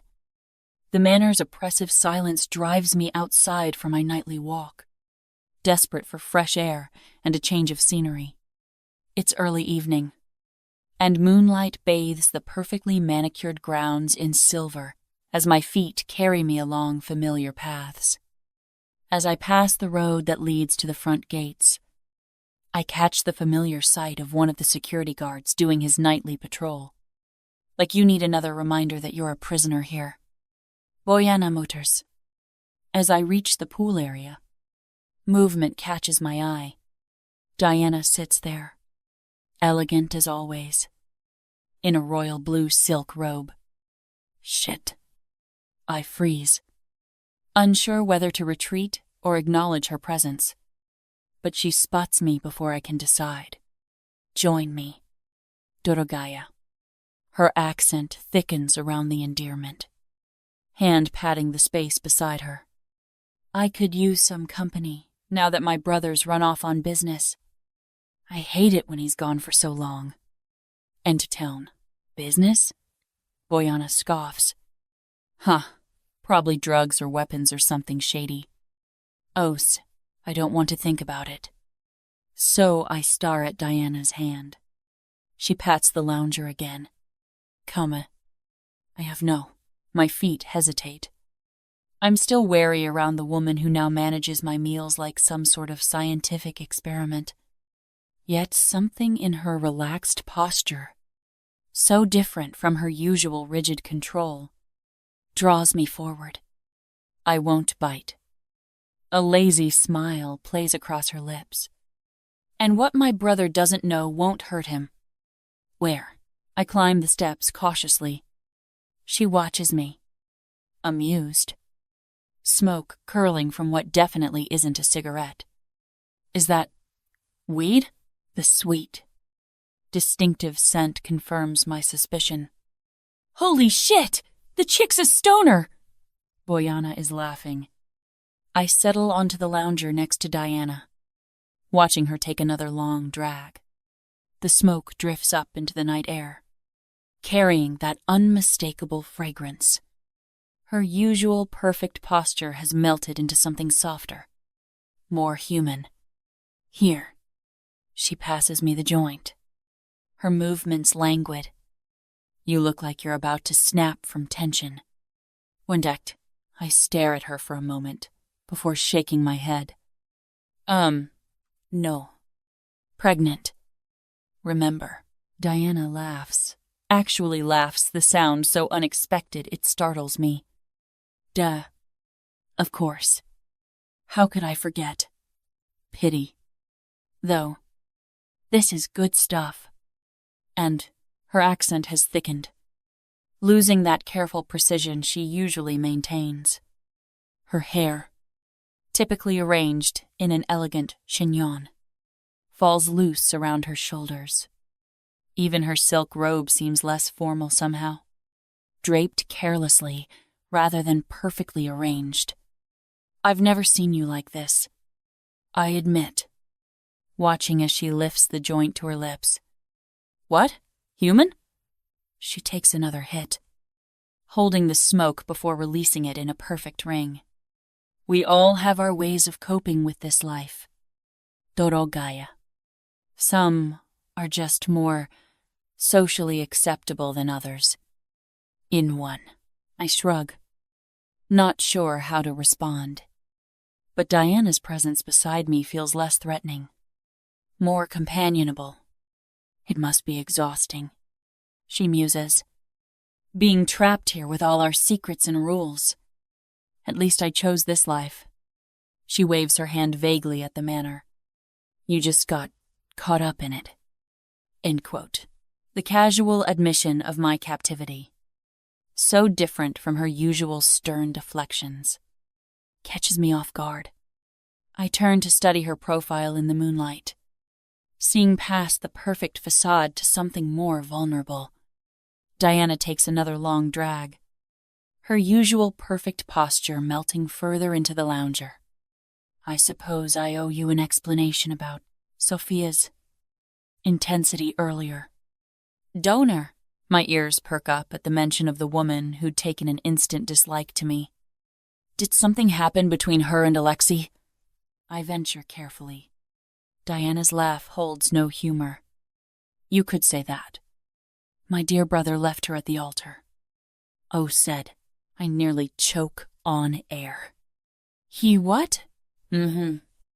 Diana's fingers play with the joint. Right in front of the entire Bratva leadership. When the priest asked if he would take her as his wife, Alexi just said, no. Simple as that. Devery sighed, the image of Alexi cold. Controlled Alexi, causing such public drama, seems impossible to reconcile. But why? Diana's gaze slides to me. Surprisingly sharp, despite her relaxed state. Why do you think? Stella? Her eyes drop to my belly. The timing is interesting, isn't it? Right after he learned about your condition. I know, my hand instinctively moves to my stomach. Are you saying? I'm saying my brother has never done anything this impulsive in his life. The Novikov alliance was years in the making. To throw it away, she shakes her head. Sophia was, naturally, displeased. To action, displeased, seems like an understatement. I mutter, remembering Sophia's venom. You have to understand in our world. Such a public rejection is, Diana waves her hand, searching for words. It's beyond humiliating. Sophia's entire family lost face. Her father, she shivers slightly. Well, let's just say there will be consequences. And as us, the weight of what Alexi did, what he apparently did because of me and this baby, settles heavy in my chest. I have to admit, I was pretty pissed too. Diana looks at me. I worked hard to broker that alliance. I have broker that alliance? I raise an eyebrow. You make it sound like a business partnership. What's said? Diana huffs a breath and flicks ash onto the grass alongside the pool paving. It was. She gives a wry smile. I should have known that my brother would never go through with it. And I was probably wrong for trying to force him into it. On Harvest. Force him into it? I give a light laugh. It's hard to imagine Alexei being forced to do anything he doesn't want to do. She grins at me. You're not wrong. Pretty stupid. Huh? She takes another hit, then tilts her head back and releases a stream of blue smoke into the night air. It's not too bad, though. I think I prefer you. I make a choking sound. What? Yeah. Crazy. Huh? She gives an elegant shrug. Sophia is a stuck-up bitch with too much Botox. And those tits. Fuck. You could bounce a ball off them. I round. I snort out a laugh. Okay. Yeah. They were out there. And out there! She starts to laugh. They were out there all right. Way out there! Her laughter turns into a fit of giggles as she waves her hands in the air. Her tits were out there. That's so funny. I find myself laughing too, though I can't figure out why. Like they're in outer space. She goes on. Intergalactic tits. She slaps her thigh. One could be Mercury, and the other could be Venus. Okay. I chuckle. The woman's clearly as high as a kite. But who am I to judge? Jesus. I could do with a plate of vareniki right now. She exhales another plume of smoke. You know what this is? Vareniki. Like pelmeni, but with potatoes? My mind reels back to another time. Yes. Or mushrooms. Or cabbage. Her brows pull together. How do you know this? I watch a lot of the Food Network. I improvise. She nods, as if satisfied. I tried to teach that idiot Imelda to make them, but she never could. Her mouth turns down at the corners. Glupaya suka. It's what happened to her. Why did she leave so suddenly? It's something that's been bugging me. The woman seemed to be a fixture. And then she was gone. Probably got a nice pair of cement shoes, says Boyana. It's not important. Diana takes a quick puff, then coughs a little. You just be sure to remember what I told you. Oh, about not eating food unless you give it to me? I cock my head. She nods. It is better this way. One of her said it, but why? Just trust me. Smoke wafts from her lips. You never know when someone else lets themselves be used like a weapon. I know. A weapon. What do you mean? Okay, nothing. She shakes her head. Nothing to concern yourself about. You just concentrate on growing that baby for my brother. And quote, I feel my cheeks flush a little, and I'm grateful for the cover of darkness to hide them. Sure. I say, I think you're a better match for him. Anyway, she says again. Better than Sophia. That was exploited. Yeah, right. I mutter. I can think of better things I'd rather do. Like date a grizzly. If he's not the easiest man. My brother. She acknowledges. Yeah, think. I roll my eyes. But he has a good heart. Stella. Diana takes another long drag, her eyes growing distant. You know, Alexi wasn't always like this, so cold, so controlled. Our mother, she trails off. then laughs bitterly. Well, let's just say her disappearance changed him. And Pekka, disappearance? The word catches in my throat. Diana's fingers play with the joint. One day, she was there, making breakfast, singing those silly Russian lullabies. The next, she shrugs, the elegant movement at odds with the darkness in her eyes. Gone. Just like that. Our father claimed she left us, but Alexei never believed it. You know, my heart clenches. How old were you? 10. Both of us were twins. You know. She glances at me. Identical timing. Opposite genders. Rare. But it happens.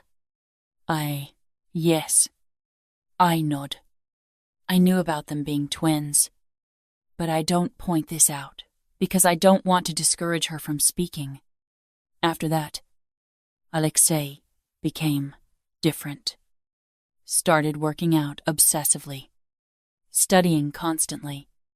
Like if he could just control everything perfectly enough.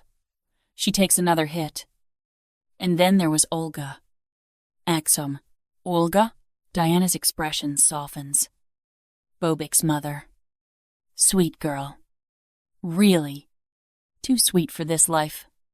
Her gaze drifts to the left wing.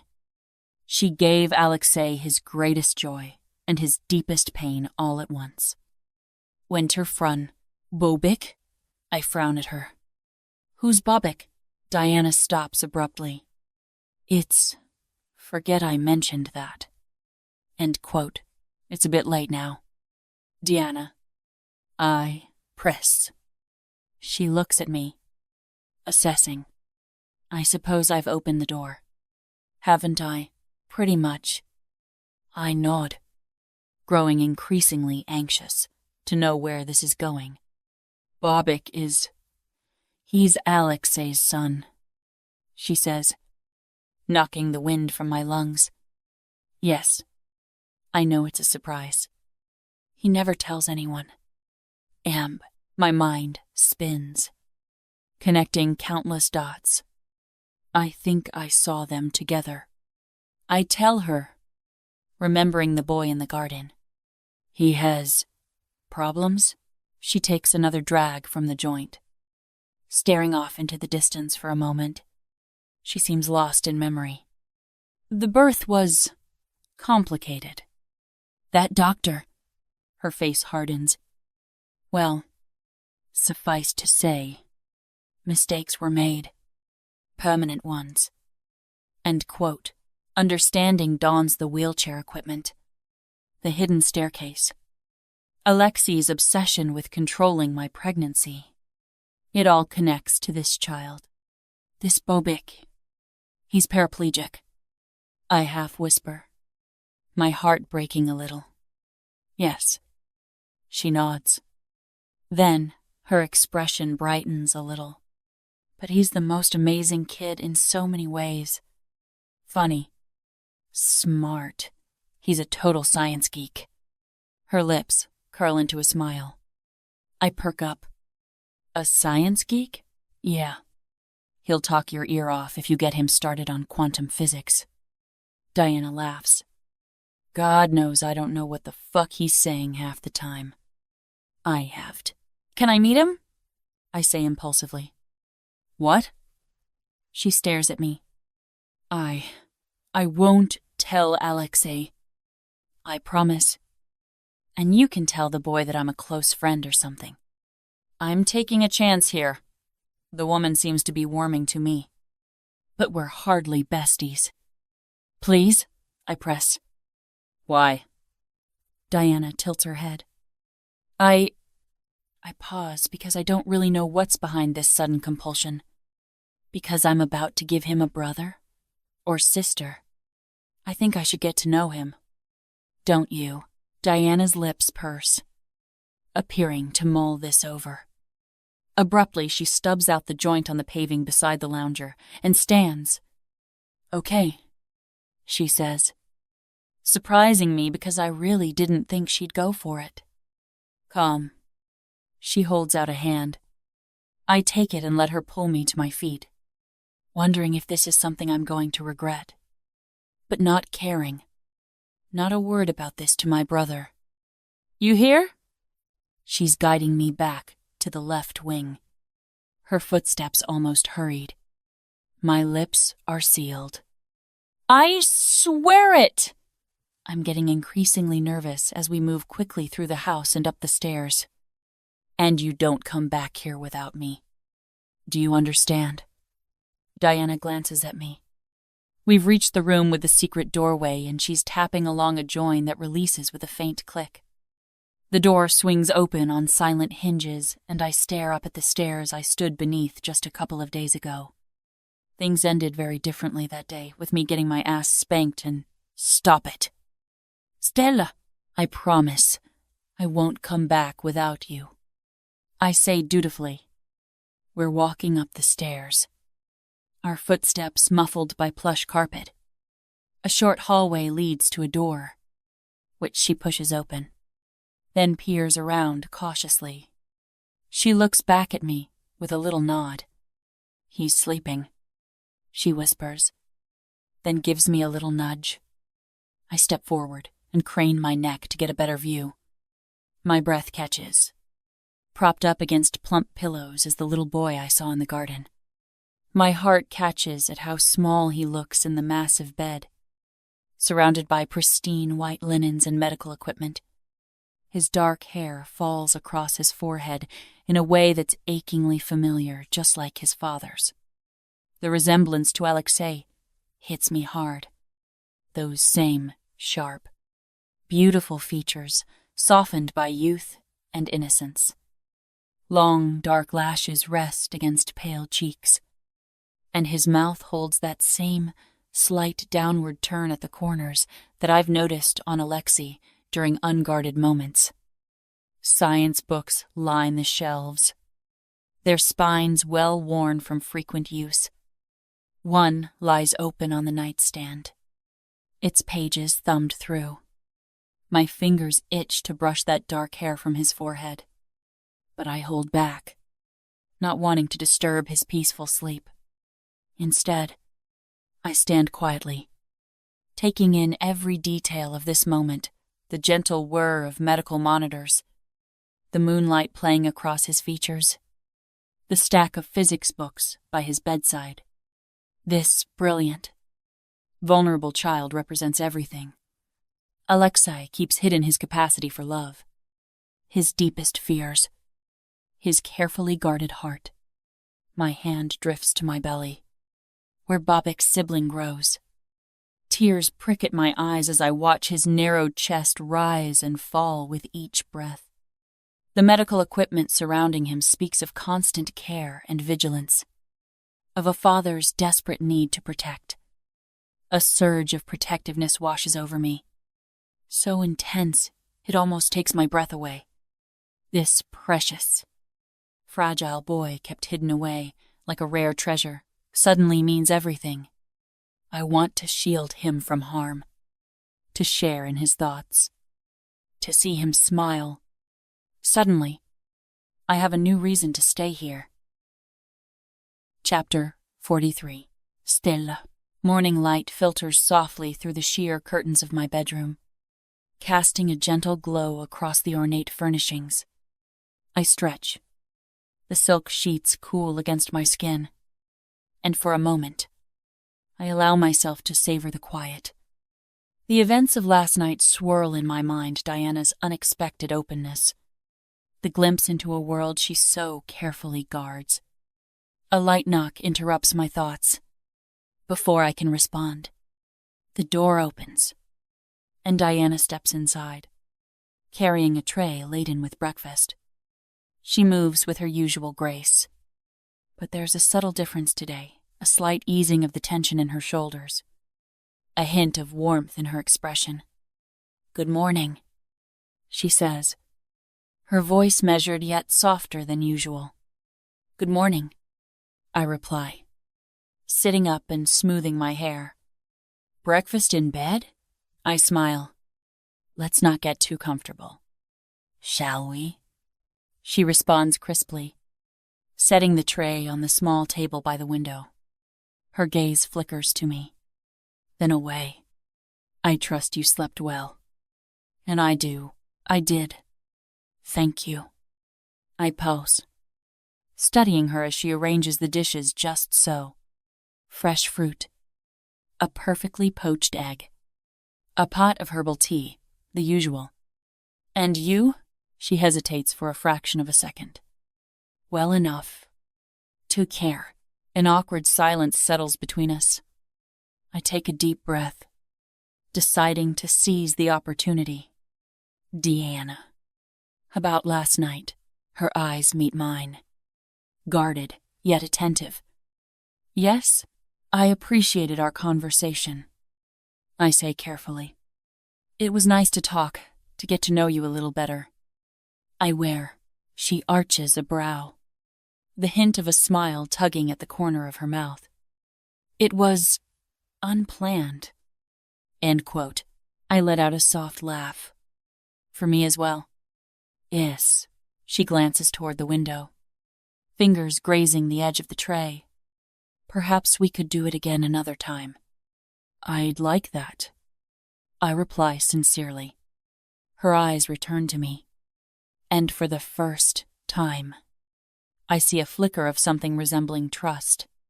Taking it as a sign, I decide to broach the subject that's been on my mind since last night. Deanna, I was wondering. I trail off, searching for the right words. Yes? She prompts, her tone cautious. I'd love to meet Bobic. I begin. When he's awake. I mean, at haste, a shadow crosses her face. Bobic is a very private child. Oh, I understand, I say quickly. But given our circumstances, I thought it might be good for both of us. Perhaps he'd enjoy some company. She studies me, her eyes narrowing slightly as she weighs my words. Alexi is very protective of him. It's sighed. I get that. I admit. But maybe it would help. With a baby on the way. We are going to be family. Diana's lips press into a thin line. It's not that simple. Initter, please. I say softly. I have an interest in science. Just like him. Maybe I could be a friend or at least company. I don't. Her gaze softens just a touch. Bobic doesn't often take to strangers. End quote. I'm willing to take things slowly. I assure her. Only if you're comfortable with it. It's R. She exhales slowly. Internal conflict clear on her face. Cert fos mi. Lyosha. She mutters under breath. Very well. She concedes at last. I suppose an introduction won't hurt.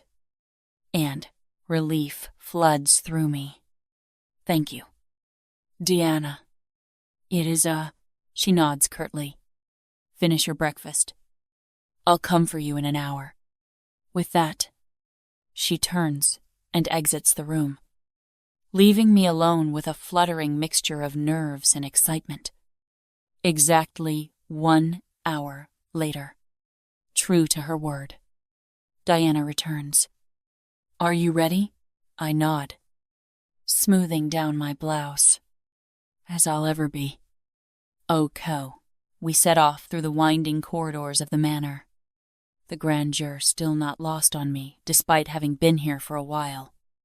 Marble floors give way to richly woven rugs, and the walls are adorned with gilded mirrors and paintings which are clearly worth a fortune.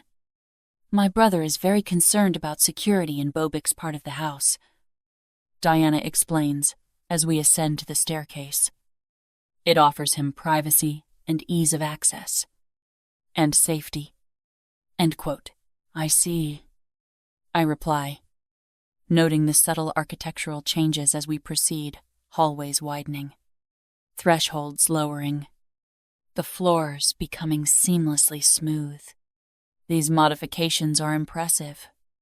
No code. Alexi made sure everything was designed so Bobic could get around easily. She says, a hint of pride in her voice.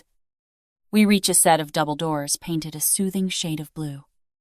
Deanna pauses, her hand hovering over the ornate handle. I should warn you, she says quietly. Bobic is exceptionally intelligent.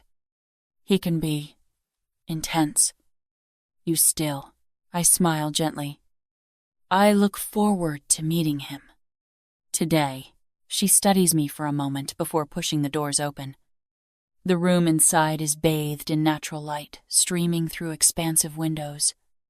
Shelves upon shelves of books line the walls, interspersed with scientific models, telescopes, and intricate mechanical contraptions. In the center sits the young boy in a sleek wheelchair, his dark hair tousled and eyes focused intently on the tablet in his hands. Bobic, Diana calls softly. He looks up, and I feel a jolt. The resemblance to Alexei is striking, from the sharp cheekbones to the piercing gaze. Yes, Tetya Didi, he replies, his voice clear and articulate. Didi? She's never struck me as a Didi. I keep my thoughts to myself. We have a visitor, she says, beckoning me forward. This is Stella. And quote, I step forward, offering a warm smile. Hello, Bobic. It's nice to meet you. Different? He regards me with a curious tilt of his head. You're the lady staying downstairs. That's right. I confirm. You've heard about me. He shrugs lightly. Tetya told me about you. She said you're lonely and need a friend. When do we classed? I resist the urge to shoot a look at Diana. She's right, I say, because it's true. It's been hard not having anyone to talk to. I smile at him. Diana's lips twitch in what might be amusement. Stella has an interest in science, she mentions. Bobic's eyes light up slightly. Really? What field? I'm really crazy about neuroscience. I tell him, letting my enthusiasm bubble up. Neuroscience? His attention sharpens. Have you read the latest studies on neural plasticity and AI integration? I raise my brows. Impressed. I have. Actually, the potential for rehabilitative therapies is incredible. Money work. He nods enthusiastically. I'm particularly interested in the applications for motor function recovery. It's right. Me too, I say, casting a quick glance at Diana, who watches us with a guarded expression. Would you like to see my projects? He asks eagerly. I'd love to. He wheels himself over to a large desk cluttered with schematics, notes, and various electronic components. I'm working on designing a neural interface that could potentially bypass damaged spinal pathways, he explains, pointing to a detailed diagram. Geez, poor kid. He's trying to fix himself, says Boyana. My heart clenches a little, but I keep my expression neutral.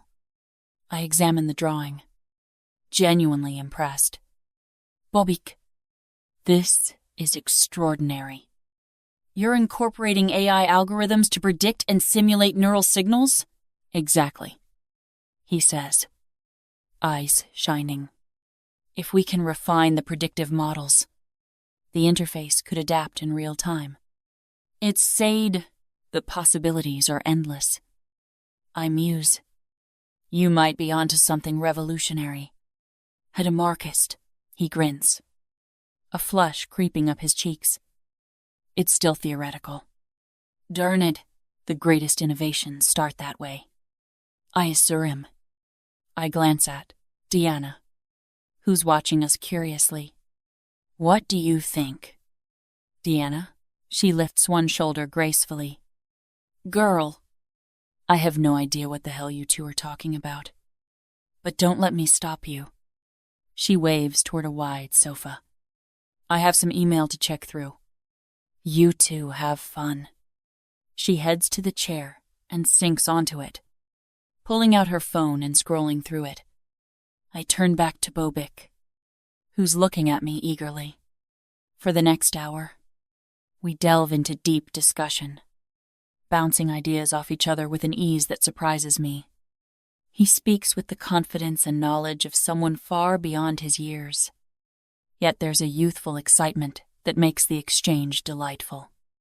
And have you considered the ethical implications of AI autonomy in medical devices? I ask, leaning forward. Absolutely, he replies. There needs to be a fail-safe, a way to ensure human oversight remains integral. Smart. I nod. You're very thoughtful about this. In it, no, he shrugs modestly. I just want to help people. I fire. You're already making a difference. I tell him softly. A gentle throat clearing interrupts us. Diana stands by the doorway, a faint smile on her lips. I think that's enough for today. And Bobic's face falls slightly. Already? You need to rest. Mellish. She insists gently. And Stella likely has other things to attend to. Actually, I find myself objecting, because I could happily stay here all day. It's okay. He interjects. Maybe we can talk again soon? I'd like that very much. I say sincerely. He offers a small wave as I step back toward the door. Thank you for talking with me. Wait, thank you for sharing your incredible work. I reply. He gives a small, shy smile. Will you come back tomorrow? Try and stop me. I tease gently. He laughs, and the sound is pure joy. My throat tightens. As I step into the hallway, Diana falls into step beside me. You have a way with him, she remarks. He's easy to be with. I reply. She studies me for a moment. Perhaps your presence here is for the best. You did know. I glance at her, surprised by the admission. Maybe. I say, because I'm still trying to come to terms with my new reality. As Diana and I make our way back through the quiet halls, an unspoken understanding settles between us. My mind is still buzzing with all that's happened in the past few hours. He's an exceptional boy, I remark, softly. He is? Diana agrees. Thank you for allowing me to meet him. She pauses, her gaze distant. Bobic doesn't often connect with people. It's good for him to have someone else to talk to. I'm happy to be that person. I offer. She glances at me, her expression unreadable. You seem different than I expected. I smile slightly. Is that a compliment? On observation, she says curtly, though her eyes soften. We continue in silence until we reach my room. As she turns to leave, she adds, You really want to visit him again tomorrow? I do. It feels strange to say it, because I never thought I'd find myself feeling so connected to a little kid. But it's true. She nods once. I'll arrange it. And after self, thank you. Deanna. The smile I give her is radiant. I haven't felt this lighthearted in weeks. When the door closes behind her, I let out a breath. A sense of warmth fills me, a connection not just with Bobic, but perhaps with Diana as well. For the first time since arriving at the manor, I feel a glimmer of belonging. Chapter 44. Alexi. I step off the jet. The Los Angeles night wrapping around me like a familiar cloak. The unresolved deal with Whitmore lingers like a bitter taste. Svolach, I mutter. Trusting an American politician was always a gamble. I'll deal with him soon enough. The drive to the manor is a blur of city lights and silent streets. But as the gates open and the house comes into view, my thoughts shift. Bobic. I need to see him. The business can wait. Inside, the quiet hum of the manor greets me. I make my way upstairs. The polished wood of the railing cool under my fingers as I ascend. Pushing open Bobic's door, I find him immersed in a book, his face illuminated by the soft glow of a lamp. His head snaps up as soon as he hears me, and my chest tightens at the sight of him. "Papa!" he exclaims, eyes bright as they meet mine. "Privet." "Sinnock," I say, a rare warmth spreading through me. "Still awake?" He grins. "Tetya said you would be home, so I was waiting for you. I have something to tell you." I raise an eyebrow, stepping further into the room. "Oh? And what is so exciting that it keeps you up this late?" "I met someone," he bursts out. "Her name is Stella. Tetya Diana introduced us. She's brilliant. Papa, we talked about quantum physics and neural networks. She knows so much." My stride falters. Stella. Her name draws up images of deep eyes, soft curves, pouting lips. Blyet. "What the actual fuck? Is that so?" I say evenly. "And what did you think of her?" A mix of emotions twist inside me, surprise, unease, anger. Diana introduced them? What the fuck was she thinking? She's amazing. She explained complex theories so simply, and she listened to all my ideas without thinking I'm just a kid. My son's face is alight. It's the happiest I've seen him since Olga passed. I head further into the room and pull up a chair beside him.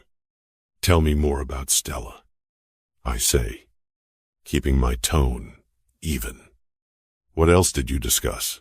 "Everything," he grins wide. "She knows about artificial intelligence, just like Dr. Malhotra. But she explains it in a way that makes sense. She said she'd bring me more books." It's Bray. I study his face, the flush of excitement, the animated gestures. It's been too long since I've seen him this alive. "You enjoyed her company," I state. He nods vigorously.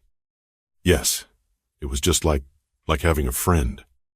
He looks away for a moment, and I sense that he's trying not to upset me. "That's good." "Sinnock," I say. "Friends are important." I fold my hands, considering. "Did she ask you any strange questions?" "Blyad. The last thing I need is word getting out about my son living here. Although I can't think of a reason why she'd want to share this information. Can't be too careful." "Mudak. Strange questions?" He frowns slightly. "No. We just talked about science and you. It's..." My gaze sharpens. "Me?" He shrugs. "Just that you're my father and that you're very busy." She seemed interested. I see. I suppress a scowl. Is she interested in me as her captor? Or something else? Something more? Bullshit. There's nothing more. I liked her. He smiles again, almost shyly. "I'm glad she came to visit." "I wish." He trails off. "You wish what?" "Malish?" I watch his face closely. "I wish she could have met Mama." His voice is small. Jesus. My heart shatters a little. I reach for his shoulder, ignoring how bony it is. and squeeze it gently. Mama can see her. Bobic. I'm sure she approves. If you was to verständig, of course she would. Olga approved of everything that made our son happy. And perhaps I should too? So, I can see her again? His eyes lock on my face. Blyad. I nod slowly. Trust Diana to overstep boundaries. But perhaps this isn't such a bad thing. Stella wouldn't endanger Bobic's secrecy. Somehow. I'm sure of it. Yes. Malish. You can see her. I'm glad you enjoyed her company. By God, his smile is radiant. Thank you. Papa. He reaches for a book. Will you read with me? Duh.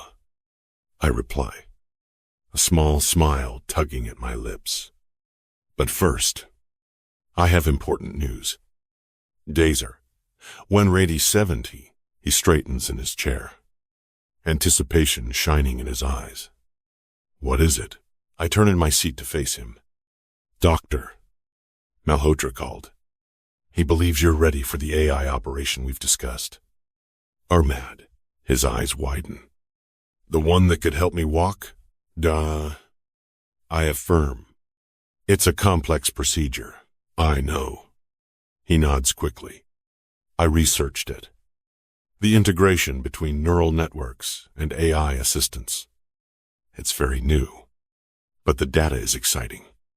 I told Stella, and she agreed. He's already talking about her as if she's a firm fixture. I'm sure she did. I ruffle his hair. Anyway, the doctor is cautious about the outcomes, but he thinks the timing is right. Is it his ass? I could walk! Bobic is practically vibrating with excitement. I could play like other kids. Yes, like other kids. I'm trying so fucking hard not to let this thought take root too soon. But it's impossible not to feel the hope blooming. Just don't forget about playing badminton with your old man. This is that. Never. Papa. He puts his little hand over mine as if he's really worried about hurting my feelings. I would never do that. You will always be my best friend. This kid, I swallow a lump in my throat, then lean in and pull him against my chest. And you will always be mine. Malish, I say against the top of his head, grateful that there's no one around to see me now. There must be dust in the air or something. My eyes are burning. Allergies. Yeah, right. Dol boyobe. It's allergies. Bobic pulls away and looks up at me. He grows thoughtful. Did he talk about the risks? I admire his maturity. He did. But doctor, Malhotra is good at what he does. We'll ensure you're in good hands. With that, it's truce. He nods slowly. I've been reading about similar procedures. Nothing this advanced yet. But he's the best in his field. End quote. He has a D70 disgrade. I chuckle softly. Trust you to study your own surgery. A guide. He grins. Knowledge is power. Right? It is.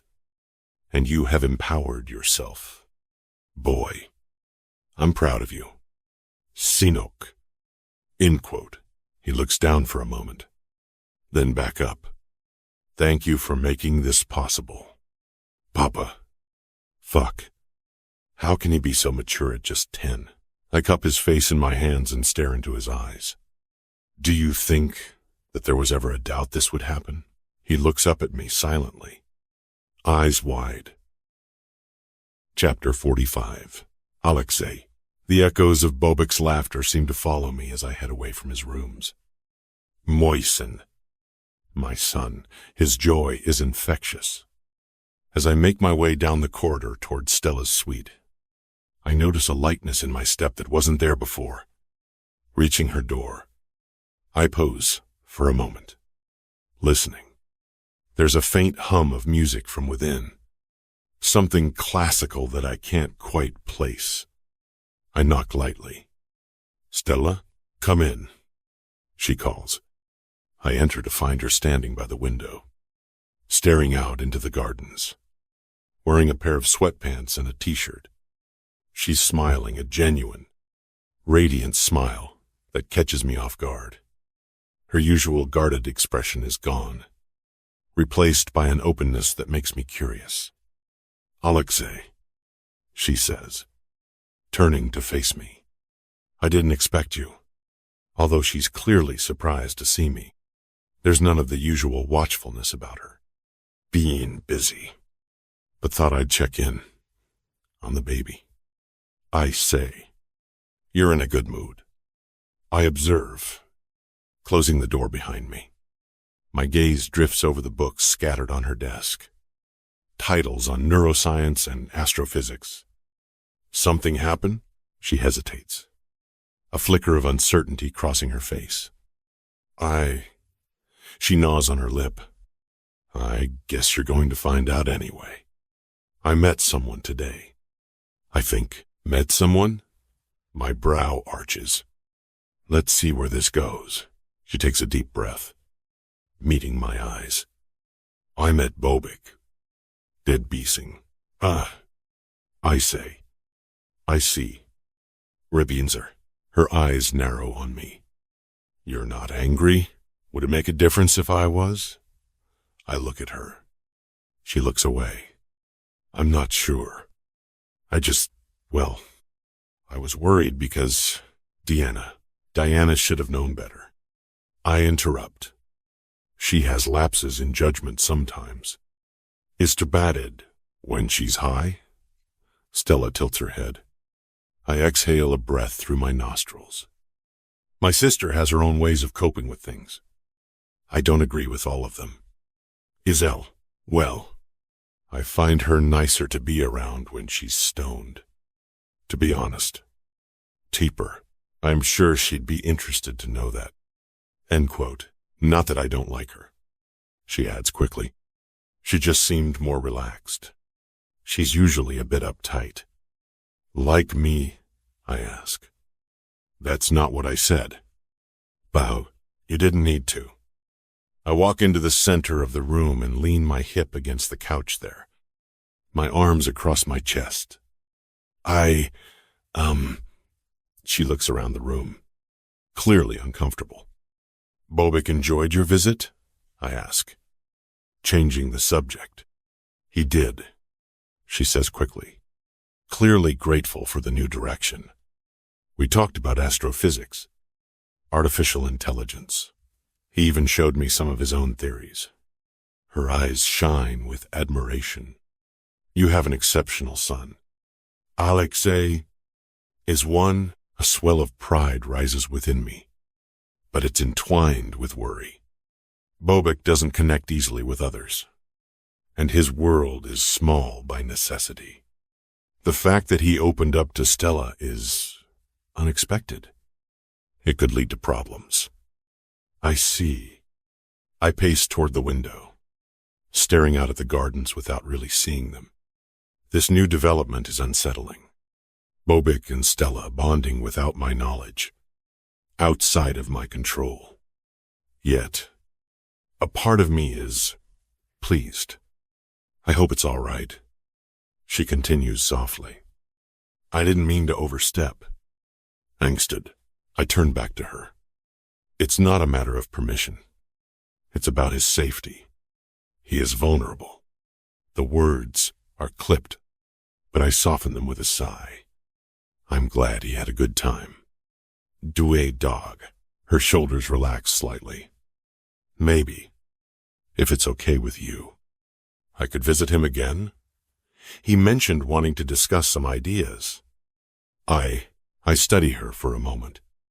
There's sincerity in her request, an earnestness that's hard to deny. Fine. I couldn't shed. But you tell me first. And more, of course. She smiles again. And this time, I allow myself a small smile in return. Internally, my thoughts churn. Diana's actions were irresponsible. You m'en pochio. out of her mind. But perhaps this is a beneficial turn. Bobic could use a friend. And Stella. There's a warmth she brings that I hadn't anticipated. I make a mental note to speak with Diana about boundaries, but I can't ignore the subtle sense of rightness that settles in my chest. For once, things seem to align. Thank you, Alexi, Stella says softly. It means a lot. It doesn't. Her gratitude stirs something unexpected within me. Protective feelings I recognize. But there's more, a growing affection that complicates everything. It's nothing, I reply gruffly, dismissing the emotion threatening to surface. Let me know if you need anything. It does stripe. She nods, and I turn to look at her, the emotional tension lingering between us. As I stand silently for a moment, I can't shake the feeling that the walls I've built are starting to crack. And I'm not sure if that's acceptable or opasno dangerous. Impulsively, I step closer to her, the space between us narrowing until I can feel the warmth radiating from her skin. I want you to be comfortable here.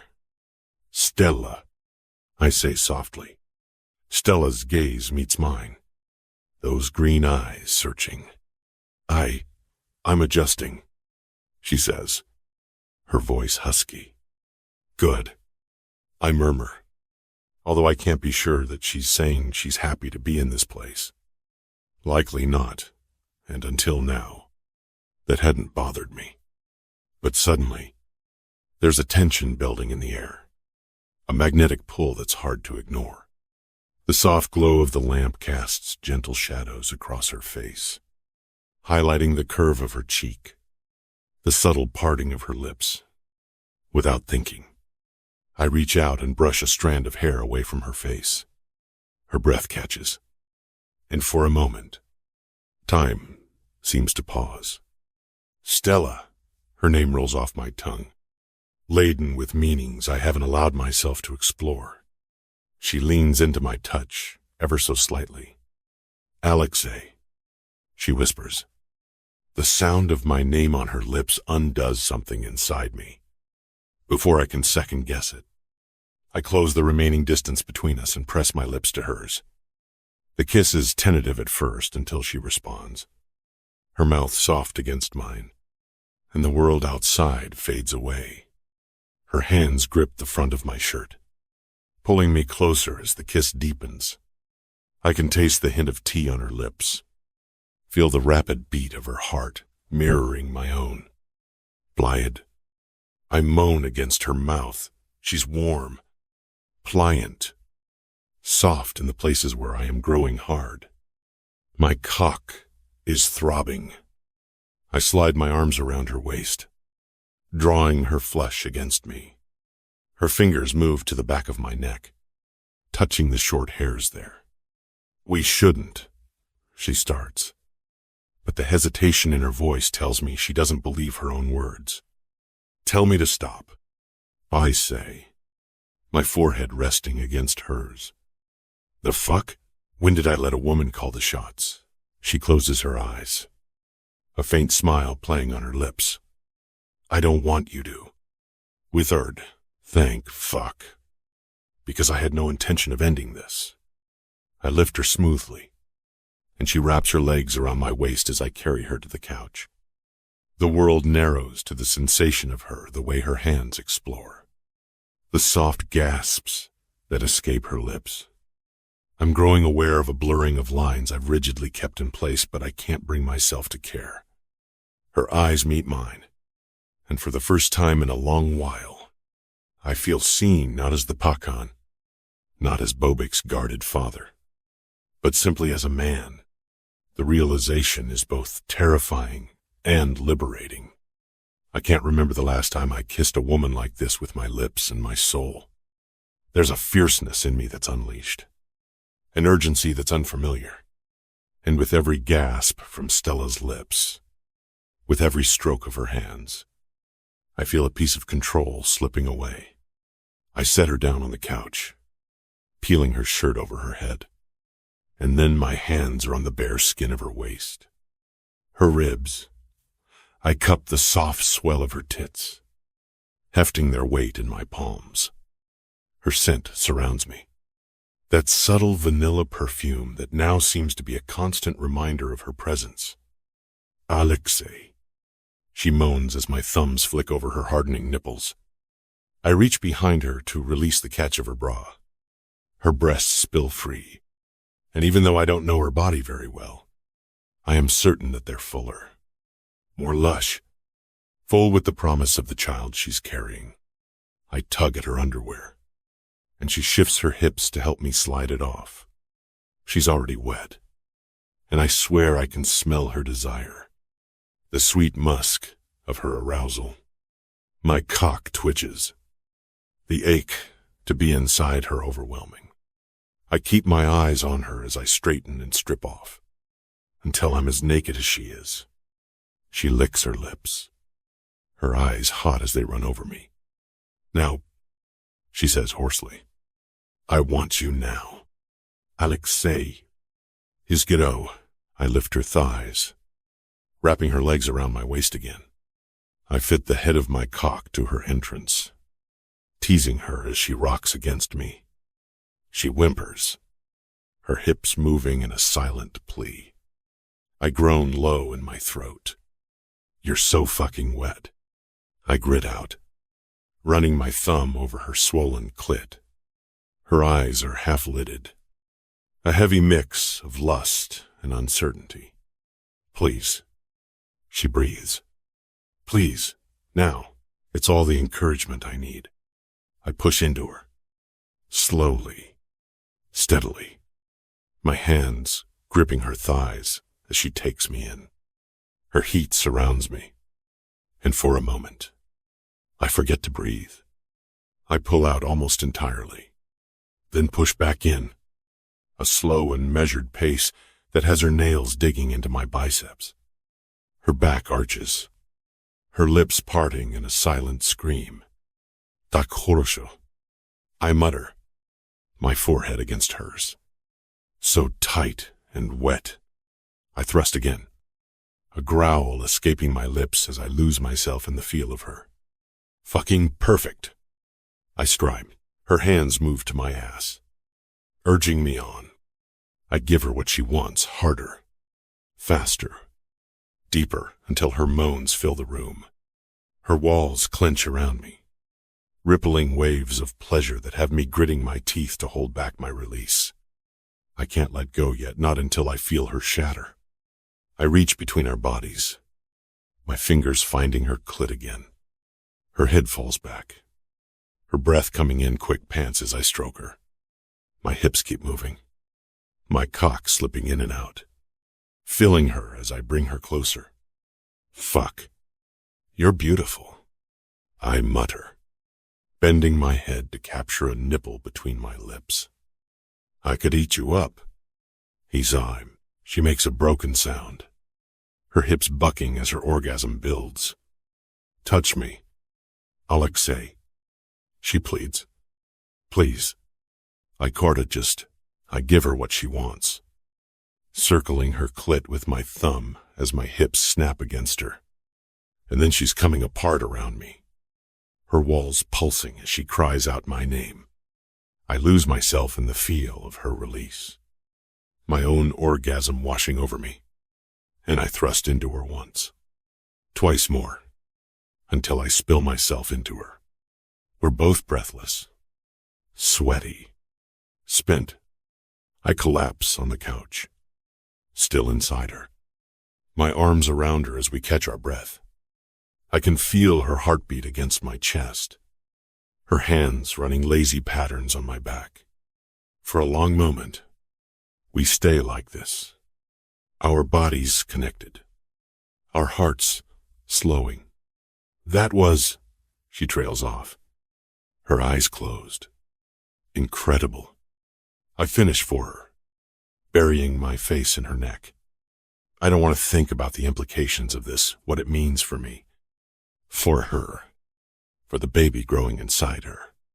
All I want is to savor this moment, to hold on to it and pretend that everything is simple, that I'm just a man, and she's just a woman, and we're free to explore this connection without consequences. But the reality is never that simple, and as I pull away from her, I know I should step back into the world of the Bratva, into a world of secrets and lies and complexities. I should go. I say, my voice rough. It's late. And said, she gnaws on her bottom lip, her eyes huge and deep. Don't, not yet. For a moment. I just look at her, trying to memorize the curve of her lips, the way her hair falls over her shoulders, the flush on her skin. This is a woman I could lose myself in. And I know, in that moment, that I'm already halfway gone. But I can't let myself fall. Not entirely. Not yet. Just a few more minutes. What harm could it do? I settle back against her, feeling her belly against mine. I'm keenly aware of the baby growing inside her, of the possibility of a future that's too daunting to consider. And as I stare into her emerald eyes, I know that nothing will ever be the same. The lines I've carefully drawn are blurred, and there's no going back to the person I was before. I'm falling, and it terrifies me. Chapter 46. Alexi. I lie beside Stella. The faint scent of her shampoo mixes with the lingering traces of our shared heat. Her fingers trace idle patterns on my chest, each touch stirring something unfamiliar inside me. Normally, I'd be gone by now. The walls rebuilt, the distance restored. But tonight, I can't seem to move. This was amazing. She begins softly, her voice hesitant. Da, I reply, an unfamiliar softness edging my tone. Silence settles between us, but it's not the awkward kind I'm used to. It's comfortable, almost peaceful. I stare up at the ceiling, the shadows dancing with the faint light filtering through the curtains. You don't have to stay, she says, but there's a question in her words. I know, I murmur, yet I make no move to leave. She turns her head to look at me, those striking green eyes searching mine. Then, why are you still here? Alexei, good question. One I don't have an answer for. Or perhaps I do, but admitting it feels dangerous. Uncomfortable. I let out a slow breath. You make it different. Was of this different? How? There's genuine curiosity in her voice. I pause, choosing my words carefully. I don't talk about my past. Not with anyone. She rests her chin on my shoulder, her gaze unwavering. And why is that? A part of me wants to shut this down, to seal off the vulnerable parts and fortify the barriers. But another part, one that's grown louder since she came into my life, pushes against that. My childhood was not ideal. She waits, patient, not pushing. My mother. I begin, the name catching in my throat. She disappeared when I was 10. One day she was there, singing me lullabies. The next, gone without a trace. Enwivry. Endicott chided. Stella's fingers grow still on my chest. I'm sorry. Averastend. But my father, Rodion, was a vicious man. A drunk. The memories surface bitterly. He took his anger out on me. Beatings were frequent. Within there, her eyes glisten with unshed tears. That's horrible. I shrug. A habitual gesture to mask the old pain. Diana tried to protect me when she could. Being twins, we looked out for each other. He say, Deanna, she repeats. You're close? She's the only family I have left. I say simply. And Bobic. Of course. I smile at the thought of him, even though so many things about his existence are not ideal. But I love my son. I'll never stop loving him. And I'll move mountains to make sure he gets what he needs. He's a great kid. Her lips curl into a smile, though her eyes are still teary. I bet you were too. Ixizri. I shake my head. I was angry. Very angry. Is what a bitted. Who could blame you? She turns her head to look at me more clearly. To go through all of that, it must have been tough. End quote. It's what I put others through that was the problem. I stare up at the ceiling, thinking back to a time when I forged my path in blood. You were a boy. Alexi. You can't be blamed for doing what you needed to survive. He's barred. I shrug a bit. I wasn't afraid of blame. I loved it. The violence. The power. Eventually, the beating stopped. My father knew it was just a matter of time before I killed him. She shudders against me. It is the way of my world. Stella. The weak make way for the strong. My father was weak. When I turned 20, I had enough. Exiled the bastard. Took control of everything he had. Made it a part of my empire. It's as this Tekyo. She lays a gentle hand on my cheek. You were so young. Luke, a man grows up fast in the Bratva. I reply, the hardness creeping back. There's no room for weakness. Dumos. She hesitates for a moment. And your mother? You never found out what happened? I shake my head. The familiar ache settling in. Niet. She was just gone. Oh, go. Stella cuddles closer, offering warmth without words. It's strange. This comfort. And that's why you were so close to your sister. Still are? Duh. I say, she's always been there. Acts like my mother sometimes. At least tries to. I shake my head. My smile wry. The irony is that the one person in the world who dares tell me what to do is just a mere woman. Maybe. Hey, don't underestimate the strength of a woman. Stella nudges me. I look into her eyes, realizing that there's an unspoken strength there, too. You're right. I acknowledge. There is a depth to women that few men can understand. When I saw Olga with Bobic, I could only admire how tireless she was. She never gave up hope for him, and had a face. Olga, his mother? Yes. She passed recently. Cancer.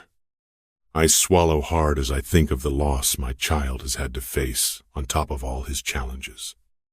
Sometimes the world seems so fucking unfair. Oh, that poor kid. She looks stricken. Losing a parent is the worst kind of pain, especially this early. Hudit too. We're both silent for a moment, processing this. What happened to him? She says, breaking the silence. She rests her chin on my chest. If you don't mind me asking. Where's? I pull in a deep breath. I might as well tell her. She'll find out eventually anyway. Eventually? How long do you think she'll be around? Mudak? I push the thought away. It was an accident. When he was born, the doctor fucked things up. Damaged his spinal column during delivery. I grit my teeth. He was drunk. Mester, she sucks in her breath. Oh my God. You mean he would have been normal if it hadn't happened? My jaw clenches. I nod silently, not trusting myself to speak. The things I want to say about that cunt shouldn't be said in front of a lady. Was there ever any recourse? She asks. Were you able to file a malpractice suit or something? I shake my head. Nothing. They denied everything. Remember, this happened in Russia. Facts can just disappear over there, just like humans. I know this more than most. That must have been frustrating, she says. Yes, I scoff. You could say that. I stare up at the ceiling again. But in my world, there are ways of settling scores. End quote. She sucks in a breath. You mean it's not important? I clear my throat. What about you? Your family? There's an uncomfortably long pause as I look down at her. She's pinching her lips together, and I sense that she has secrets of her own to keep. You might not believe this, but well, she hesitates, as if looking for the right words. I'm actually Russian. She finishes quickly, as if she's telling me this against her better judgment. I shoot a surprised look at her. Russian? Thai-Rusky? Well, fuck. Although, now that I think about it, there's something in the carefully precise way that she speaks that hints at an accent. I simply hadn't identified it. She nods. We were never supposed to talk about it. Her expression dims. We fled when I was 17. It was so sudden. One day, I was planning for university. The next, we were on a plane to Los Angeles. Why did you leave? I ask. Intrigued. She bites her lip. My parents wouldn't tell me. Just that it wasn't safe anymore. I shift slightly, pulling her closer up against my side. I like how she feels against me. I like it too much. Must have been difficult. I nurse. Yeah. She admits. I was angry for a long time. Confused. But I tried to trust that they were protecting us. In the stated way. What happened after you arrived? We settled in. Got into a routine. My brother and I got drilled taking English lessons. I could never understand why my dad was so nuts about the way we spoke. It was like we had to give up everything we ever were and become something completely new. There, Vlad. Sounds tough. I could never deny my heritage that way. Being Russian defines me. I don't say this out loud. She heaves a sigh. It was, but we had no choice. It was how things had to be. Anyway, it was 10 years ago. Another life. We learned to adapt. Is Singh from Mordred. I can see that. I say, it hadn't occurred to me that she might be Russian. And now, your parents? Are you close? A shadow crosses her face. They're gone. His stay. I furrow my brow. Izvini. I'm sorry. Zaychik. I say, feeling a strange urge to comfort her. I pull her closer. Her breath shudders out. It wasn't that long ago. Only been a few months. First, my father in an accident. At least, that's what the police said it was. My mother swore there were men who came for him, but they wouldn't investigate further. It broke her. Losing him. Not having them believe her. It was too much. Her voice trails off. She took her own life. She whispers. I feel a pang of something regret. Perhaps. You were alone. Hist. She gives a small nod. It was hard. My brother disappeared, and I was left to piece things together on my own. Fuck.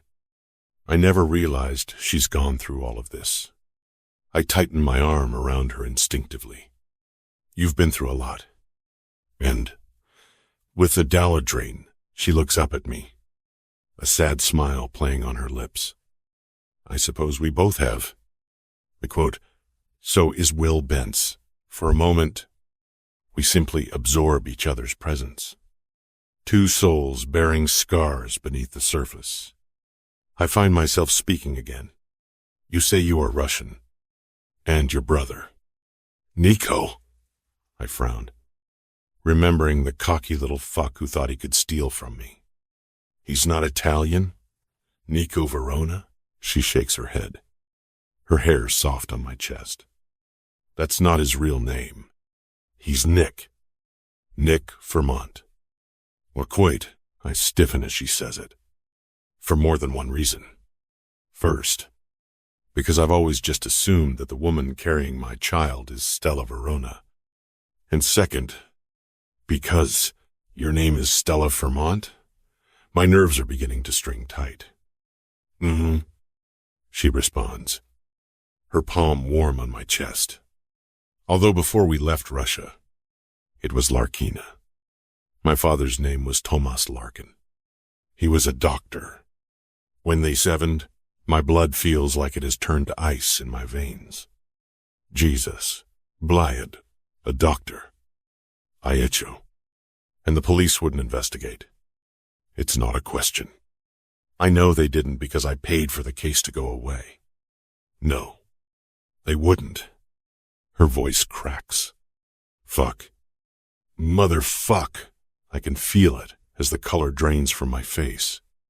The air seems to thicken until breathing starts to feel like dragging concrete through my lungs. This woman, the one who is carrying my child, the one who is inching her way into my world in a way that I can't comprehend. I had her father killed. I'm the reason that her mother took her own life. I'm the cause behind her pain. I dip my head and brush my lips over the top of her head. I am so very sorry. Stella, I murmur. It's okay. She whispers back. It's not your fault. Bertie, except it is. It is my fault, as surely as if I pulled the trigger myself. I'm responsible. Just like her father is responsible for what happened to my son. A decision settles in my chest. Hard as concrete and twice as cold. She must never, ever find out. Chapter 47. Alexi. I stride into Diana's study without knocking. The door swings open, revealing her as she seats gracefully at her desk, sifting through a stack of papers. She glances up, a flicker of surprise crossing her face before it settles into a calm mask. Lyosha, she acknowledges, her tone measured. I didn't know you were home. Brat, is this us? We need to talk. I state tersely. She sets the papers aside and turns to me. Is something wrong? You introduced Bobic to Stella. I say sharply, cutting straight to the point. Do you have any idea what you've risked? Diana meets my gaze steadily. I'm well aware of the implications. Divrit, then why? I snap, frustration boiling beneath the surface.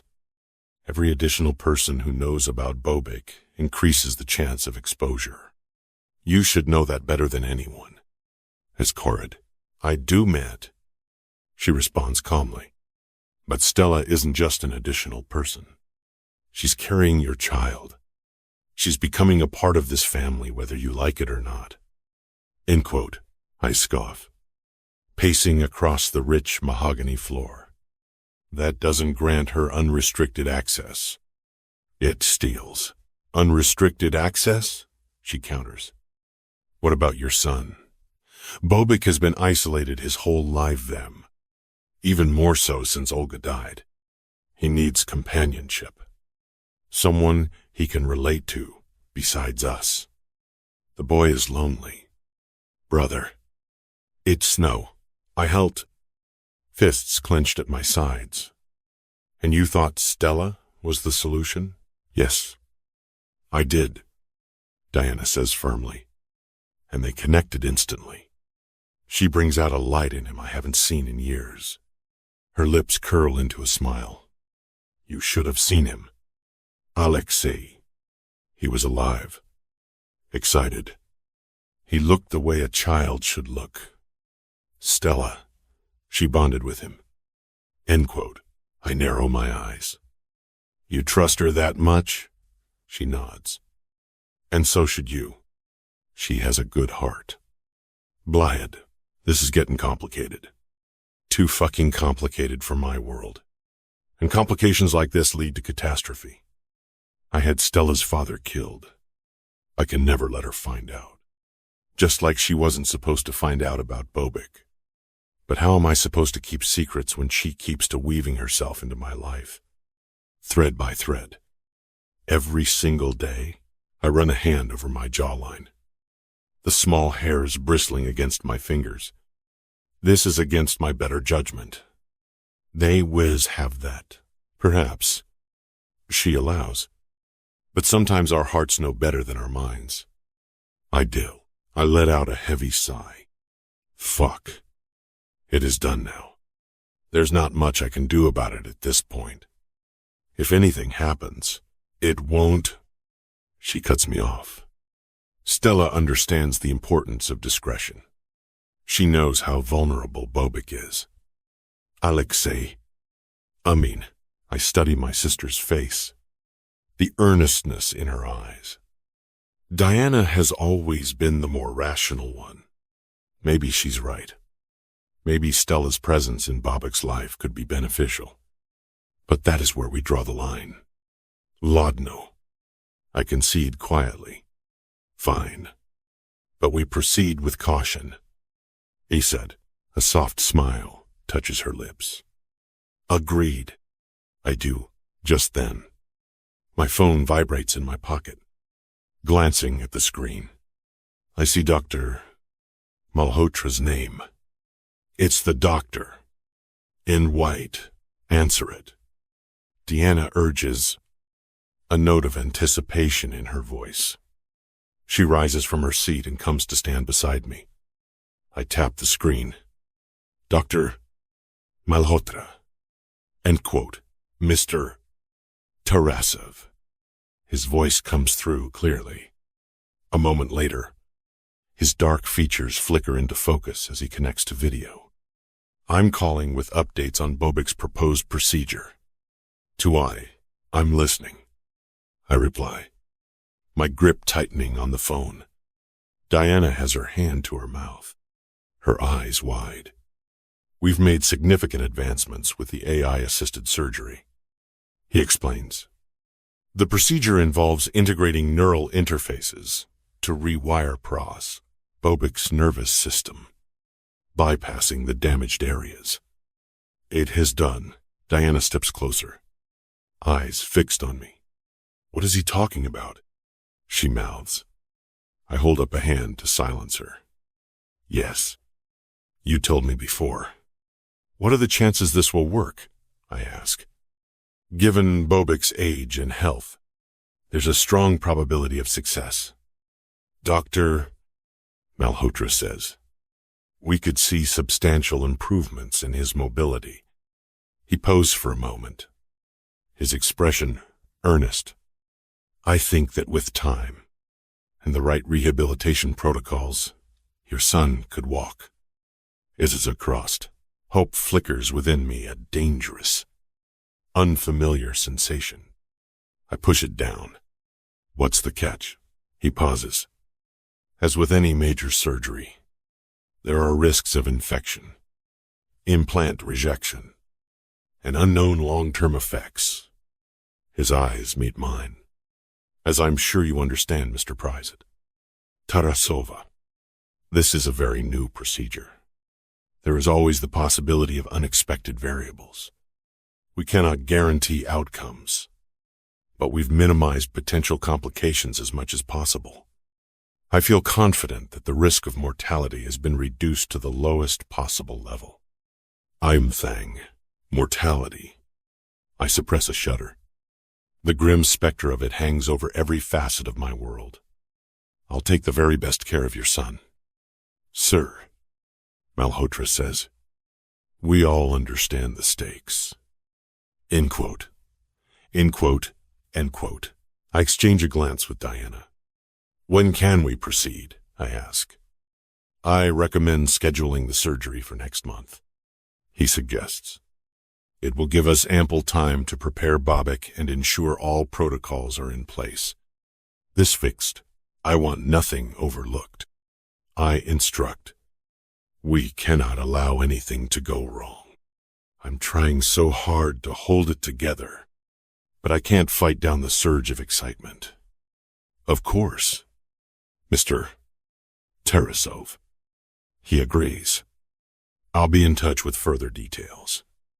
When the sense, ending the call. I exhale slowly. Diana is watching me intently. I was going to tell you about this when I got back. I say to her. He called when I was in D.C. Said they've made some new advances. He feels comfortable planning the surgery. Is it free? Is it safe? She gnaws on her lip. As safe as it could ever be. I heave a breath. But there's always a risk. Bobic understands this. I rub my eyes because as bright as he is, I'm not entirely sure he does. But it's too late to back out now. I already told him about the possibility, and he wants to proceed. Bobic's a strong boy. Diana echoes my thoughts. He's already been through so much. But if anyone can do this, it's him. What? I know. And if this works, it could change everything. Diana murmurs. I nod. The weight of the moment settling over me. Duh. I-. She reaches out, her hand resting lightly on my arm. Your son could have a chance at a normal life. Her expression brightens. We could take him skiing. Brat. I'd like to interrupt with a 1-minute advertisement. You can fast forward through it if you wish. Match point. Montaperto contro Casapieri. Montaperto. Prova suolata! Che gol! Di Montaperto con il destro all'ultimo. Golasso. Bravissimo. Bravissimo perché era praticamente finita. Match point Big Bro. Merlonghi contro Guda! Ci dalla Batcaverna! Esulta anche Murray! Vincono agli shootout i suoi big! Cade l'altra capolista! Cadono gli Stallions! Abbiamo assistito a una giornata fantastica che può riscrivere la storia di questo campionato. Bellissimo. Una Pasquetta che è stata una benedizione per tutti noi. Sensation I rarely permit. Thank you for standing by us. I manage. I know it hasn't been easy. You were there for me after Mama, she trails off. And we let the silence finish the sentence. I reach out and cup her cheek. You were there for me too. Sestra. But this, with Bobic, I sigh. You've done more than I could have asked. Meek. This wafting, Diana's gaze softens. We're family. Alexi. We face these things together. Dud, for a moment. Vulnerability passes between us. I pull her into an embrace. Unspoken fears and hopes shared in silence. We'll get through this. You'll see, she whispers against my shoulder. Konechno. We always do. I agree. We release each other. The gravity of our decision lingering. So much rests upon this moment, on the outcome of its surgery. And for once, I hope that fate will choose to deal us a better hand. Chapter 48. Stella. An alert pings on my laptop, pulling me away from the latest neuroscience journal I've been devouring. Restricted internet access means I have to make the most of every moment online. I click over to my inbox, expecting one of the automated newsletters I've subscribed to. But my stomach drops when I see the sender and the subject line. From G. Maranzano subject. You owe me money. Shit. My fingers hover above the trackpad, a cold sweat breaking out across my forehead. I hadn't heard from Gianni since that night, The night I swore I'd erase from my memory. The subject line alone sends a shiver down my spine. I swallow hard and force myself to open the email. Shaukar. I hope you didn't forget about our little arrangement because it's time to pay up. Don't make me come find you. A knot tightens in my chest. The words blur as memories flood back Gianni's smug grin. The weight of the black bag in my hand, and the humiliation of what I'd done to secure Nick's safety. I thought I'd washed my hands of him, that Alexi's intervention had severed any remaining ties. Clearly, I was wrong. I closed the laptop abruptly, pushing it away as if it's burned me. My heart hammers against my ribs, each beat echoing in my ears. I draw my knees up to my chest, wrapping my arms around them. The walls of the opulent room seem to close in, the grandeur suffocating rather than comforting. I can't believe I was engaged to this guy. What the hell was I thinking? I should tell him to go screw himself after everything he put me through, especially since he didn't even give me the full 300 grand. He gave me other things instead. And it's only sheer luck that my meeting with Alexi didn't go horribly wrong. I stand abruptly, pacing the length of the room. The plush carpet muffles my footsteps, but it does nothing to quiet my racing mind. I rub my temples, trying to stave off the impending headache. This really is the last thing I need right now. I'm already grappling with enough uncertainty. I think back to the desperate decision to borrow money from Gianni. Helping Nick seemed to be worth any price at the time. My brother's terrified eyes. His pleas for help, they left me no choice. But the relief I felt then has morphed into dread. I should have known Gianni won't simply let this go. The afternoon drags on. Each passing minute is weighted with anxiety as I try to come up with a solution. I try to distract myself with books, stretching routines, anything to keep my mind occupied. As evening approaches, a knock at the door startles me. Before I can answer, Alexi strides in, his presence commanding as always. He's dressed casually, but there's an alertness in his gaze that makes my pulse quicken. Your heart rate is elevated, he notes, pointing at the biomarker device on my wrist. What's going on? Of course he'd notice. I force a tight smile. Just feeling a bit restless. Well, he crosses the room, his eyes scanning my face intently. Restless? His gaze sharpens. It's more than that. Tell me what's wrong. Shit. I hesitate, biting my lower lip. Part of me wants to unload everything, to let him shoulder this burden for me. But another part resists, clinging to the last shred of autonomy I still have. I've always prided myself on being an independent woman who can take care of herself. But now, I don't even have my job to start chipping away at my debt with monthly installments. I hate the helplessness, the gnawing realization that I'm completely at Alexi's mercy. Stella, he says firmly, softening his tone just a fraction. I can't help if you don't tell me.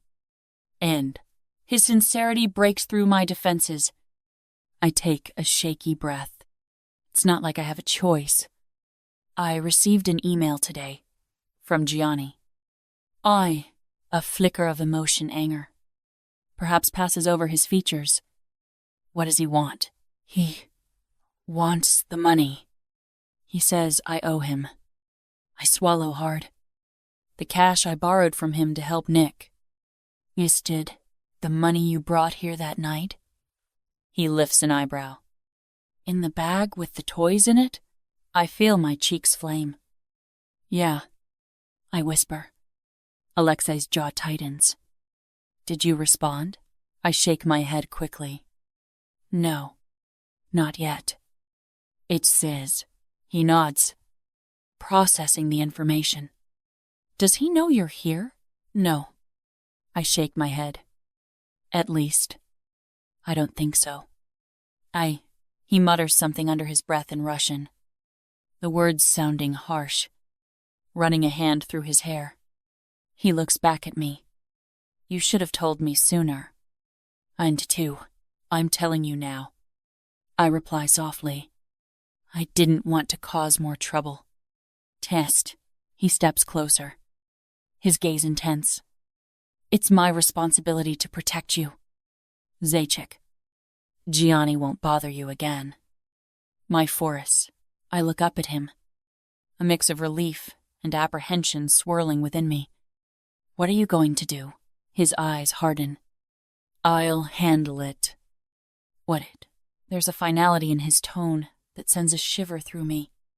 Part of me wants to press for details, but the other part isn't sure I want to know. He'll handle it. He reaches out, his fingers brushing my cheek lightly. You don't need to worry about this anymore. Focus on taking care of yourself and the baby. I have it. I nod slowly, the tension in my shoulders easing just a bit. Thank you. It's Teen. He holds my gaze for a moment longer before stepping back. Get some rest. I'll check on you tomorrow. As he turns to leave, I feel a pang of something loneliness. Perhaps. Alexi? I say impulsively. He pauses at the doorway. Yes, my mouth opens, then closes. Whatever I was going to say lodges in my throat, heavy and unspoken. Nothing. I whisper. The corner of his lip quirks up. Just barely. Good night. Zajic. I have. When the door clicks shut behind him, I sink onto the edge of the bed. The room feels emptier now, the shadows lengthening as evening settles in. I should feel reassured, but unease still coils in my stomach. Is he really going to fix this? How? And at what cost? As much as I despise my ex-fiancé, I don't want Alexi to hurt him. The night falls, but sleep eludes me. I lie awake in my bed, the ceiling shadowed and unfamiliar. The more I think about it, the more entangled I feel in Alexi's world. Dependence wasn't something I ever wanted, yet here I am, relying on a Bratva Boss to solve my problems. What if Gianni doesn't back down? He's not the type to simply walk away, especially when his pride is at stake. The thought of potential retaliation gnaws at me. As the hours drag on, exhaustion eventually pulls me under, but rest is fleeting. I'm back in our old house, the scent of my mother's cooking wafting through the air. Laughter echoes from the dining room where my father sits, his smile warm and genuine. But the scene shifts abruptly. The lights flicker, and shadows creep in. Men with obscured faces storm in. A gunshot rings out, and my father's body crumples to the floor. A police officer appears, his face twisted into a cruel sneer. You will never know how he died, he says. I try to scream, but no sound comes out. My feet are rooted to the spot as I watch the scene unfold again and again. I jolt awake, a strangled cry escaping my lips. My heart races, sweat clinging to my skin. The darkness of the room presses in, and for a moment, I can't distinguish reality from the nightmare. Curling into a ball, I focus on my breathing. Inhale, exhale. Slowly, the terror subsides, but the ache remains a hollow pit of grief and unanswered questions. I glance toward the empty side of the bed. There's no one here to offer comfort, to chase away the shadows. I'm alone, but maybe I don't have to be. As the early morning light filters through the curtains, I swing my legs over the side of the bed and tiptoe to the dresser. Hidden beneath a stack of clothes is my secret phone. I pull it out and stare at the screen, my mind racing. It's time. Stella, says Bojana. You've been procrastinating this for days. It does her. I know Bojana's right. But I needed to gather the strength for this phone call. And I'm still not sure I'm ready to find out the truth about my father's death. Come on. Sis, don't be such a coward. Bojana's voice urges. I dial Hannah's number before I could think better of it, my fingers trembling slightly. It rings twice before her familiar voice answers. Hello, Hannah.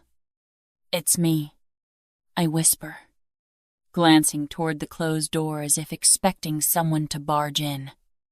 Stills? Oh my God. Are you okay? What time is it? Concern laces her tone. I'm fine. Han, don't worry, I reply. But I need your help. End quote. Anything.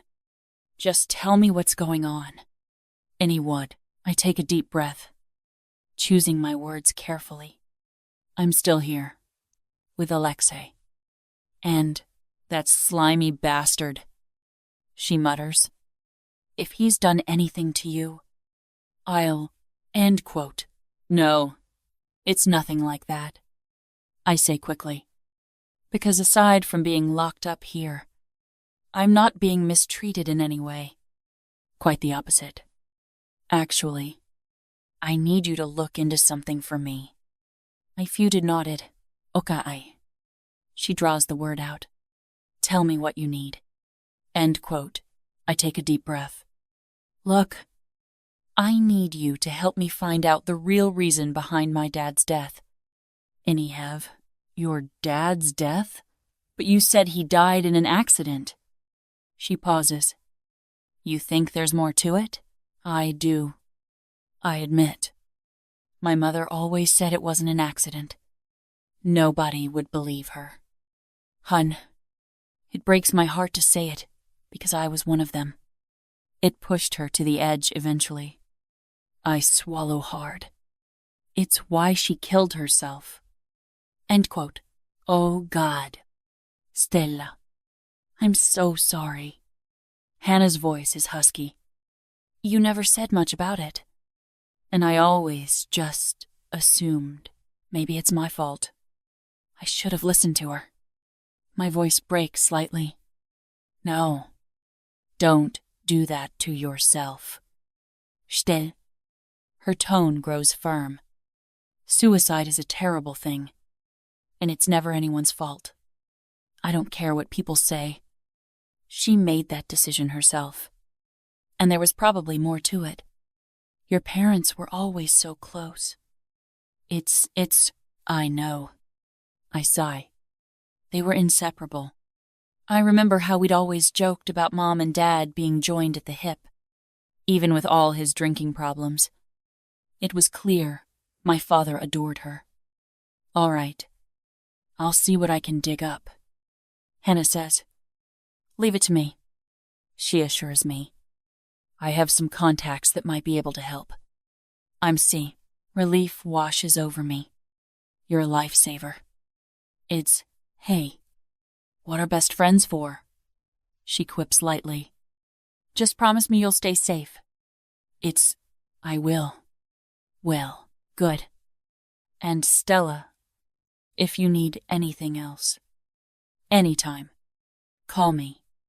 Thank you. Hun, I say again, my voice soft. We end the call, and I carefully hide the phone, tucking it away. Just as I close the drawer, a light knock sounds at the door. Stella? Diana's voice drifts through. May I come in? I smooth down my pajama top, taking a steadying breath. Yes, of course. Dad, she enters gracefully, a tray in her hands. I thought I'd have breakfast with you today, if you don't mind. End quote. I offer a small smile. I'd like that. I know. She sets the tray on the small table by the window. The morning sunlight casts a gentle glow. And for a moment, the tension eases. How are you feeling? She asks, her gaze appraising. Fine. I lie. Just a bit tired. Inder, she nods, folding her hands elegantly in front of her. It's important to rest. Stress isn't good for the baby. And I know. I reply, taking a seat at the table. The meal is modest oatmeal with fresh berries and a side of herbal tea. Diana takes a seat opposite me, reaching for a bowl and drizzling honey over the contents. Alexi mentioned you had some problems. I stir the oatmeal slowly. He said he'd handle it. It's mine. Her lips press into a thin line. He can be quite protective. Duazg, I glance up, meeting her gaze. Is that a bad thing? Not necessarily. She concedes, but it can be overwhelming. I sip the tea. Its warmth calming. I suppose I'm still adjusting to all of this. I was bricked. Her expression softens slightly. I can imagine it's a lot to take in. Ennis, an awkward silence settles between us, seeking to lighten the mood. I ask, have you always lived here? She tilts her head slightly. For some time now. Alexei values family close by. End quote. I nod. It must be nice. Having that support. Whatever right, a shadow passes over her features. Family is complicated. I chuckle softly. Isn't that the truth? She allows a small smile. Indeed. Wells, we lapse into a more comfortable silence as we eat. Surprisingly, the food sits well, and I feel a bit more grounded. Thank you for breakfast. I say sincerely. Thank you for the company. She stands gracefully. Shall we do it again? I'd like that. I say, surprised to find that I mean it. As she moves toward the door, she pauses. Oh, and Stella? Yes? Perhaps. If you're feeling up to it. We could hang out in the gardens later. Fresh air might do you good. We are Suv. I smile, genuinely. Sure. Sounds good. I know. She nods once, before exiting, leaving me alone with my thoughts. Turning in my seat, I gaze out the window. The meticulously maintained gardens stretch out below, a maze of hedges and blooming flowers. In the distance, beyond the small forests surrounding the gardens, the mountains rise against the clear sky. For the first time in days, I feel a glimmer of something. Hope, perhaps. Between Alexei's promise to handle Gianni and Hannah's commitment to help uncover the truth about Dad, maybe things can begin to make sense. I rest a hand on my abdomen. A protective gesture. We'll get through this. I whisper to the tiny life growing inside me. One step at a time. 2. Rasted. The day stretches ahead. And while uncertainty still looms, I feel a renewed determination. I may be entangled in a world far beyond my control, but I won't be powerless. Not entirely. Finishing the last of my tea, I rise and prepare for the walk with Diana. Perhaps forging connections here isn't such a bad idea after all. Chapter 49. Alexei. I huff out a breath and settle at my desk. The soft glow of the laptop screen shines through the dim light of my study. The house is quiet, an unusual calm that settles only in the dead of night. I shift in my seat as I open my encrypted email. A new message from James Whitmore sits at the top of the inbox. I click it open, my eyes scanning the formal language. Dear Mr. Tarasov, after careful consideration, we have decided to terminate the existing contract for the Cyclone R9 shipments. Strategic shifts and more cost-effective alternatives have necessitated this decision. We appreciate your understanding and wish you the best in your future endeavors. Sincerely, James Whitmore. I reread the words, each sentence pumping red-hot rage into my veins. Strategic shifts. Cost-effective alternatives. More bullshit. Kashlyuka. I have no doubt this is about Maranzano again. That Italian cunt has been slithering too close for comfort. He undercut my prices, threatened Stella, and now he's even sunk his fangs into my biggest contract. He clearly doesn't understand the implications of his actions. Yet, I rise from my chair, my feet scraping against the floor. A surge of anger courses through me, hot and undeniable. This isn't just a loss of $75 million. It's a direct attack on my reputation, an attack on me, and in my world. Such offenses are met with absolute retribution. I stride across the room, pulling out my phone. Sasha. I bark into the receiver. Yeah. Boss? His voice is immediate, alert despite the late hour. We must make a move on Maranzano, sooner than we planned. My tone carries a finality sharp as a gunshot. What do you want to do? Boss, I want him gone. No loose ends. Make it clean, and make sure it sends a message. I say coldly. There's a brief pause. Understood. I'll assemble a team. Iscomzation. Good. I want it done by the end of the week. Is letter due? On it. End quote. I end the call, my grip on the phone tightening until my knuckles whiten. The room feels stifling, the air too thick to breathe. My vision narrows, a red haze threatening to consume my thoughts. Instinctively, I reach for the decanter of vodka on the side table, the clear liquid catching the faint light. I pour a generous measure into a crystal glass. The smell sharp and familiar. I raise it to my lips. But something stops me. An image of Bobic flashes in my mind, his hopeful eyes, the way he looks up to me. Then Stella's face surfaces. Her trust. Her vulnerability. Yet, I slam the glass down.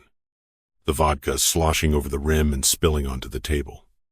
Drowning myself won't solve anything.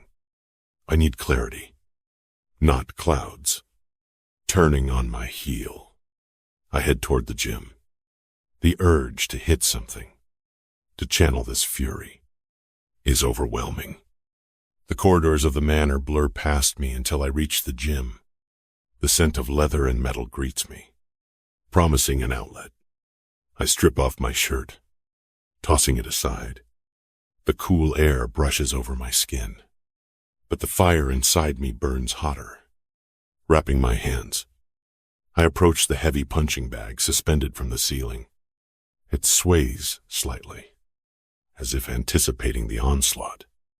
I launch into a barrage of punches, each strike fueled by the image of Maranzano's smug face. Left, right, hook. The bag shudders under the impact, chains rattling above. My breath comes in sharp bursts, muscles coiling and releasing with each movement. Tai dumayesh. Sheteo mozgeshe gratzum noi? I growl between hits. You think you can play with me? I push harder, my fists connecting with brutal force. The leather bites back, the friction burning through the wraps and into my skin. Warmth trickles down my fingers. I glance briefly to see blood seeping through, staining the white cloth red. Good. The pain sharpens my focus, blurs the line between body and mind. Sweat drips into my eyes, but I don't stop. Can't stop. Not until every ounce of this rage is spent. Gianni's treachery is more than just business. He tried to humiliate Stella, to use her as a pawn. The memory of her eyes when she told me about his threats ignites a protective fury I haven't felt in years. No one harms what's mine. No one. I throw a final, devastating punch, the force sending the bag swinging wildly. I step back, chest heaving, the room spinning slightly from exertion. The ache in my hands pulses, but it's a welcome distraction from the storm in my head. Wiping my brow with the back of my arm, I turn away from the battered bag. The adrenaline begins to ebb, leaving behind a restless energy. I need to keep moving. As if on qui, my phone buzzes in the pile of discarded clothing. I grab it, noting Dr. Malhotra's name flashing on the screen. Dr. Malhotra. I answer, attempting to steady my breathing. Mr. Tarasov. I hope I'm not disturbing you, he says politely. No. What news do you have? I wanted to update you on the preparations for Bobic's operation. He begins. Our team has secured the necessary equipment, and we're finalizing protocols for the AI integration. End quote. Good, I reply, pacing the length of the room. And the facility? Secured and private, as per your specifications. We've ensured that anonymity will be maintained throughout the process. End quote. See that it is. I warn, I do not want any mention of my son's involvement leaking to the media. Miss Preci was unaided, of course. He assures me, discretion is paramount. I also wanted to discuss the financial arrangements. 10 million. As discussed. If there are more expenses, tell my people. They will settle anything extra. Thank you. Mr. Tarasov. I'll keep you informed of any further developments. With that, do that. Izeri Grai. I end the call. A flicker of hope breaking through the darkness. Bobic's surgery is a risk, but it's a chance for him to have the life he deserves. A life without limits. But with that hope comes anxiety. The what-ifs gnaw at me, the potential complications, the slim margin for error. I can't lose him. I need to ensure that every possible precaution is taken. Scrolling through my contacts, I find Vasha's number and hit dial. He answers immediately. Bratuk and Vasya. Reach out to our contacts in media and cybersecurity. I instruct. I want a complete blackout on any information regarding a high-profile surgery in the next month. Monitor for any leaks. Mated in the Startnesty. Understood. He replies. I'll put in more firewalls and keep a close watch. Wasn't to orc. Spasibo. Worst. Anything else? That's all for now. I hang up. The weight on my shoulders only slightly eased. It's late, but I already know that I'm not going to sleep. The mansion feels too small. Walls pressing in. I decide on a night run. The air outside is crisp. The scent of pine and the distant ocean carried on the breeze. I take off down the secluded path that winds through the estate, my feet pounding against the earth in a steady rhythm. The physical exertion clears my mind, thoughts falling into place with each stride. As I loop back toward the main house, a lingering thought surfaces Stella. I slow my pace, eventually coming to a stop beneath the shadow of an old oak tree. Pulling out my phone, I access the secure surveillance app. A few taps bring up the live feed of her room. The camera reveals her asleep, the soft rise and fall of her breath visible beneath the thin sheet. The moonlight filters through the curtains, casting a silvery glow across her bare skin. She's shifted in her sleep, the fabric draped low over her hips, exposing the gentle curve of her belly. Seeing her like this, a mix of strength and vulnerability, stirs something alien within me. A protective instinct. Yes, but also a much deeper pull. An attachment I hadn't anticipated. Zaychik, I murmur softly. My little rabbit. Her hand rests lightly on her stomach, as if subconsciously acknowledging the life growing within her. Our child. The thought sends a jolt through me. I've kept people at arm's length for so long. In my world, these things are necessary. But with Stella, those barriers waver. She challenges my control, stirs emotions I'd long since buried. I watch as she moves, a small frown creasing her brow. Is she dreaming? A pang of guilt hits me when I think of how upset she was about Gianni. She shouldn't have to feel that way. She shouldn't have to deal with the bullshit that come with this world. Resolute, I make a silent vow. I'll eliminate the threats to my family. Secure our future. Whatever it takes. The weight of responsibility settles over me. But this time, it's coupled with an unexpected warmth. Perhaps, with Stella and Bobic, there's a chance for something more. Something beyond the cold dealings and calculated moves that have defined my existence my entire life. But then again, perhaps a man like me doesn't deserve it. Chapter 50. Stella. It's quiet. I'm sprawled across the oversized bed, a book resting on my stomach as I stare up at the ornate ceiling. The intricate patterns of the molding have become familiar over these past days. Each swirl and curve etched into my mind.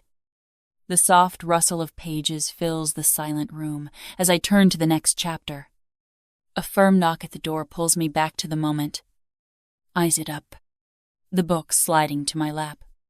Come in, I call out, smoothing a stray lock of hair behind my ear. The door opens to reveal Alexi, his tall frame filling the doorway. He's dressed casually today, dark jeans and a crisp shirt with the sleeves rolled up, revealing the intricate tattoos that snake along his forearms. His eyes meet mine, a hint of something softer than his usual stern gaze flickering there. Am I interrupting? He asks, his voice carrying that familiar Russian, lilt. I shake my head, closing the book and setting it aside. No, just reading. Everything all right?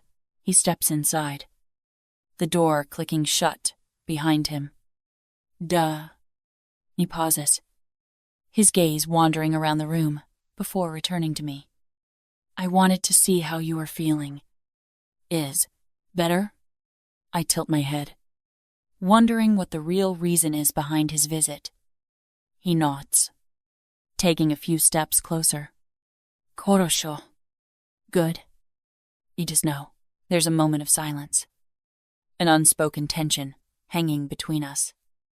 Is there something else? I prompt gently. Alexei exhales softly. I thought perhaps it is time I introduce you to Bobic properly. Together. Surprise washes over me. You want me to meet him? Like, officially? Duh. He replies. I believe it's important we do this. As a family. I round. The word family hangs in the air, its weight heavy with implications.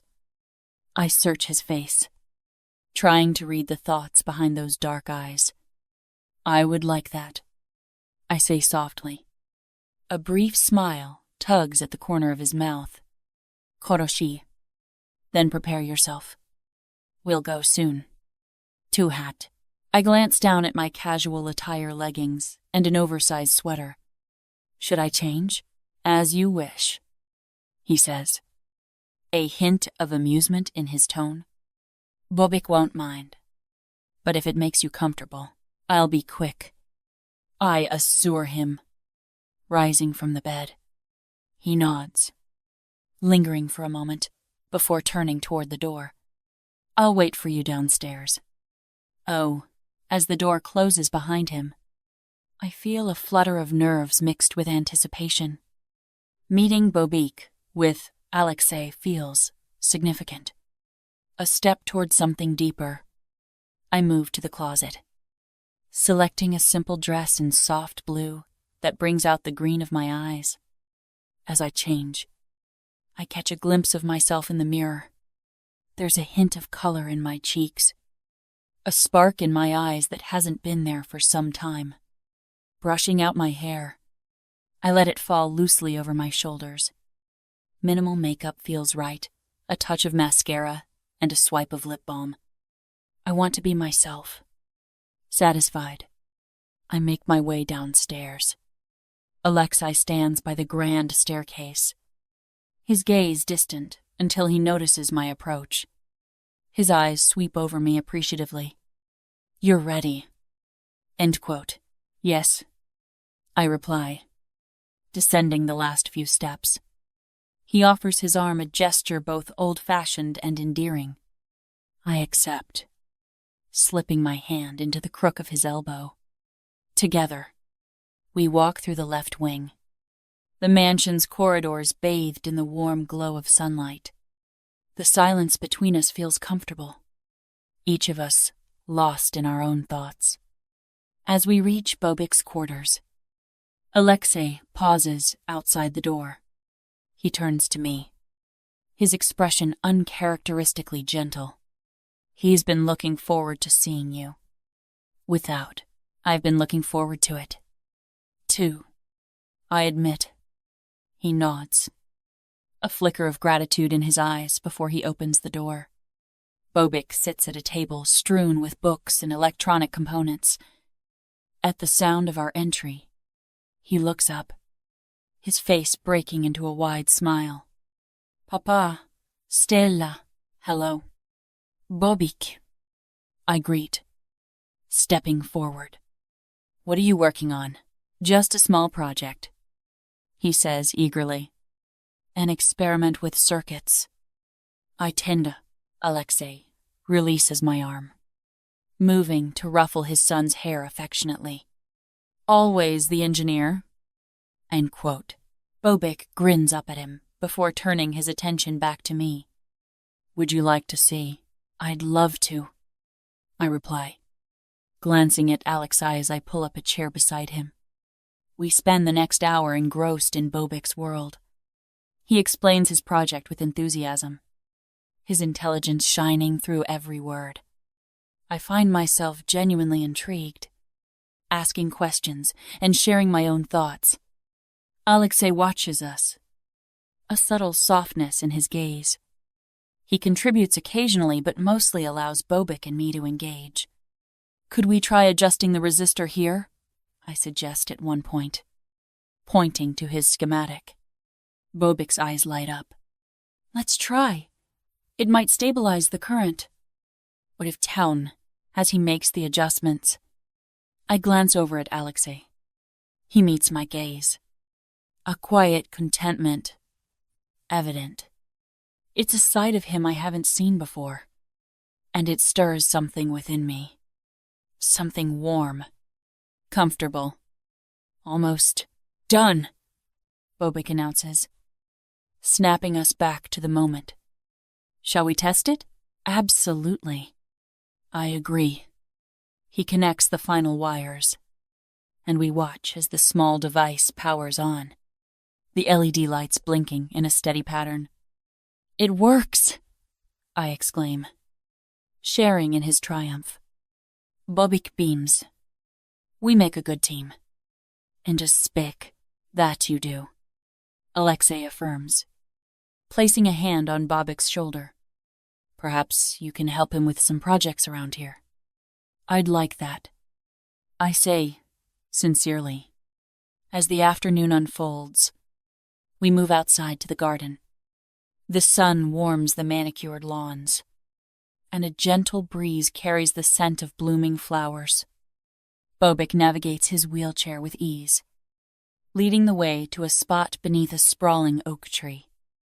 Papa, can we show Stella the game we play? He asks eagerly. Alexi raises an eyebrow. Are you sure she's ready for that? Bobic laughs. She's already proven she's smart. I think she'll catch on. And well, Korosho. Malush. Alexei concedes. The game involves strategy, part chess, part puzzle. Bobic explains the rules.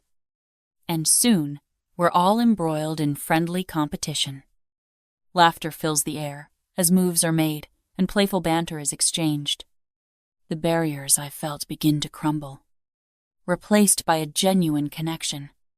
For the first time in months, the pain of losing Mom and Dad starts to fade to the background. Later, as our shadows lengthen, Diana joins us, carrying a tray of refreshments. I thought you might all enjoy a snack, she says. Her usually reserved demeanor softened. Perfect timing. Tetia, Bobic exclaims. I'm starving. I prized. She smiles warmly. Always thinking ahead. We settle on the grass. The atmosphere light. Almost like family. Conversations flow easily, stories shared. Jokes told. It's a moment of simple joy. The kind I'd nearly forgotten existed. The kind I never imagined possible within the confines of this mansion. I catch Alexi watching me at times. His expression unreadable, yet intense. Each time our eyes meet, a silent understanding passes between us. As twilight approaches, the sky colored by the setting sun, we decide to head back inside. I'll take Bobic up. Brett, Diana offers, giving us a knowing glance. Alexei nods. Spasibo. Oh, Bobic turns to me. Will you visit again tomorrow? Wouldn't miss it. I reply with a wink. He grins. Good night. Stella. Good night. Papa. Grove. Sleep well. Sin. Alexi says, squeezing his shoulder. As they depart, Alexi and I remain standing in the garden, the evening air cool against my skin. Thank you for today, I say softly. It was wonderful. With this fived, he looks out over the gardens, hands slipping into his pockets. It was long overdue. Bobic hasn't been this happy in some time. I'm glad I could be a part of that. Zaychek. He turns to face me fully. You've brought a light into this house. Into him. And, he hesitates, searching for the words. Into me. End quote. I feel my cheeks warm. Alexei, he steps closer. The distance between us narrowing. I know I have not made things easy for you. My world is complicated. I understand that more than you might think. I reply. And I know there's more beneath the surface. End quote. He reaches out, his fingers brushing against mine. Family is important to me. Stella. Not just for appearances or obligation, but because without it, there is nothing else. 22. My heart skips a beat. Because in this moment, the guarded man I've come to know is revealing a vulnerability I hadn't expected. I feel a closeness to him. A closeness that feels deeper every day. I understand. I whisper. A hint of a smile touches his lips. Good. I want you to think about that. -2 here. We stand there for a moment. The world fading around us. The distant sound of evening birds. The rustle of leaves all background to the silent conversation in our eyes. He offers his arm once more. Let's go back. With it is prize and I nod. looping my arm through his. Lead the way. With a lows as we walk back toward the house. A comfortable silence settles between us. Do you have any cravings? He asks suddenly. I laugh softly. Cravings? The baby. He clarifies. I've heard it's common. I'm so... I grin. Well, now that you mention it, there's been this freaky need for pistachio ice cream. And, he raises an eyebrow. Is that so? Yes. But it's terribly specific. It has to be from this little shop in town. End quote. I see. He appears thoughtful. Maybe we can visit. I time, really? The idea of an outing beyond the estate fills me with delight. Of course. Anything you need. How say? But I thought I had to watch what I ate? I raise an eyebrow. I think we can bend the rules sometimes.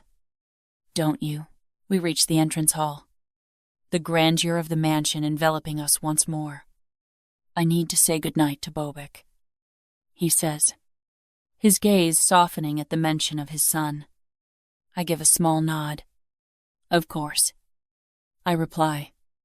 He hesitates for a moment, then leans in to place a gentle kiss on my forehead. The gesture is tender, sending a warmth right through me. As he departs, turning towards Bobic's quarters, a mixture of emotions begin to swirl within me. Things are changing, in ways I never could have anticipated. I stand there until he disappears around the corner before I head up the staircase. Closing the door behind me, I move to the window of my room. The night is clear. The moon, a slender crescent. A gentle breeze stirs the air, carrying the scent of the distant ocean. Below, the estate stretches out, a maze of gardens and pathways illuminated by soft lighting. It's a beautiful prison, one I'm still struggling to understand, one I no longer hate. I lean against the windowsill, my fingers trailing over the cool glass. It's been a day of unexpected connections with Bobic, with Alexi, and even with Diana. The barriers I'd erected to protect myself are slowly dissolving, revealing a confusing mix of emotions. It's hard to believe how much my life has changed in just a matter of weeks. I take a deep breath, my hand moving to rest on my abdomen. Inside, a new life is growing, a precious gift I've guarded closely. For now, it's a bond between Alexi and me, a bond I don't quite understand. But tonight, as I stand here, I begin to feel even more alone than I have in a long time. I know I should go to bed, rest my body and mind, but my thoughts are restless. My fingers trace the contours of my belly, my touch gentle. What am I getting myself into? I whisper. The silence of the room is my only answer. I've tried to tell myself that my feelings for him are simply a product of my circumstances, a captive falling for her captor. Like Stockholm Syndrome? Bojana intrudes my thoughts. I haven't turned to my imaginary sister for the entire day. I didn't need to. Alexi has unsettled me since the first time we met. But today, I saw a very different side of him. The protective father, the caring brother, the man willing to let his guard down. He's an enigma, a puzzle I can't help but want to unravel. And there's a part of me that wants to believe he's genuine. That, despite his dark past and complex present, there's a chance for something real. My eyes drift to the dark shape of the door, imagining him appearing in the doorway. Stupid girl. You're like a lovesick teenager. Was now. You're right. Bojana, I say under my breath, turning away from the window. I slip off my robe, revealing the lace nightgown beneath. My fingers toy with the delicate straps, considering for a moment before reaching for the light switch. The room is plunged into darkness, aside from the faint glow from the window. I crawl beneath the sheets, the cool fabric brushing against my skin. I'm about to close my eyes when I hear it, the soft click of the door. My heart skips a beat. The sound of approaching footsteps reaches my ears. And then he's there, a dark silhouette in the moonlight. "Alexei?" I say softly, propping myself up on my elbows. He doesn't respond, but I can sense his gaze on me. A silent, intense scrutiny. My pulse quickens, my body instinctively responding to his overwhelming presence. He takes a step closer, the bed dipping slightly as he sits on the edge. "I wanted to thank you for today." Is day. I smile. The shadows dancing across his face accentuate the angles of his jaw. "You already did. And it was my pleasure." "Dude," he nods, his hand reaching out to brush a curl of hair behind my ear. "You brought happiness into this house." The tenderness in his touch leaves me tingling. "It's your family that brought me joy." End quote. There's a moment of silence, the air thick with unspoken words. He leans forward, his breath warm against my skin. "Stella." "Yes?" My voice comes out as a whisper. His fingers tangle in my hair, guiding my head back to expose the line of my throat. "Blyad." His voice is almost a groan. "I can't stop thinking about you." His sudden admission sends a rush of desire through me.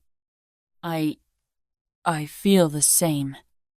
End quote, with gentle pressure. He urges me back down onto the pillow, his body covering mine.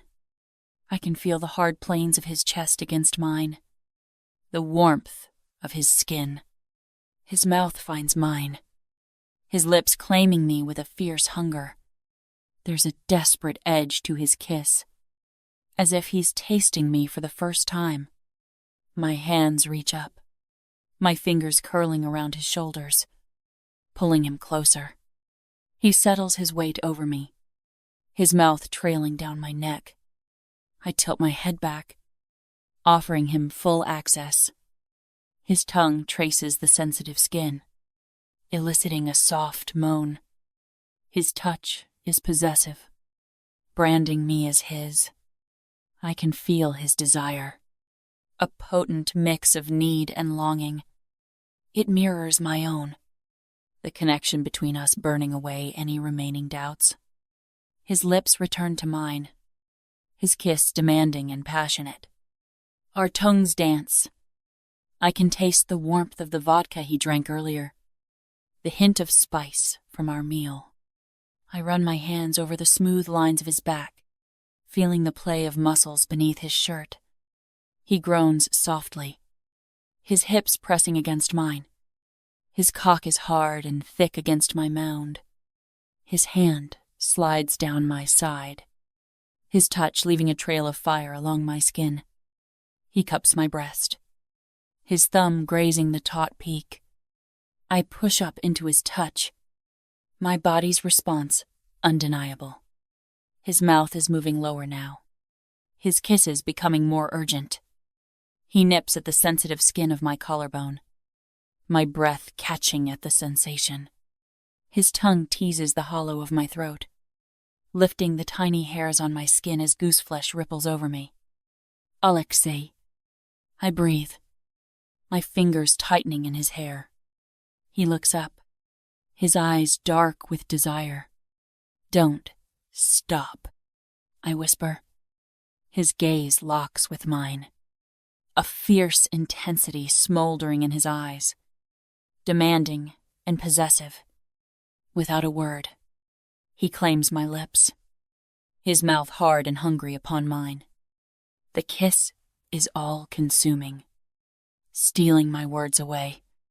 His breath, hot and heavy, caresses my face, and the rough scrape of his stubble against my sensitive skin sends a thrilling shiver down my spine as he angles his head, delving deeper, exploring and conquering, leaving me breathless and yearning for more. His lips leave my mouth and trail along my jawline to my throat. I tilt my head, offering him access, and he eagerly accepts, kissing and sucking on my sensitive skin.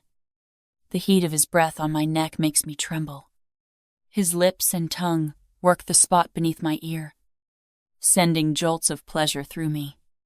His fingers, skilled and unhurried, roam over my sensitive skin, leaving a trail of tingling warmth. With each caress, he kneads and molds my flesh, his touch both firm and tender. I need more, so I press my body closer, every nerve awakening at the promise of his proximity. As he cups my breasts, his palms enveloping the curves possessively, I sigh, my body pressing instinctively into his touch. His tongue laves my sensitized peaks, tracing lazy circles, sending shivers through my willing flesh.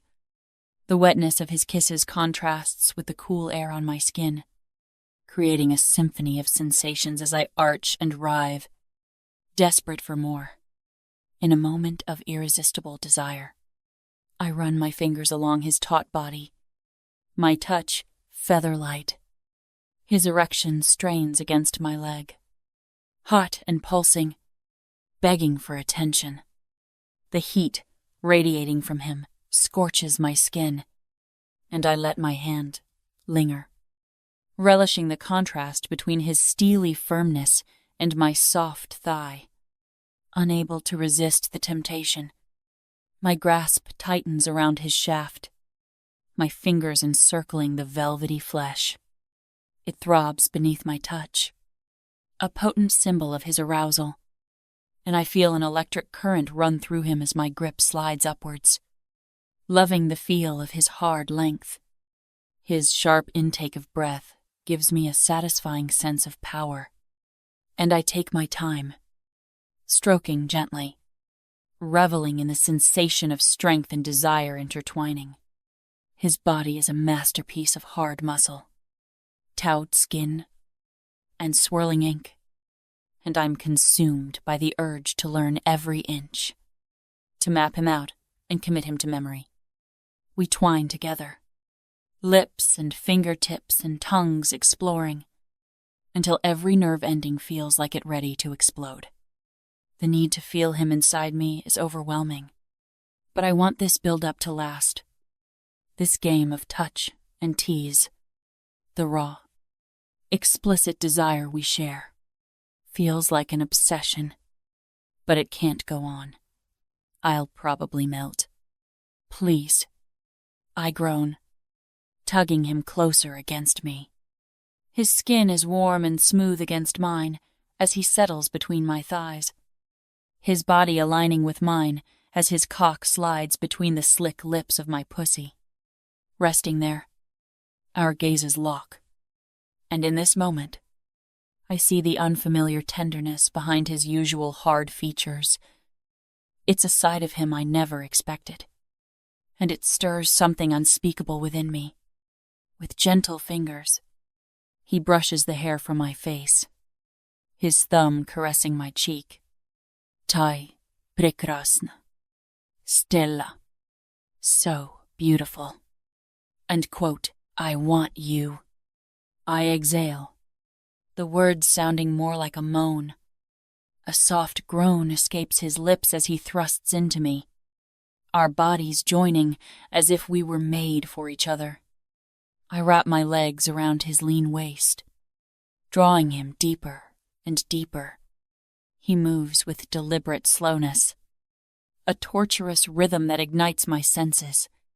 His gaze locks with mine, intensa and unwavering, almost too much for me to bear. Although I don't look away, I can sense his control, a raw, restrained power that sends a thrill through my body. With each passing second, he teases and torments, pushing forward, filling me with a tantalizing slowness, and then retreating, leaving me craving even more. My fingers trace every inch of his sculpted back, feeling the smooth skin and the rigid outline of his spine. I grip his shoulders, digging my nails into the firm flesh as I explore the curve of his muscular arms. The hair on his chest is soft and sparse, and I gently scratch my nails across it, reveling in the contrast against his hard, rippling pecs. Our breathing becomes labored, heated pants filling the air. Every thrust brings a sharp gasp, our bodies moving in perfect synergy. Approaching the peak of ecstasy, his mouth captures mine, kissing me with a hunger that mirrors my own. I taste his desire, his tongue commanding and demanding my surrender. The climax looms, the tension coiling tightly within us. We hover at the pinnacle, every muscle taut, every sense heightened.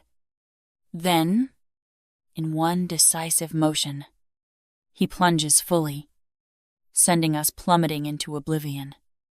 An explosive cry bursts from my lips. Oh, yes. Harder. The room fills with our voices, a raw chorus of pleasure and satisfaction. Our hearts race in unison, wild and passionate, as our bodies intertwine, slick with sweat and need. For a moment, we lie still, our breathing gradually slowing. His weight presses me into the mattress, a comforting heaviness. His arms tighten around me, his lips brushing my temple. I feel safe, protected in the circle of his embrace. It's a feeling I haven't known in a long time, and I want to hold on to it for as long as I can. His hand comes to rest on my stomach, a gentle caress. You and I, we are bound now. I stare up at him, my fingers tracing over his back. Yes, I whisper, though I'm not entirely sure what that means. His lips find mine once more, his kiss soft and gentle. Sleep now. Zajic. I am whole. I smile, a sense of peace settling over me. He presses a final kiss to my forehead before pulling away, his body slipping from mine.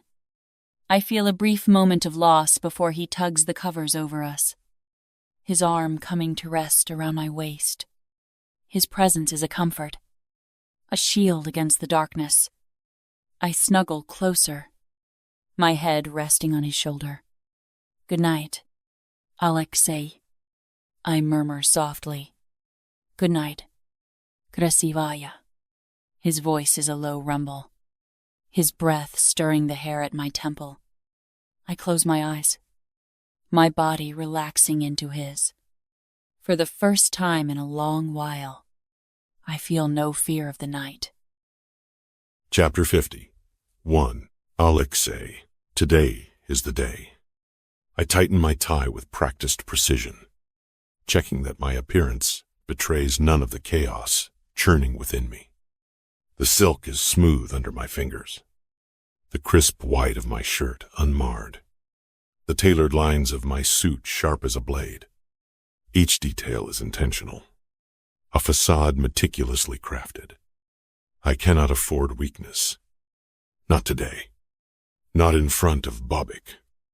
The past few days with Stella and Bobic have felt surreal, like breathing in a bubble of borrowed time. A fragile illusion, too beautiful to be real, too fleeting to last. Happiness is a luxury I'm not certain I've earned. But today, there's no time to dwell on such things. Today brings us back to reality like a fist to the jaw. My son's operation looms ahead like a shadow I cannot outrun. As I climb the stairs toward his ward, my steps echo against the sterile white walls, louder than they ought to be. With every floor I ascend, I feel the weight in my chest grow heavier, my body betraying the calm I'm trying so desperately to project. When I finally reach the double doors to his wing, I pause, gripping the metal handle. The coolness of it bites into my palm, grounding me for a moment.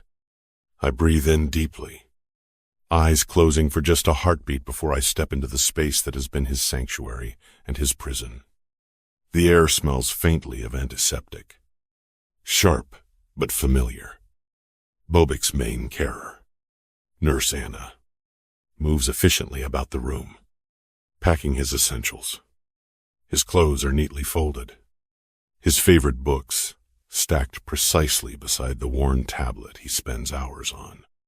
I note the care she's taken in arranging everything, and gratitude stirs weakly beneath my anxiety.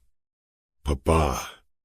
My son's voice cuts through the hum of the medical machines, bright and bursting with an energy that pulls my attention immediately. I turn toward him, and there he is, my brave little boy, beaming up at me from his wheelchair. His skinny legs are tucked neatly beneath him, his small hands clutching the armrests, as if holding himself back from leaping out of the chair through sheer enthusiasm alone. He's already dressed and ready, wearing the new sweater Stella picked for him, and his excitement practically vibrates off him. My heart clenches painfully at the sight. I force a smile, though my face feels stiff and unnatural. Dobraje utro, Malish, I say, crossing the room in measured strides. My voice comes out smooth, but inside, my composure is crumbling. I ruffle his dark hair, soft as feathers beneath my hand. Are you ready?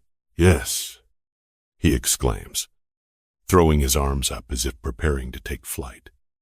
Doctor, Malhotra said I might be able to feel my toes after the first phase.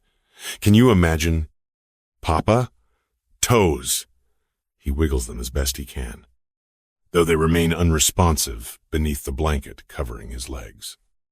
Despite this, his eyes shine with a fierce, untainted hope that slices straight through me. I swallow hard and nod. That would be wonderful. Sin. My words sound steady, but they echo hollowly in my ears. Inside, I feel as though I'm teetering on the edge of breaking. Please. God. The thought forces its way through the walls of my mind, heavy and desperate. Let this work. Let my son walk. But if that prayer goes unanswered, I would make any deal, any bargain to see Bobic run one day. I would surrender my soul to the devil himself if it meant freeing my son from the chair that has bound him for so long. We'll play football together soon. Bobic chatters on, his voice high and bright, drawing me from my spiraling thoughts. His hands move animatedly as he continues describing the future he can see so clearly, one filled with running, jumping, and all the simple joys he's been denied. As he dreams aloud, I busy myself checking his bags, ensuring that nothing was forgotten. The mundane task gives my hands something to do, a lifeline to cling to amid my storming thoughts. Papa? His voice slips into a softer tone, pulling my gaze back to him. I turn and find his eyes on me again, steady, serious, far too perceptive for a 10-year-old. It's a look that sees me far more clearly than I care to be seen. Are you worried? He asks, head tilted, his expression open and curious. The question stills me for a moment. A lie, it would be easy. And yet, looking at him, I know I can't. He's endured more truth in his short life than most adults ever will. He deserves better than a false mask. Yes, Malish. I force myself to answer, my voice tight, a little. To my surprise, his small hand reaches for mine, his fingers wrapping around mine with a firmness that belies his delicate frame. It's okay to be scared. Papa, he says, his voice so full of quiet wisdom that my breath catches. But Doctor, Malhotra is the best, right? You made sure of that. Oh, a sharp, surprised laugh escapes me before I can stop it, roughened by the lump in my throat. When did you become so wise? Sinok, I learned from you, he says with a grin so pure it feels like a balm over my fraying edges. His hand squeezes mine. And soon we'll play football together. You'll see. Fuck. This kid. And I do see it so vividly it hurts. The image of my son kicking a ball, running freely across green grass, laughing with an abandon he has never truly known. I turn away quickly, pretending to busy myself with his things, the weight of that hope pressing down on me too heavily to bear. Duh. I whisper tightly. Soon. You know, the drive to the hospital passes in a haze of Bobic's voice filling the car. A lifeline I cling to. He talks endlessly, explaining the way the neural AI works as though it's a bedtime story, lacing every word with a passion that soothes and devastates me all at once. My son, a 10-year-old boy, understands technology better than some seasoned engineers, and I marvel at his boundless curiosity even as the thought creeps in. Unbidden. Will this curiosity still be here tomorrow if something goes wrong? Yet. It can't go wrong. I crush the thought ruthlessly, focusing instead on the sound of his chatter, memorizing the sound of his laughter. We arrive at the hospital faster than I expect, and the private wing gleams ahead, polished glass and stainless steel reflecting the brightness of the sunlight. My men are already stationed at the entrance, their presence a silent reassurance, though they can do nothing for the battle waging inside me. I park in the reserved spot and exhale slowly, steadying my hands before I step out. Doctor, Malhotra greets us personally, his calm confidence reassuring. Young Mr. Tarasov, ready for your big adventure? More than ready. Bobic declares, and I've been studying the procedure. The neural interface is fascinating. Indeed, it is. Doctor, Malhotra's eyes crinkle with genuine warmth. Perhaps you can explain it to your father while we get you settled? The doctor winks at me as Bobic launches into yet another explanation of neurons and synapses. The private suite exceeds even my exacting standards. State-of-the-art monitoring equipment fills one wall, while the other features a large window overlooking the city. Everything speaks of cash well spent, the best care money can buy for my son. I help transfer Bobic to the hospital bed while nurses bustle around, checking vitals and starting preliminary procedures. He continues his excited explanation of the technology, his hands moving animatedly as he speaks. And see, Papa, the AI learns from my brain signals, creating new neural pathways. It's like teaching my spine to talk to my legs again.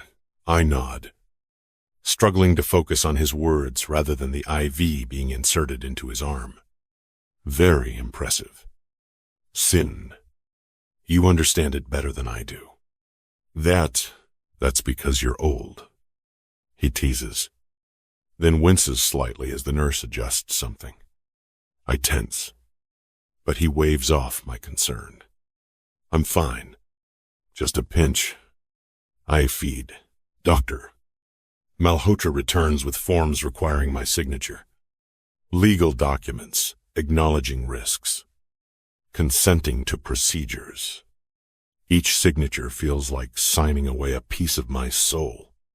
We'll begin prepping him for surgery in about 20 minutes. He explains gently. You can stay until then. To Israeli, I nod, not trusting my voice.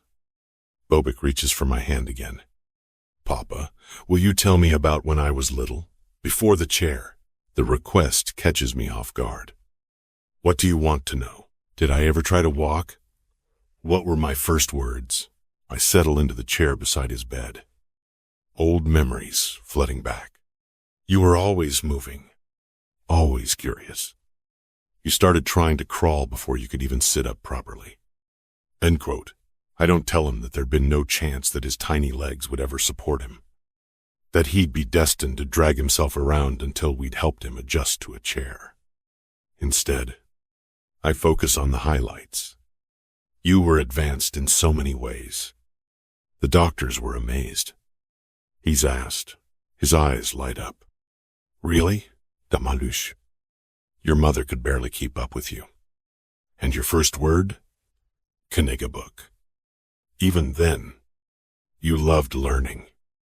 Do as say. He smiles, squeezing my hand. Tell me more.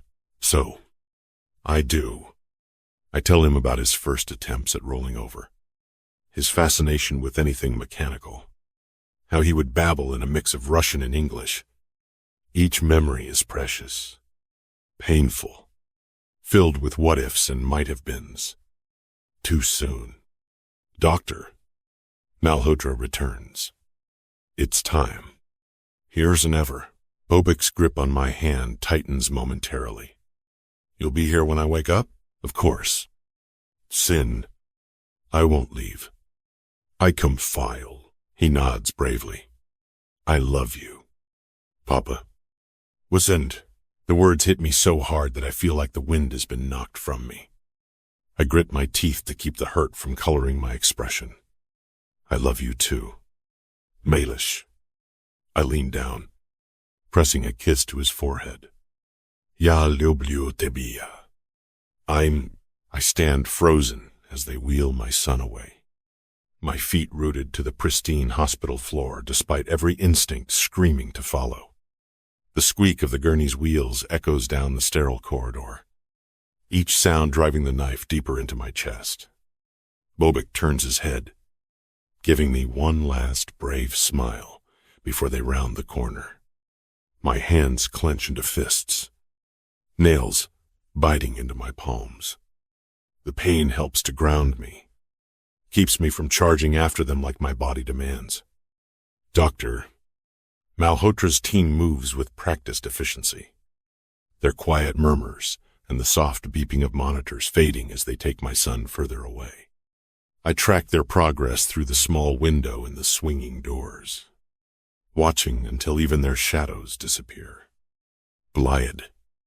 I mutter, running a hand over my face. The tremor in my fingers betrays my carefully maintained composure. I've faced down rival Bratvas, survived assassination attempts, built an empire from nothing, yet watching my 10-year-old son being wheeled into surgery reduces me to this shaking mess. A nurse approaches cautiously. Mr. Tarasov? The waiting area is this way. 1. I nod stiffly, allowing her to guide me to a private room.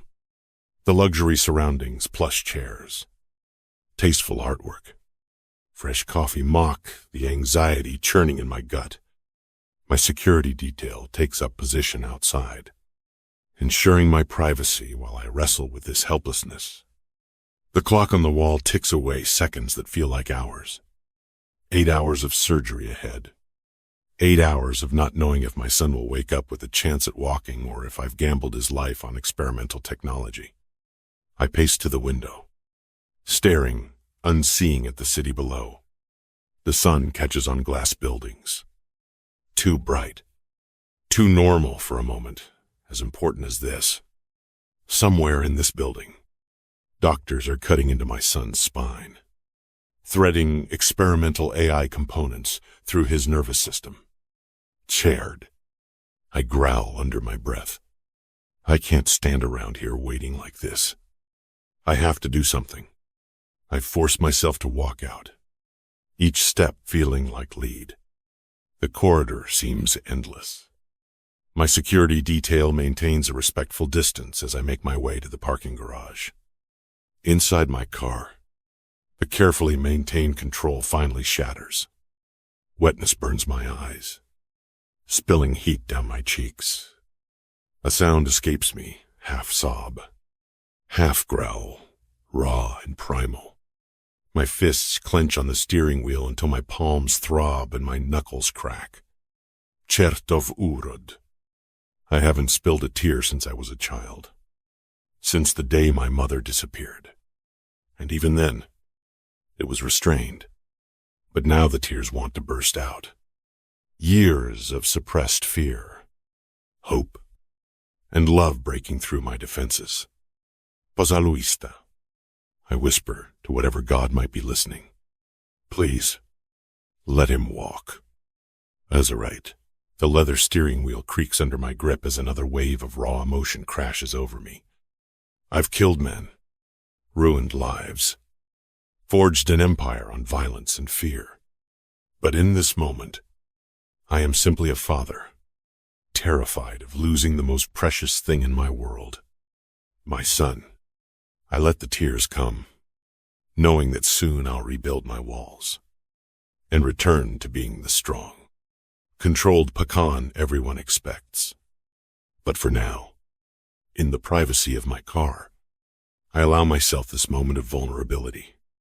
For Bobic, for the son who deserves so much more than the broken man fate gave him for a father. Chapter 52. Stella. I'm just out of the shower after my yoga session. My wet hair sticking to my neck. When I see it, a faint glow coming from my underwear drawer. My pulse quickens as I stare at the light slipping through the cracks. The phone! I rush over. My fingers fumbling as I dig through lace and cotton until I find the source of the light. I've taken to moving my burner around to new hiding places every other day. It thrums faintly in my hand. The screen glows with a missed call. Hannah. My heart leaps into my throat, stealing my breath. She never calls me not on this number. Not when we've been so careful. I always contact her first. The fact that she reached out. It can only mean one thing. She found something about Dad's death. Boyana Chimisin. The air feels thick and heavy as a chill ripples up my spine. My fingers tighten around the phone, tremors overtaking them. Just looking at her name on the screen. My stomach churns with a mixture of hope and dread.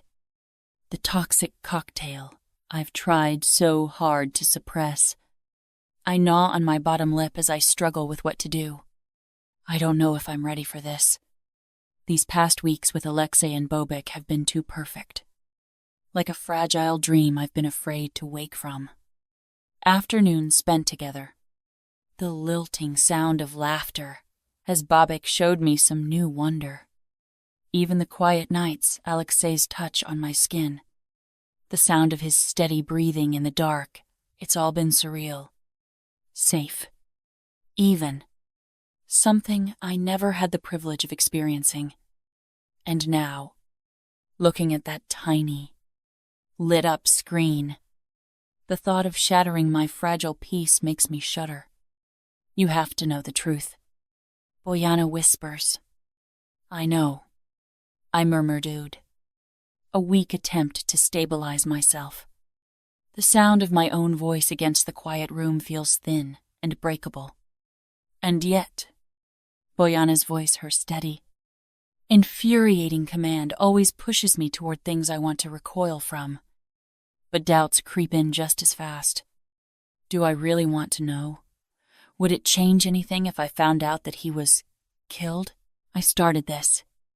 I asked Hannah to start digging.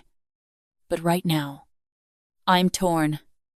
I'm not supposed to contact anyone from my old life. And I'm finally starting to understand why.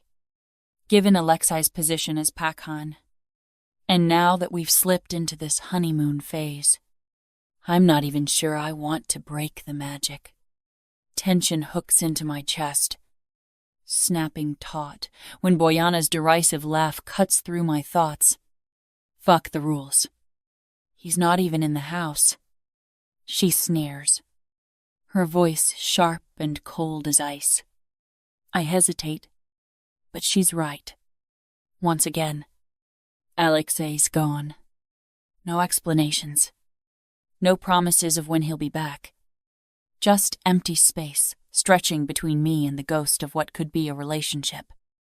This could be my chance. My only chance. Snapping myself out of my racing thoughts, I retreat to the bathroom. The walls are closer here, creating the illusion of safety, even though the knot in my chest tightens further. I take off the tracker in case my heart rate betrays me, and then I turn on the shower, letting the sound of water drum against the tile, masking anything I might say. I press my back against the cold tiled wall, trying to convince myself that this is just another call. Just Hannah, my bestie. My fingers are shaking so hard, I almost drop the phone as I dial her number. She answers on the first ring. Jesus. Stella. I've been trying to reach you. I am. I know. I whisper, lowering myself to the edge of the tub. My grip on the phone tightens. The metal digs into my palm. I'm sorry. I have to be careful. I get it. Where you are? She trails off, her tone growing heavier. It's dangerous. Stell. I close my eyes, resting a hand over my stomach as fear flickers through me. Don't worry. I'm okay. Did you find something? Her pause stretches across the line, pulling at me like threads unraveling a delicate seam. Stella. You need to prepare yourself for what I'm going to tell you, she finally says, her voice low. It lands like a thud in the hollow of my chest. The ache clutches tighter, blooming into something jagged. What do you mean? What did you find? Are you sitting? I'm afraid this might... Jesus, hun. Just spit it out already. I snap, then exhale. Sorry. I'm strung out. It's okay. I get it, she says. I hear the faint rustle of paper on Hannah's end with every second that passes. It feels like she's flipping a switch deep inside me. I started with your family records in St. Petersburg, she says slowly. 3 years before you were born. Your parents had another daughter. A what? The words hit me like a splash of ice water, pulling me out of my body and slamming me squarely into buried memories, half-remembered stories punctuated by my Uncle Igor's drunken slurs. My parents' nervous smiles as they waved those stories away as nonsense. Oh, God. My uncle hadn't been making that up. A daughter? My voice cracks like brittle glass. Yes. Boyana Larkina. Your parents were medical students at the time. Stella. They were so young. Struggling. She pauses, her voice growing softer. Sadder. They had to give her up. She was adopted. My hand flies to my chest, pressing down hard to hold in the ache spreading there. A phantom weight twists, sharp and painful. Boyana. I husk out. She was real. Oh my God. Hun, Boyana. A name I've whispered to the wind since I was a small child. Desperate for a connection I never understood. A connection I somehow still have. All those years of my parents calling me delusional, waving away my questions with well-worn lies they knew. There's more, Hannah says before I can gather my crumbling thoughts. Her voice turns urgent. She was adopted by a very wealthy family, the Novikovs. Apparently, she lives here in L.A., goes by Sofia Novikova. White, the Novikovs. Sofia Novikova. My mind stumbles and then shatters, pieces falling into place with horrifying clarity. That name. Holy shit. Holy fucking shit. She wasn't just some woman I stole my own sister's fiancé. God. I rasp, my mouth falling open, as though I can toss the truth away if I deny it hard enough. Are you sure? If you're wrong, I'm pretty sure. Stell. I'm sending you a photo from before her surgeries. Hannah says. Check your email. Men. Desperation takes hold. Abandoning my previous caution about being caught, I push myself off the tub and stumble to my desk. My legs feel hollow, like they might give out at any second. My fingers tap the keyboard furiously, navigating to my limited email access. The photo loads, slowly, pixels resolving into a familiar face younger. Softa, but undeniably her. The same eyes that glared at me with such venom. Because I ruined her life.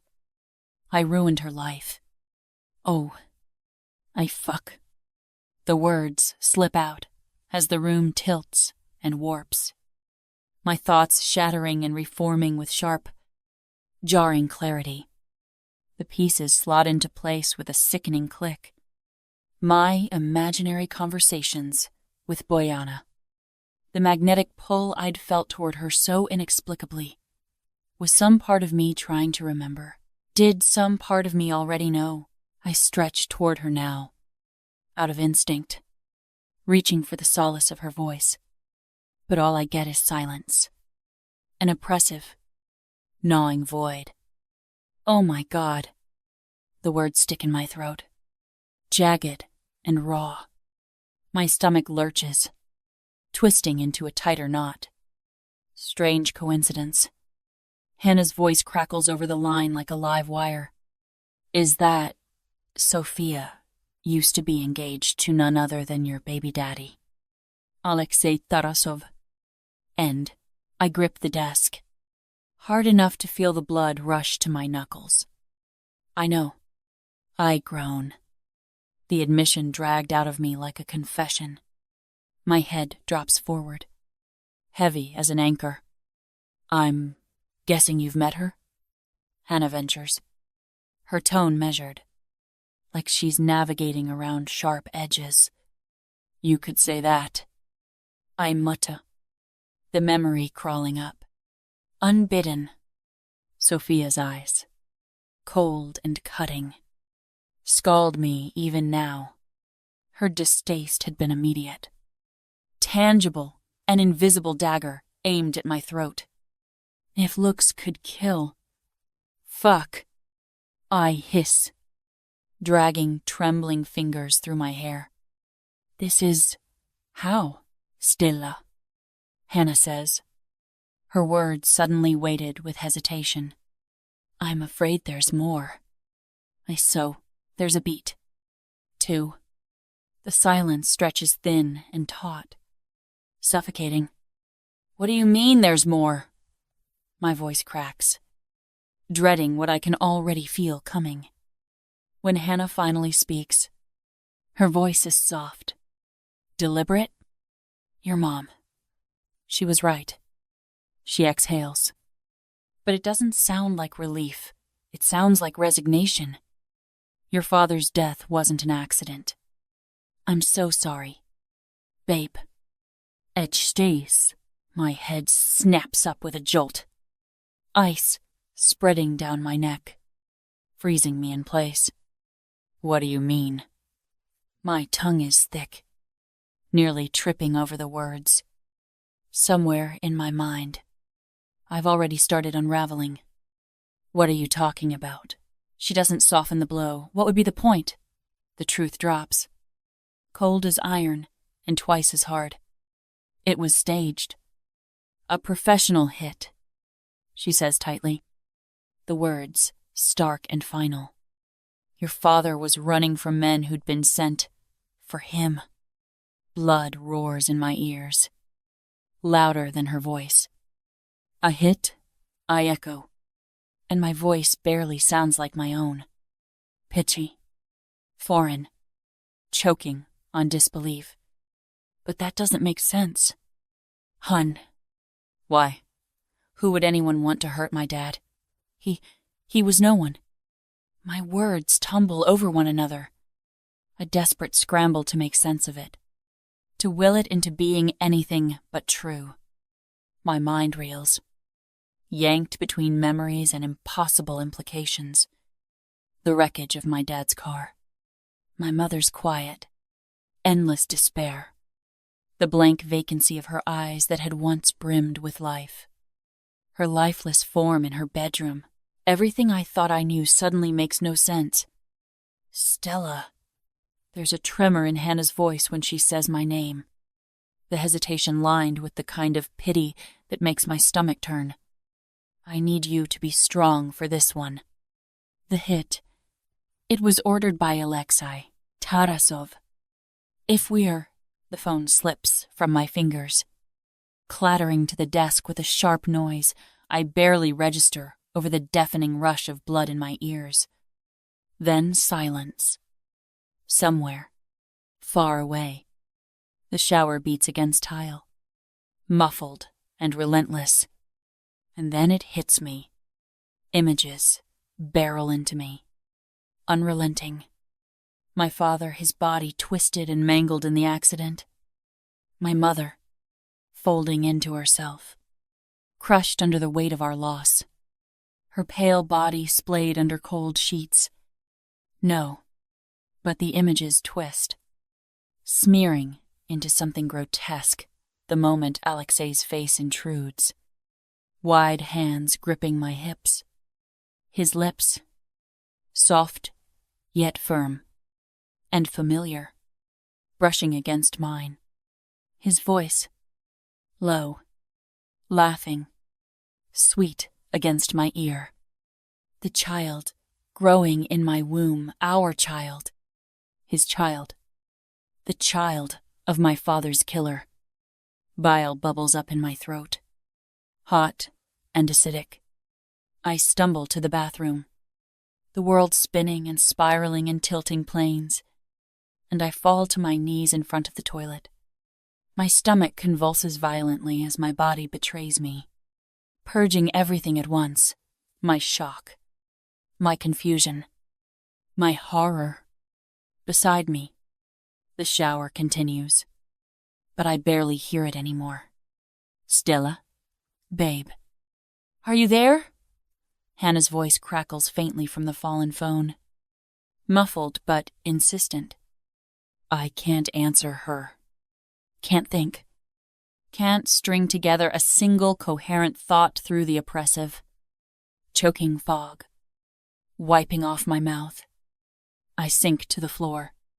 My arms wrap around my middle. My stomach firm under my palms. The baby shifts. A faint flutter against my hands. A tiny pulse of life reaching out to me. The movement breaks me. Splinters me. My sobs come fast and breathless, shaking my entire frame. Tears blur my vision, spill down my cheeks. I can't do this. I can't face this. This can't be real. Except it is. It is as real as me sitting here on the cold tiles, crushed by the weight of everything Hannah told me. Somewhere in the suffocating silence of my mind, I whisper a name, a desperate plea, clinging to the hope of her voice to ground me. What do I do now? Boyana? Silence answers me. A crushing, suffocating silence. For the first time since I was a little child, she's gone, and I am completely alone. Chapter 53. Stella. My lungs burn as I try to catch my breath between sobs. The bathroom tiles press cold against my skin, grounding me in a reality I don't want to face. The shower still runs, steam filling the room and making it hard to breathe. Or maybe that's just the panic crushing my chest. Hannah's voice is gone. The phone I dropped it in the other room. I should get up, should retrieve it. But my legs won't cooperate. Every muscle feels leaden, weighed down by the horrific truth. Alexei had my father killed. He's responsible. The thought sends another wave of nausea rolling through me. I press my forehead against the cool porcelain of the toilet, willing my stomach to settle. The baby moves again. A gentle, swirling sensation that now feels like an accusation. Another sound joins the din in my head. The sleek iPhone Alexi gave me buzzes on the bathroom counter. His name lights up the screen, filling my veins with ice water. I stare at it, paralyzed. As his face appears a photo I took weeks ago when he was playing with Bobic. He looked so human then. So normal. What does he want now? Shit. The biomarker. I took it off when I made the call to Hannah. Clambering up, I find it and strap it on. The phone keeps vibrating. I can't answer. Can't hear his voice. Can't pretend everything is fine when he's the reason my parents are dead. Finally, it stops. A message appears instead. Your stress levels are too high. Are you all right? God damn it! This stupid fucking device is betraying my emotional response to the man who destroyed my family. I want to rip off again and fling it across the bathroom. I want to smash it. I want to smash something. Anything. Another message arrives. Stella, answer me. What? My hands shake as I type. I'm fine. Just feeling a bit nauseous. Morning sickness. Hier failst. The lie tastes bitter. But what else can I do? I'm carrying his child. His blood runs through my veins now, mixing with the very blood he spilled. My family's blood. I lean back against the wall and press my hands over my eyes. Every time I close them, I see my father's mangled car, my mother's vacant stare, Alexei's hands on my body, touching me while my parents' blood stains his soul. I have to get out of here. Now. Moving on, autopilot. I stumble from the bathroom and pull on clothing. Sneakers. Jeans. An oversized sweatshirt.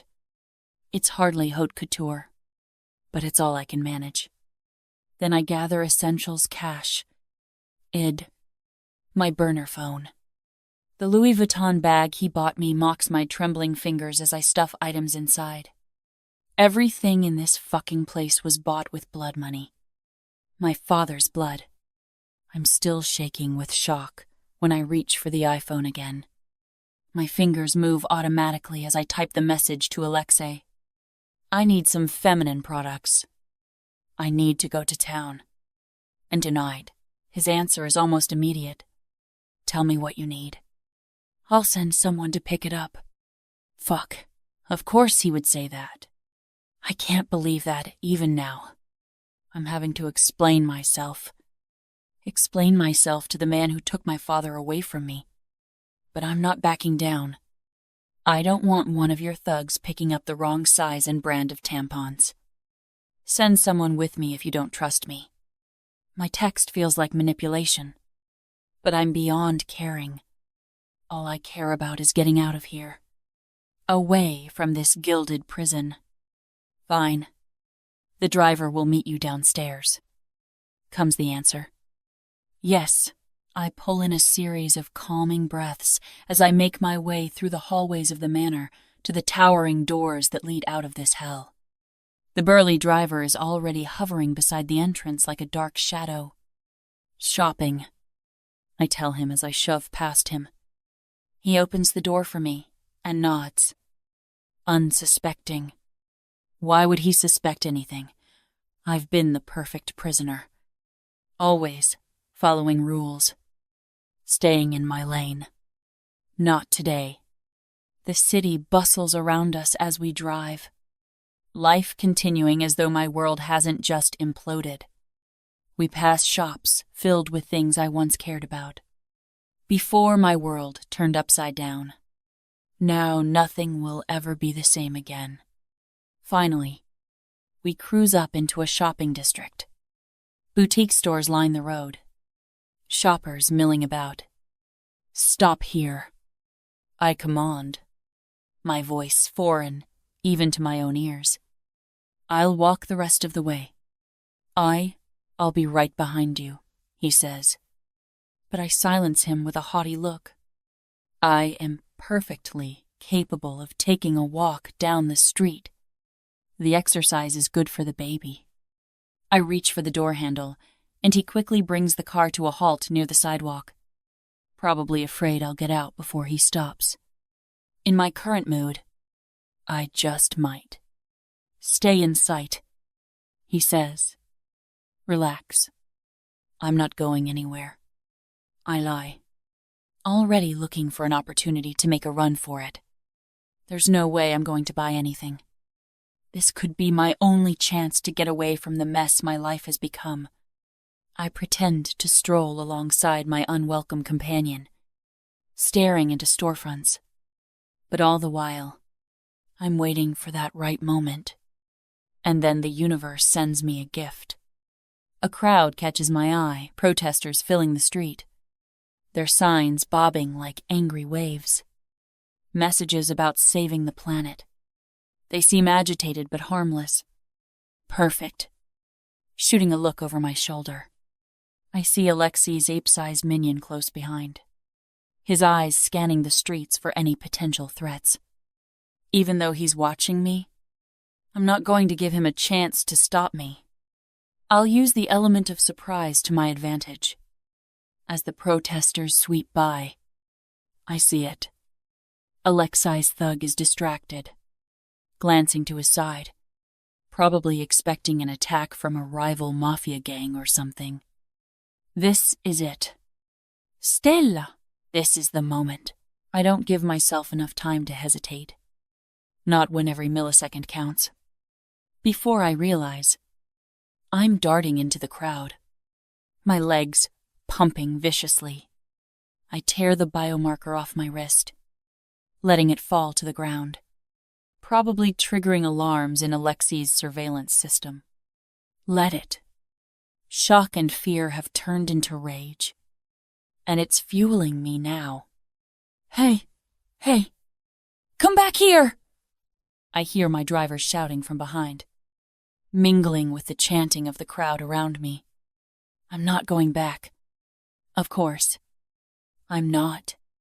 I keep running until I merge with the protesters, their angry chants providing cover as I slip deeper and deeper into the mass.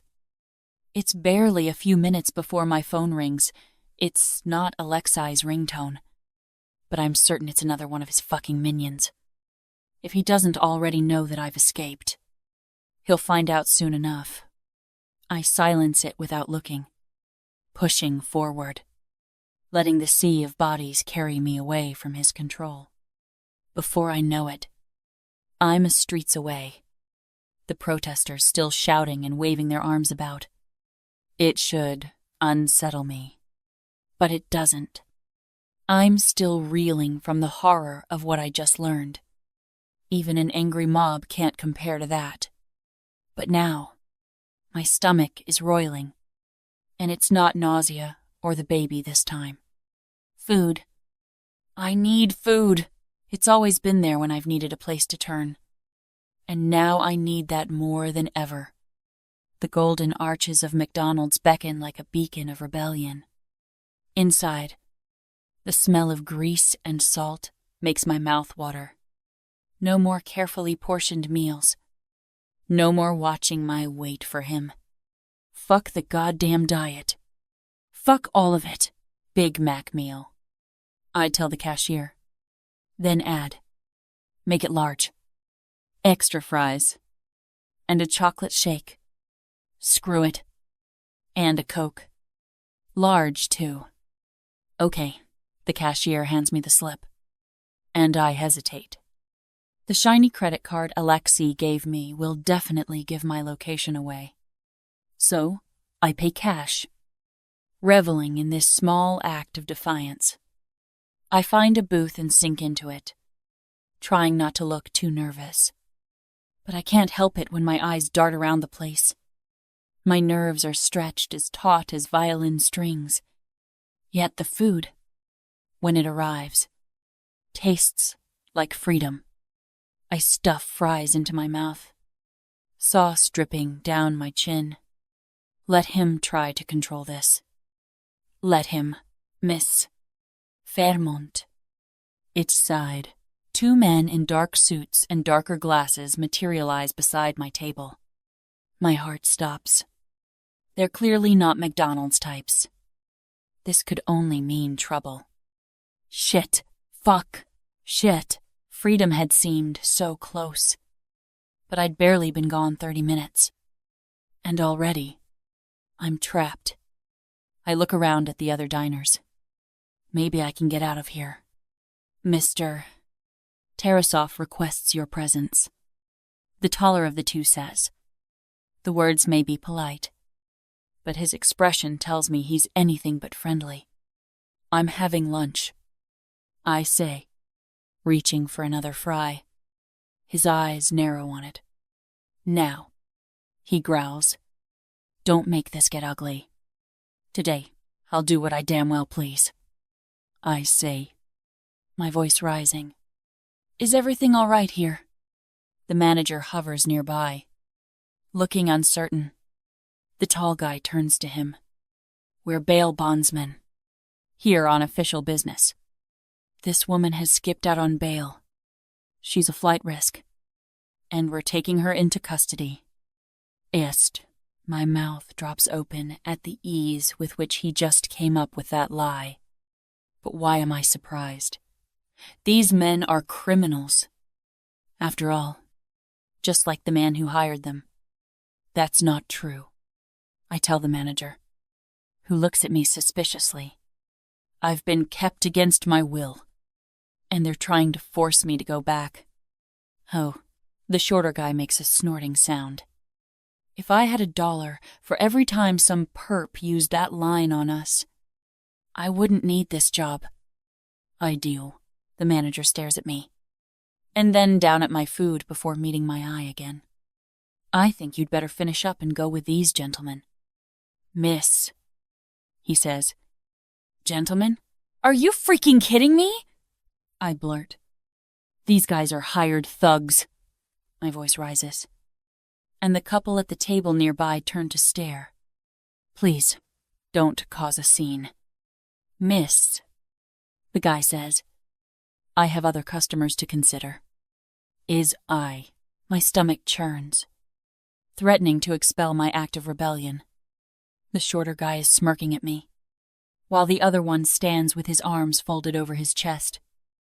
Their stance leaves no room for argument. Fine, I whisper, gathering my things. They flank me as we exit, their presence a cage of flesh and bone. So much for my hastily plotted escape plan. The black SUV waiting outside might as well be a hearse. The big guy holds the door open, and I slide in, my heart pounding so hard I fear it might break free of my chest. Fuck, he's going to be so pissed. Too bad. I'm even more pissed. I don't want to speak to him, I say to the guys, who are occupying the front seats. You can take me back, but that doesn't mean I have to swallow any more of his lies. I cede. They don't respond, both staring ahead through the windshield in silence. I hope you're proud of yourselves. Bullying an innocent woman. Who's pregnant? More silence. What did I expect? I'm just a job to them. They're following orders. I sink back into the expensive leather upholstery and rub my face with both hands. There's no getting around it. I'm going to have to confront Alexi about what I've learned. I just don't know how, or what to say. Right now. I'm afraid I might launch an attack when I see him. Rage is bubbling in me as thick and black as hot tar. I can almost picture it. God, what a mess. How could I have been such an idiot? I knew what he was. Bratva. They're not good guys. Drugs. Trafficking. Illegal arms. Alexi Tarasov is not a good guy.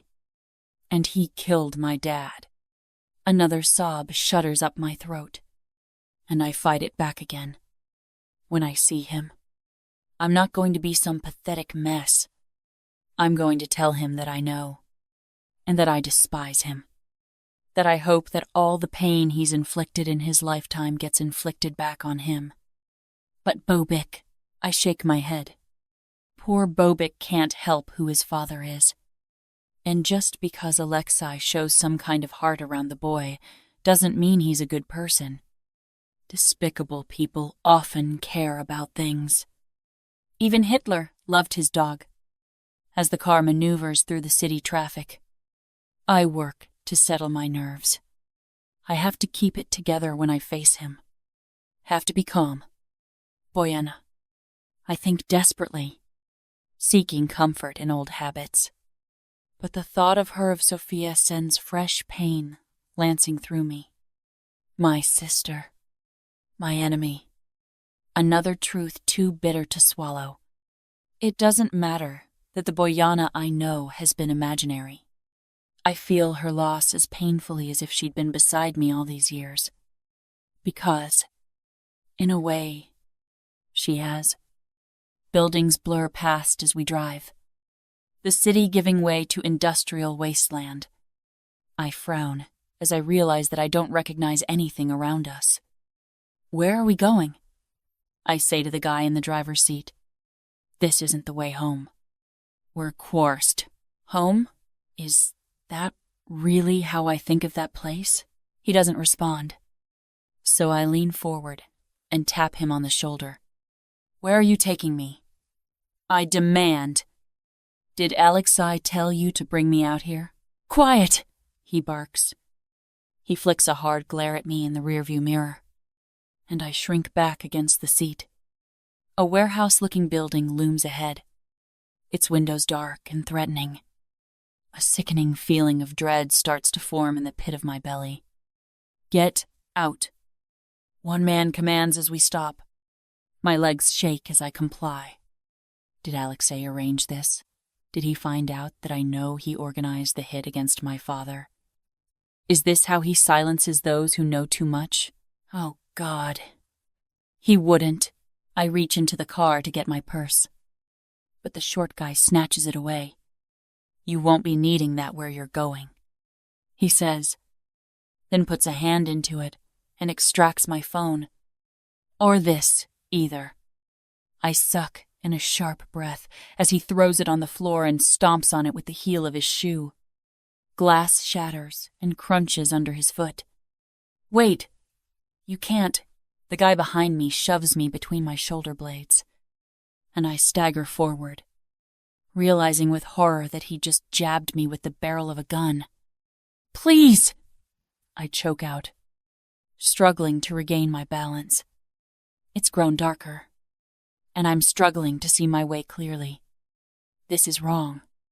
All wrong. The entrance is directly ahead, tall and ominous. The warehouse door creaks open, and I hesitate, my legs refusing to move forward. Another shove has me stumbling through the doorway. I'm swallowed into the shadows. Chapter 54. Stella. The door closes behind me and I'm nudged forward. I clutch the rusty railing that leads up a staircase, the flaking metal biting into my palm as I force myself to move. Each step feels heavier than the last. Terror pooling in my stomach like lead. My breathing is so loud, it seems to echo off the concrete walls. The air smells of mildew and damp stone, suffocating in its closeness. But I focus on moving, acutely aware of the thugs behind me. My legs tremble, but it's not from climbing. At the top of the staircase, A door shifts on its hinges. A low, guttural moan that tells me it hasn't been used in years. This place is probably abandoned. Unlikely to have anyone stumble in and find me here. Rescue me from whatever fate Alexi has in store. Surely, he wouldn't. I just can't believe he'd do anything to hurt me. Why not? He murdered Dad. My breath stalls, caught somewhere in my throat, as two figures materialize from the shadows. Alexi, I choke out, praying that I'll be able to reason with him somehow. I squint into the darkness. At first, it's just the shapes.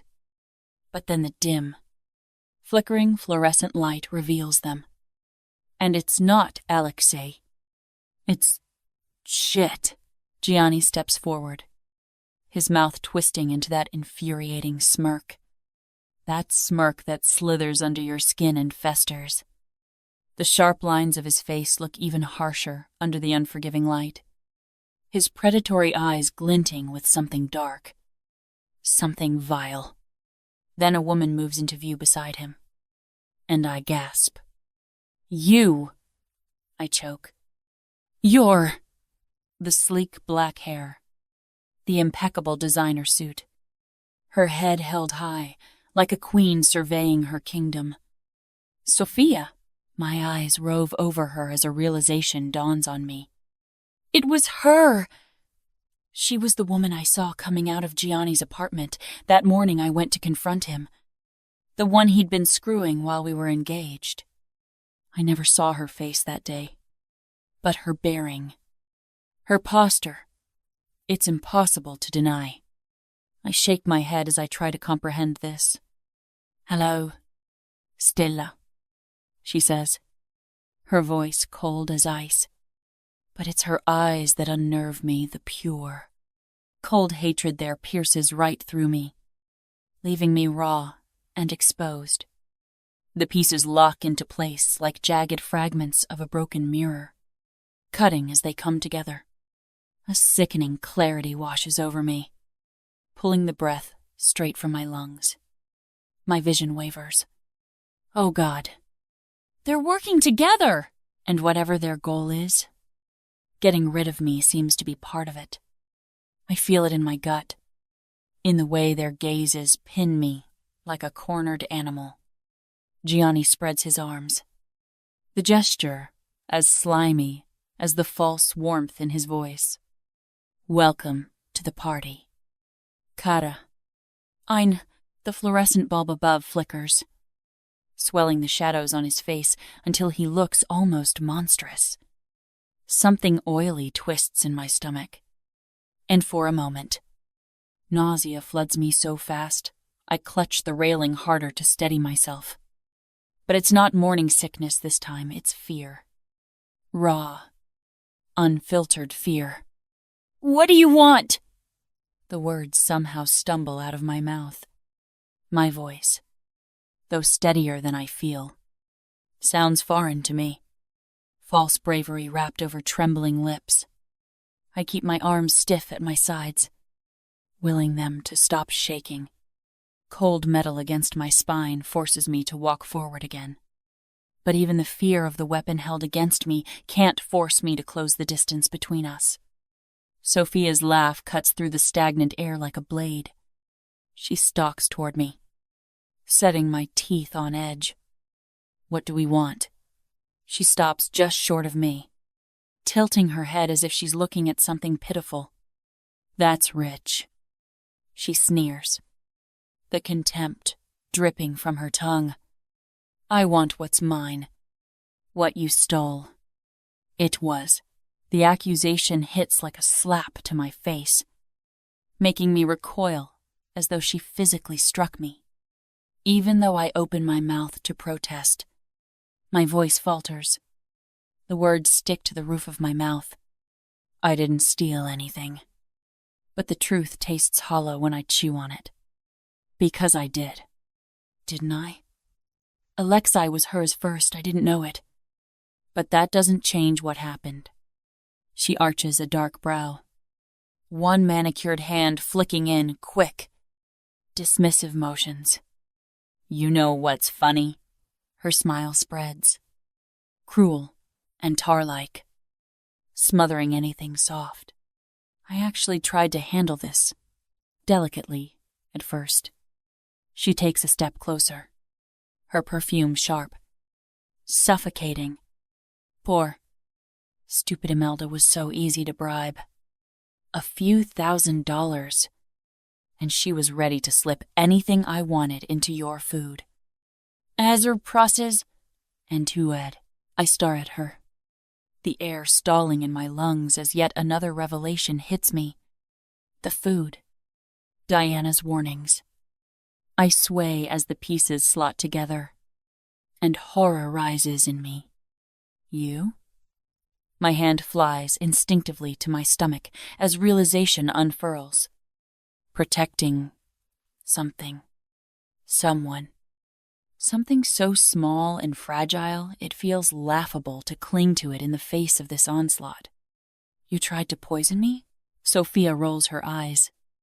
As though I'm the one being irrational. If it wasn't for that meddling Diana. She spits the name with such venom that it makes me flinch. You'd already be gone. No mess. No fuss. Just a tragic little accident. She offers a theatrical sigh, her voice dripping with mock regret. But no, dear old Imelda's gone back to starve in the Philippines. And here we are, doing things the hard way. The hard way? My arms wrap around my stomach like a shield. But I know it's useless. I can almost hear Diana in the back of my mind. Her voice laced with warning. I told myself it was just another way that Alexi was trying to control me. But it wasn't. It was an assassination attempt. This woman in front of me. My sister. The irony of it twists inside of me. Too sharp to laugh at and too painful to ignore. My voice trembles, despite my best efforts to sound steady. Sophia. Her name feels foreign on my tongue, as though it doesn't belong there. I step forward. Just a little. Just enough to put hope into the movement. There's something you need to know. Shut up. I know everything I need to. She cuts me off. But this is important. I push, fumbling for words. I just found out. I know it sounds ridiculous. But we're sisters. End quote. Her eyes fly wide. And then her face twists into something dark. What? She laughs out the word. Are you fucking kidding me? That's the most idiotic bullshit I've ever heard. She shakes her head. Dark hair goes flying. But it's true. You were adopted. Right? I say, hoping for some sort of acknowledgement. All I see is contempt. I start to babble, trying to get the right words out. Your parents were my parents. They had to give you up. But I always knew I had a sister and I never... Stop. She spits the word with violent precision, cutting the air between us like a blade. Do not call me that. Her eyes are shards of ice. I see no reflection of myself there. Only hatred. You think you can manipulate me with some ridiculous lie? She sneers. Low and bitter. The sound scratching down my spine. Nice try. Stella is son. It's not a lie. I take another step forward, my hand reaching out. Desperate now. Our parents, your birth parents, they were too young. Sophia. They were too young to keep you. They found you a family who could take care of you. But before that, you are, Boyana Larkina. Is. A flicker. The barest flicker of something tilts her expression, her lips part. Her brows twitch downward. It's there for a fragment of a second, before the rage washes it away, sweeping over her like wildfire. "Shut up!" She surges forward, her finger jabbing toward my face. "You think you can spin fairy tales and make this go away? You think I'll just forgive you for ruining my life because you fabricated some bullshit story?" "Ruining your life?" I say in astonishment. "Yes," she snaps. "You and that fucking baby got in the way of me and Alexi and ruined everything. You stupid cunt." I stare at her, the way I'm starting to see it. Her perfect life was destined to be over before it began. She was screwing Gianni before she even walked down the aisle with Alexi. For God's sake. But there's no way I'm going to say that now. She doesn't need any more reasons to want to kill me. I'm so sorry. Sophia, I say instead, my hand outstretched. I don't know if it's a gesture of surrender or connection, but she stares at it as if she'd happily bite my fingers off. "Don't you fucking sorry me," she snarls. "I'll show you how sorry you can be when I... Ladies, let's be reasonable here." Gianni's voice cuts through her tirade. Slick and smooth, like poison dripping from silver. It makes my skin crawl. He slides between us, his body a barrier I would never ask for. His eyes shift to me, and a shiver rakes through me as they roam over my form, stopping at the slight curve of my stomach. "Ah," he says, "the miracle of childbirth." He smirks. "You know, I find it fascinating. He's too close. Close enough that I can smell the faint musk of his cologne, feel the heat radiating from him even as my own blood runs cold. His lips curl into something that's supposed to be a smile, but feels more like a predator baring its teeth. It's impossible to believe that not long ago, I was planning to spend my life with this man. Now, just standing in front of him makes me want to vomit. "Get away from me," I hiss, recoiling and folding my arms over my chest. He reaches out to stroke my cheek, and I slap it away, resisting the urge to snap my teeth at him. "Leave this to me, Gianni," Sophia says coldly. "I told you I wanted to handle her." Fuck. Exactly how does she plan to handle me? Now. "Sophia, cara mia."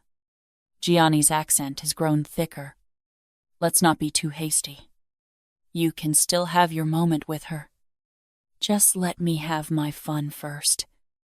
"I did, Gianni." "Stop fucking around," Sophia barks. "Fucking around. Funny you should say that." He chuckles. "Let's not waste this opportunity," he purrs. Unhurried. Deliberate. Opportunity? The words feel acidic, burning through the heavy air and into my skin. "What opportunity?" Sophia's voice slices upward, sharp and disbelieving. "This wasn't part of the plan. Gianni, we agreed. Don't worry. I just need a moment." He interrupts her, his eyes never leaving me. "After this, you'll do with her as you please." His hand drifts toward his belt buckle, his movements casual, predatory. "What? He can't be serious!" I freeze, unable to breathe, unable to move, as his zipper whines in the oppressive silence. My stomach churns violently. I back away until I feel myself press against a wall, the rough concrete biting into my shoulder blades. My breaths come short and shallow, my chest heaving as panic cracks through my resolve. "Gianni, for fuck's sake, we don't have time for this." Sophia objects, but he stops her with an upheld palm. Quiet, he barks, and her mouth snaps shut. I don't know if it's obedience or surprise, but both seem foreign to her. I've always wanted to fuck a pregnant woman, with someone watching. Seeing her like this, it's too perfect to pass up. He reaches for my chin, his grip on it tightening painfully when I try to pull away. Gianni! She tries once more.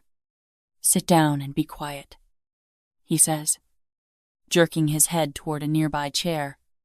His hand is delving into the front of his open pants. I fight down a gag as he tugs out his hard cock and begins to stroke it. The tip is already glistening with pre-cum as he rolls his palm over it. Leering at me, I stare in horror for a second before snapping my eyes back to his face. Sophia has sunk onto the chair, her face a mask of conflicting emotions. Gianni's grin stretches wider. Strip, he commands me. Chapter 55. Alexi. Bobic's procedure churns in my mind like a relentless storm as the car eats up the miles back to the manor. My fingers drum an erratic, anxiety-fueled rhythm on the steering wheel. Each tap a silent echo of the turmoil inside me. The boy's unwavering optimism before they wheeled him into surgery lingers like a ghost, haunting me. Yet, Doctor, my l'autre calm. Assured voice cuts through the fog. Trust me, Alexi. We've got this. And I cling to it like a lifeline. But it's not enough. For reasons I can't quite understand. I need Stella. Her sharp, scientific mind would unravel the tangled threads of my thoughts. Make sense of the chaos. Or maybe it's more than that. Something deeper. Something I'm only now beginning to acknowledge.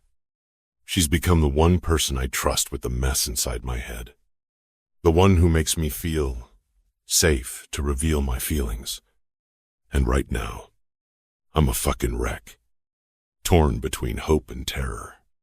Buoyed by Malhotra's confidence, yet paralyzed by the weight of what's at stake. My son.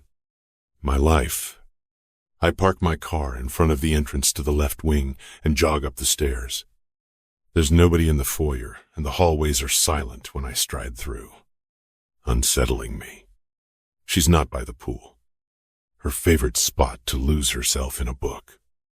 Nor is she in her bedroom, though the memory of her soft, warm mind lingers in the space. My fingers twitch with the phantom sensation of her skin beneath them. I force myself to turn away, my jaw tight. Stella? My voice echoes off marble floors as I move briskly through the corridors. Nothing. It's been hours since I let her go shopping. She should be back by now. Unease crawls up my spine as I stride to Diana's quarters. She's sprawled on her chaise, arm draped over her eyes. Where's Stella? No idea. Diana winces, not bothering to get up. Migraine. Been here all day. If you never with first, if you see her, tell her I need to speak to her. It's urgent. Sure. Is Bobby okay? She says feebly. Still waiting to hear from the doctor. I'll let you know as soon as he gives me an update. I don't wait to hear her response. I'm already striding out the door. My phone is vibrating in my pocket and I scowl. I've ignored it till now, listening only for the personalized ringtone that I'd set for Malhotra. Now, I wish I'd paid more attention. Blyad, I mutter, scrolling through a flood of security alerts. My blood runs cold. Stella, gone? A string of missed calls and messages from my security team flashes across my screen.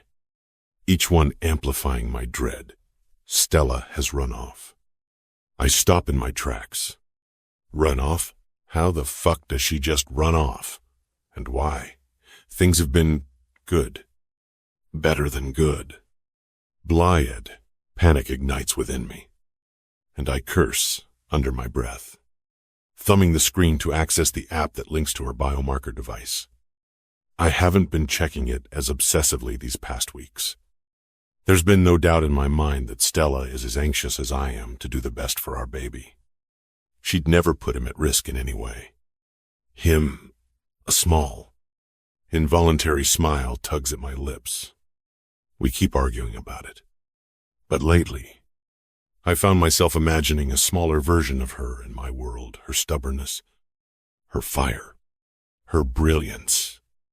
Except now, I have other things to worry about. A flurry of data streams in, and shock grips me as I watch her stress levels spike alarmingly high while the coordinates are scrambled. But then, there's nothing. The last set of data came in over an hour ago. Čertvos me. I grit my teeth, forcing myself to remain calm, to keep my head clear.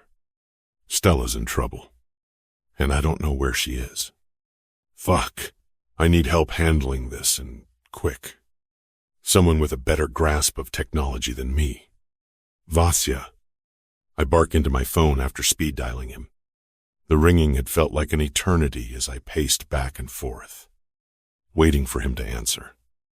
Alexi, what's wrong? His voice breaks through my turbulent thoughts.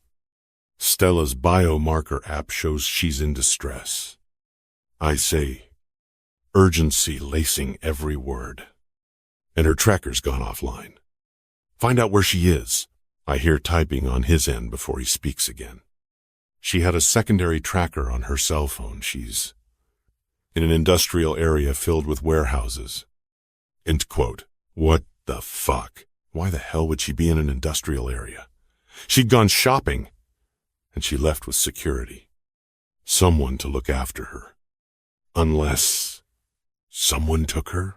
The realization hits me like a freight train. And there's only one person who immediately springs to mind. Maranzano. That piece of shit. We've been playing cat and mouse with him for the last 2 weeks. Sasha struggling to pin him down without drawing too much heat. And Gianni, if he's involved. If he's dragged Stella into this again, Yobani Urad, cross-reference the address against Maranzano's property records. I tell Vesa. Gianni Maranzano? No. Rasputin. Maranzano. I snort impatiently. Jesus. Vasya. Of course. Fucking Gianni. My temper is flaring, and he knows better than to push me. There's more typing. Koplia, he exclaims. It's one of his, through a holding company. So it's registered as a... I don't bother listening to the rest. I end the call, bringing up another number. I call Sasha next. Adrenaline surging through me like wildfire. Get ready. We're moving. His crease. Sasha's voice is tense, but composed. Where to? What's going on? Stella's been taken. I say, my jaw tightening. It was Maranzano. When there's a beat of silence.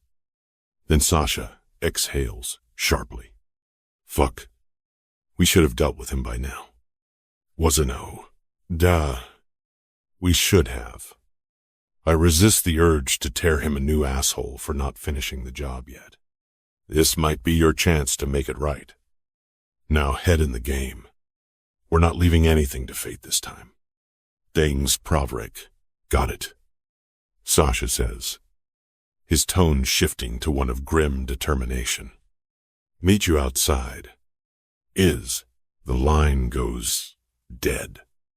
And I clench the phone in my fist, already calculating our next move as I sprint to the gunroom and get myself tooled up. Flak jacket, assault rifle, blades, and an extra handgun join my regular piece as I make my way back to my car. By the time I get outside, Sasha is there with the engine running. I give a curt nod as I climb into the passenger seat beside him. I'm not in the mood for small talk. So we race through the city in silence as we follow the GPS coordinates Vasia sent me. I feel each mile as if I'm being dragged face first along the asphalt. By the time the car screeches to a halt in the warehouse district, the air thick with the stench of oil and decay, I'm ready to wage war. Sasha and I leap out, Kalashnikovs slung over our shoulders, and race across a parking area where a black SUV is parked in front of a derelict warehouse. Koroshi. This has to be it. Sasha flanks me. His movements, swift and silent. A shadow in the dim light. The air is thick with tension. Every breath, sharp and deliberate. Adrenaline spikes in my veins. But I force myself to stay focused. To push aside the fear clawing at the edges of my mind. Stella's in there. And if Maranzano has hurt her, not now. Mudak. Stay sharp. We'll use the element of surprise to our advantage.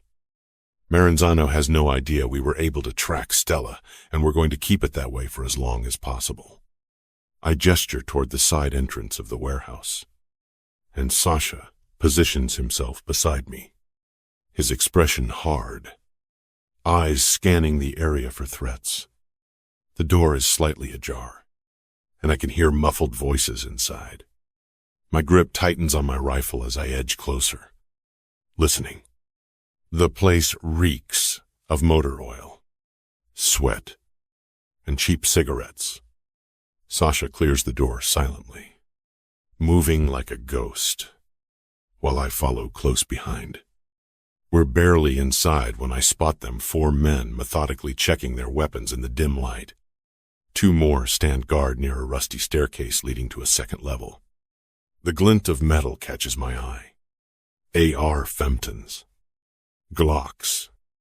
Tactical knives. These aren't street thugs, they're hired professionals. A floorboard creaks beneath my boot. A head snaps up, eyes widening. Suka, I mutter. We got company, someone shouts, voice echoing through the cavernous space. I drop to one knee as bullets rip through the air above me. The Kalashnikov kicks against my shoulder as I return fire, dropping the first man with 2 center-of-mass hits. The satisfying thud of his body hitting concrete barely registers as I pivot toward my next target. Blyad. So much for sneaking in unnoticed. Gunfire continues to crackle in the air. Sasha engages the 2 by the stairs while I roll behind a stack of oil drums. Hot lead pinging off metal inches from my head. The smell of gunpowder fills my nostrils. Sharp and familiar. A shadow moves to my right. I whip around and fire, catching a bearded man in the shoulder. He staggers but doesn't fall. I leap forward, driving my knife deep into his throat before he can recover. Hot blood spurts across my hand as I twist the blade. His eyes bulge, then go vacant. Porcelain. I growl, pushing the corpse aside. 2 more emerge from behind a forklift. One fires wildly, forcing me back into cover.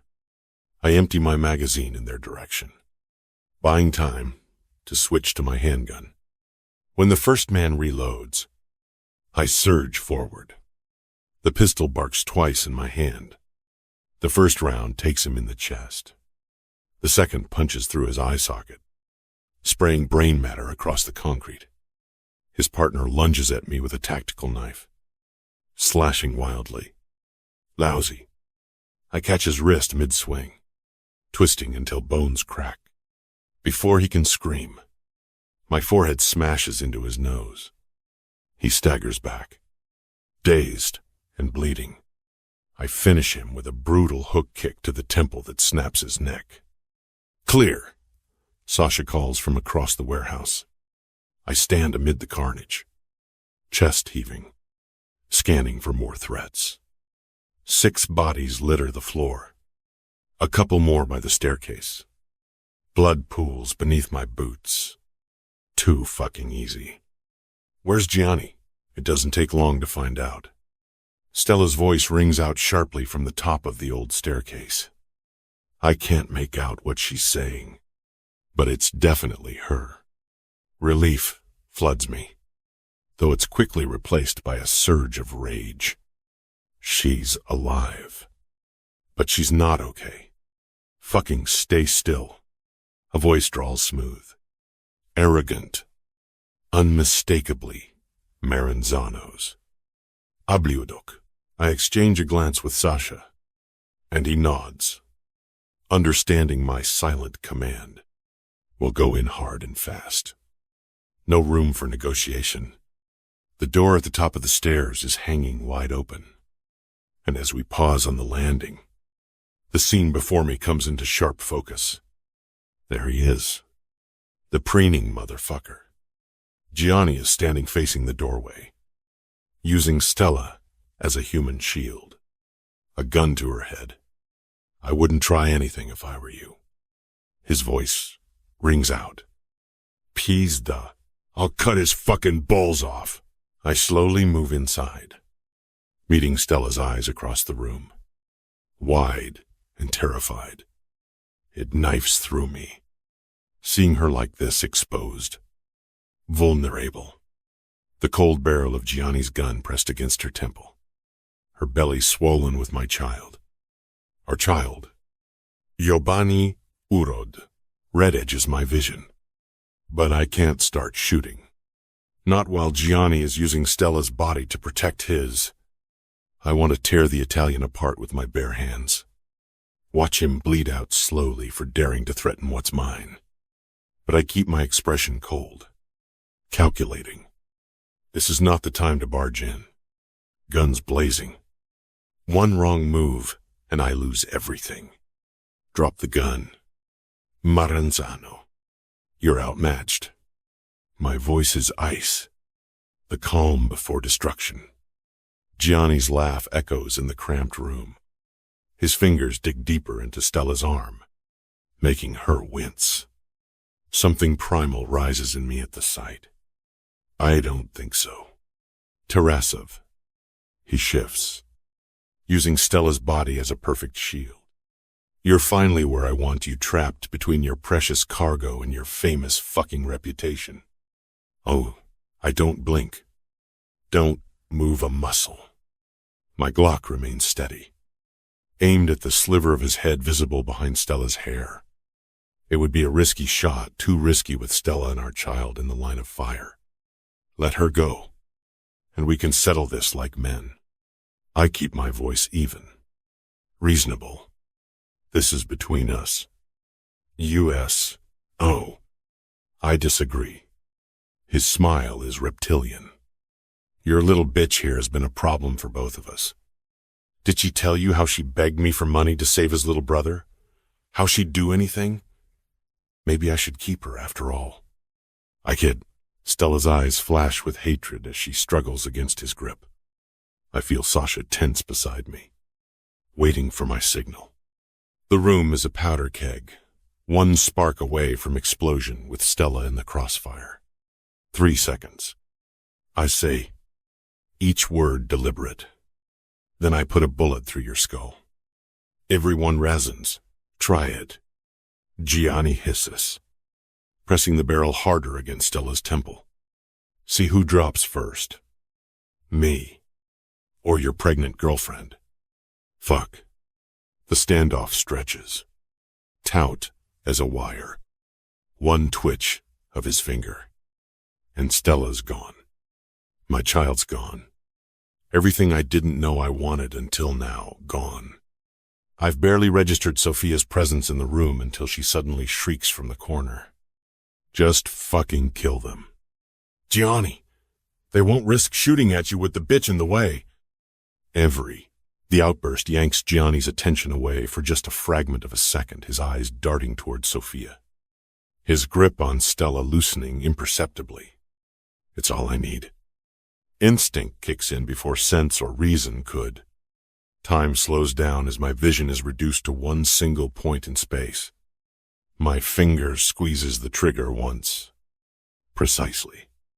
The shot tears through the air, and Gianni's gun explodes from his hand in a spray of blood and metal. He howls, clutching his shattered fingers to his chest. Move, I bark at Sasha. He's already in motion before the word leaves my mouth, surging forward like a hungry predator. I'm right next to him, crossing the room in 3 long strides. Stella stumbles away from Gianni as he reels backward, giving me a clean line of attack. "Ah, vaffanculo," he continues screaming, holding the bloody remains of his hand. I silence him by driving my fist into his sternum with everything I have. The impact cracks through the room, and air explodes from his lungs. He doubles over, and I bring my knee up to meet his face with a satisfying crunch. Blood sprays from his shattered nose as he collapses to the floor, spitting red-painted mucus. Sasha has Sophia pinned against the wall before she can flee, her arm twisted behind her back at a painful angle. She spits and curses in Russian, fighting like a wildcat, but Sasha's grip is unbreakable. I grab Gianni by his throat, slamming him against the concrete floor. His eyes bulge as I press my forearm across his windpipe, cutting off his air. "You should have stayed away from what's mine," I growl, pressing harder. His face turns purple, veins bulging as he claws weakly at my arm. "Alexi!" Stella's voice cuts through my rage. I turn my head to see her standing a few feet away, arms wrapped protectively around her belly, eyes wide but steady. My instincts scream at me to act to break Gianni's neck and get to her now. But I'm interrupted. A buzz. Then another. The vibration of my phone in my pocket is followed by insistent ringing. It cuts through the air like a blade, shattering the taste of my victory. It's Dr. Malhotra's ringtone. Fuck. If he's calling me now, I freeze, indecision paralyzing me. Why is he calling me now? If this is about Bobic, the room has gone silent. Only my phone continues ringing. I stand there with my forearm pressed against Gianni's neck, caught in a cruel limbo, the weight of Bobic's operation in one hand and this situation in the other. But the buzzing of my phone is impossible to ignore. Malhotra should still be in surgery. If he's calling now, it's because there's a problem. Blyhead, I can feel it as the color drains from my face, ripping myself back a step. I snatch the phone from my pocket, my eyes never leaving Stella.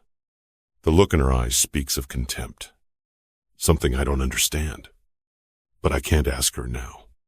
"Watch them," I tell Sasha, jerking my head at Gianni and Sophia. He already has his weapon trained on Gianni, who's whimpering over his ruined hand. Sophia looks like a cornered snake. "Speak." I hiss into the receiver as I step out of the doorway. "Alexei." "Doctor?" Malhotra's voice comes through. There's an edge of tension to it that I don't fucking like. "There's a problem. My lungsies." "No. Please. God." "No." "What is it?" I ask, dread already unfurling. The doctor pauses, his voice shaking slightly. "I'm afraid there's been a complication during the surgery. Your son, I'm sorry, Alexei. Bobic is in critical condition. Isavro." The words crash over me like ice water. My throat constricts and my skin feels like it's turning to ice beneath a cold sheen of sweat. "What do you mean?" "Critical." My voice rises, sharp and agitated. The doctor sighs, clearly struggling to find the right words. "The procedure, it didn't go as planned. We've done everything we can, but his condition has deteriorated. You need to come back to the hospital immediately." "It might."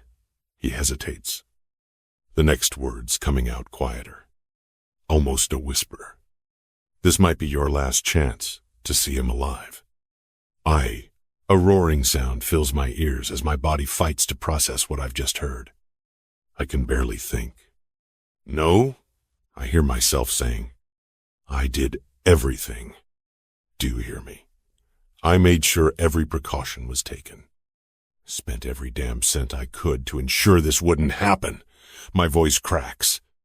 I completely understand. But there's no time to argue about this now. Your son needs you. Blyad. He's right. Bobic needs me. I swallow my fury and steel myself. I'll be there. I say, roughly before ending the call. Bos hemoy. What man should have to face this? Me. That's who. Penance for my crimes. And God knows I've committed enough of them. Handle this. I bark at Sasha through the doorway. My own voice, foreign to my ears. He blinks at me in confusion, but I don't have time to explain things to him. If there's anyone who can deal with Gianni and Sophia, it's him. He'll keep Stella safe while I'm gone. At least, that's what I tell myself, because fuck. I don't have any other options. I spin on my heel, taking the stairs 2 at a time as I race back to my waiting vehicle. One singular thought is driving me forward. Bobic. There's still time. There has to be time. I won't let it end like this. Not like this. Critical condition. Might be your last chance to see him alive. I robotically leap into the driver's seat, slam the door, and jam the key into the ignition. The engine roars to life. But before I can shift into drive, something happens.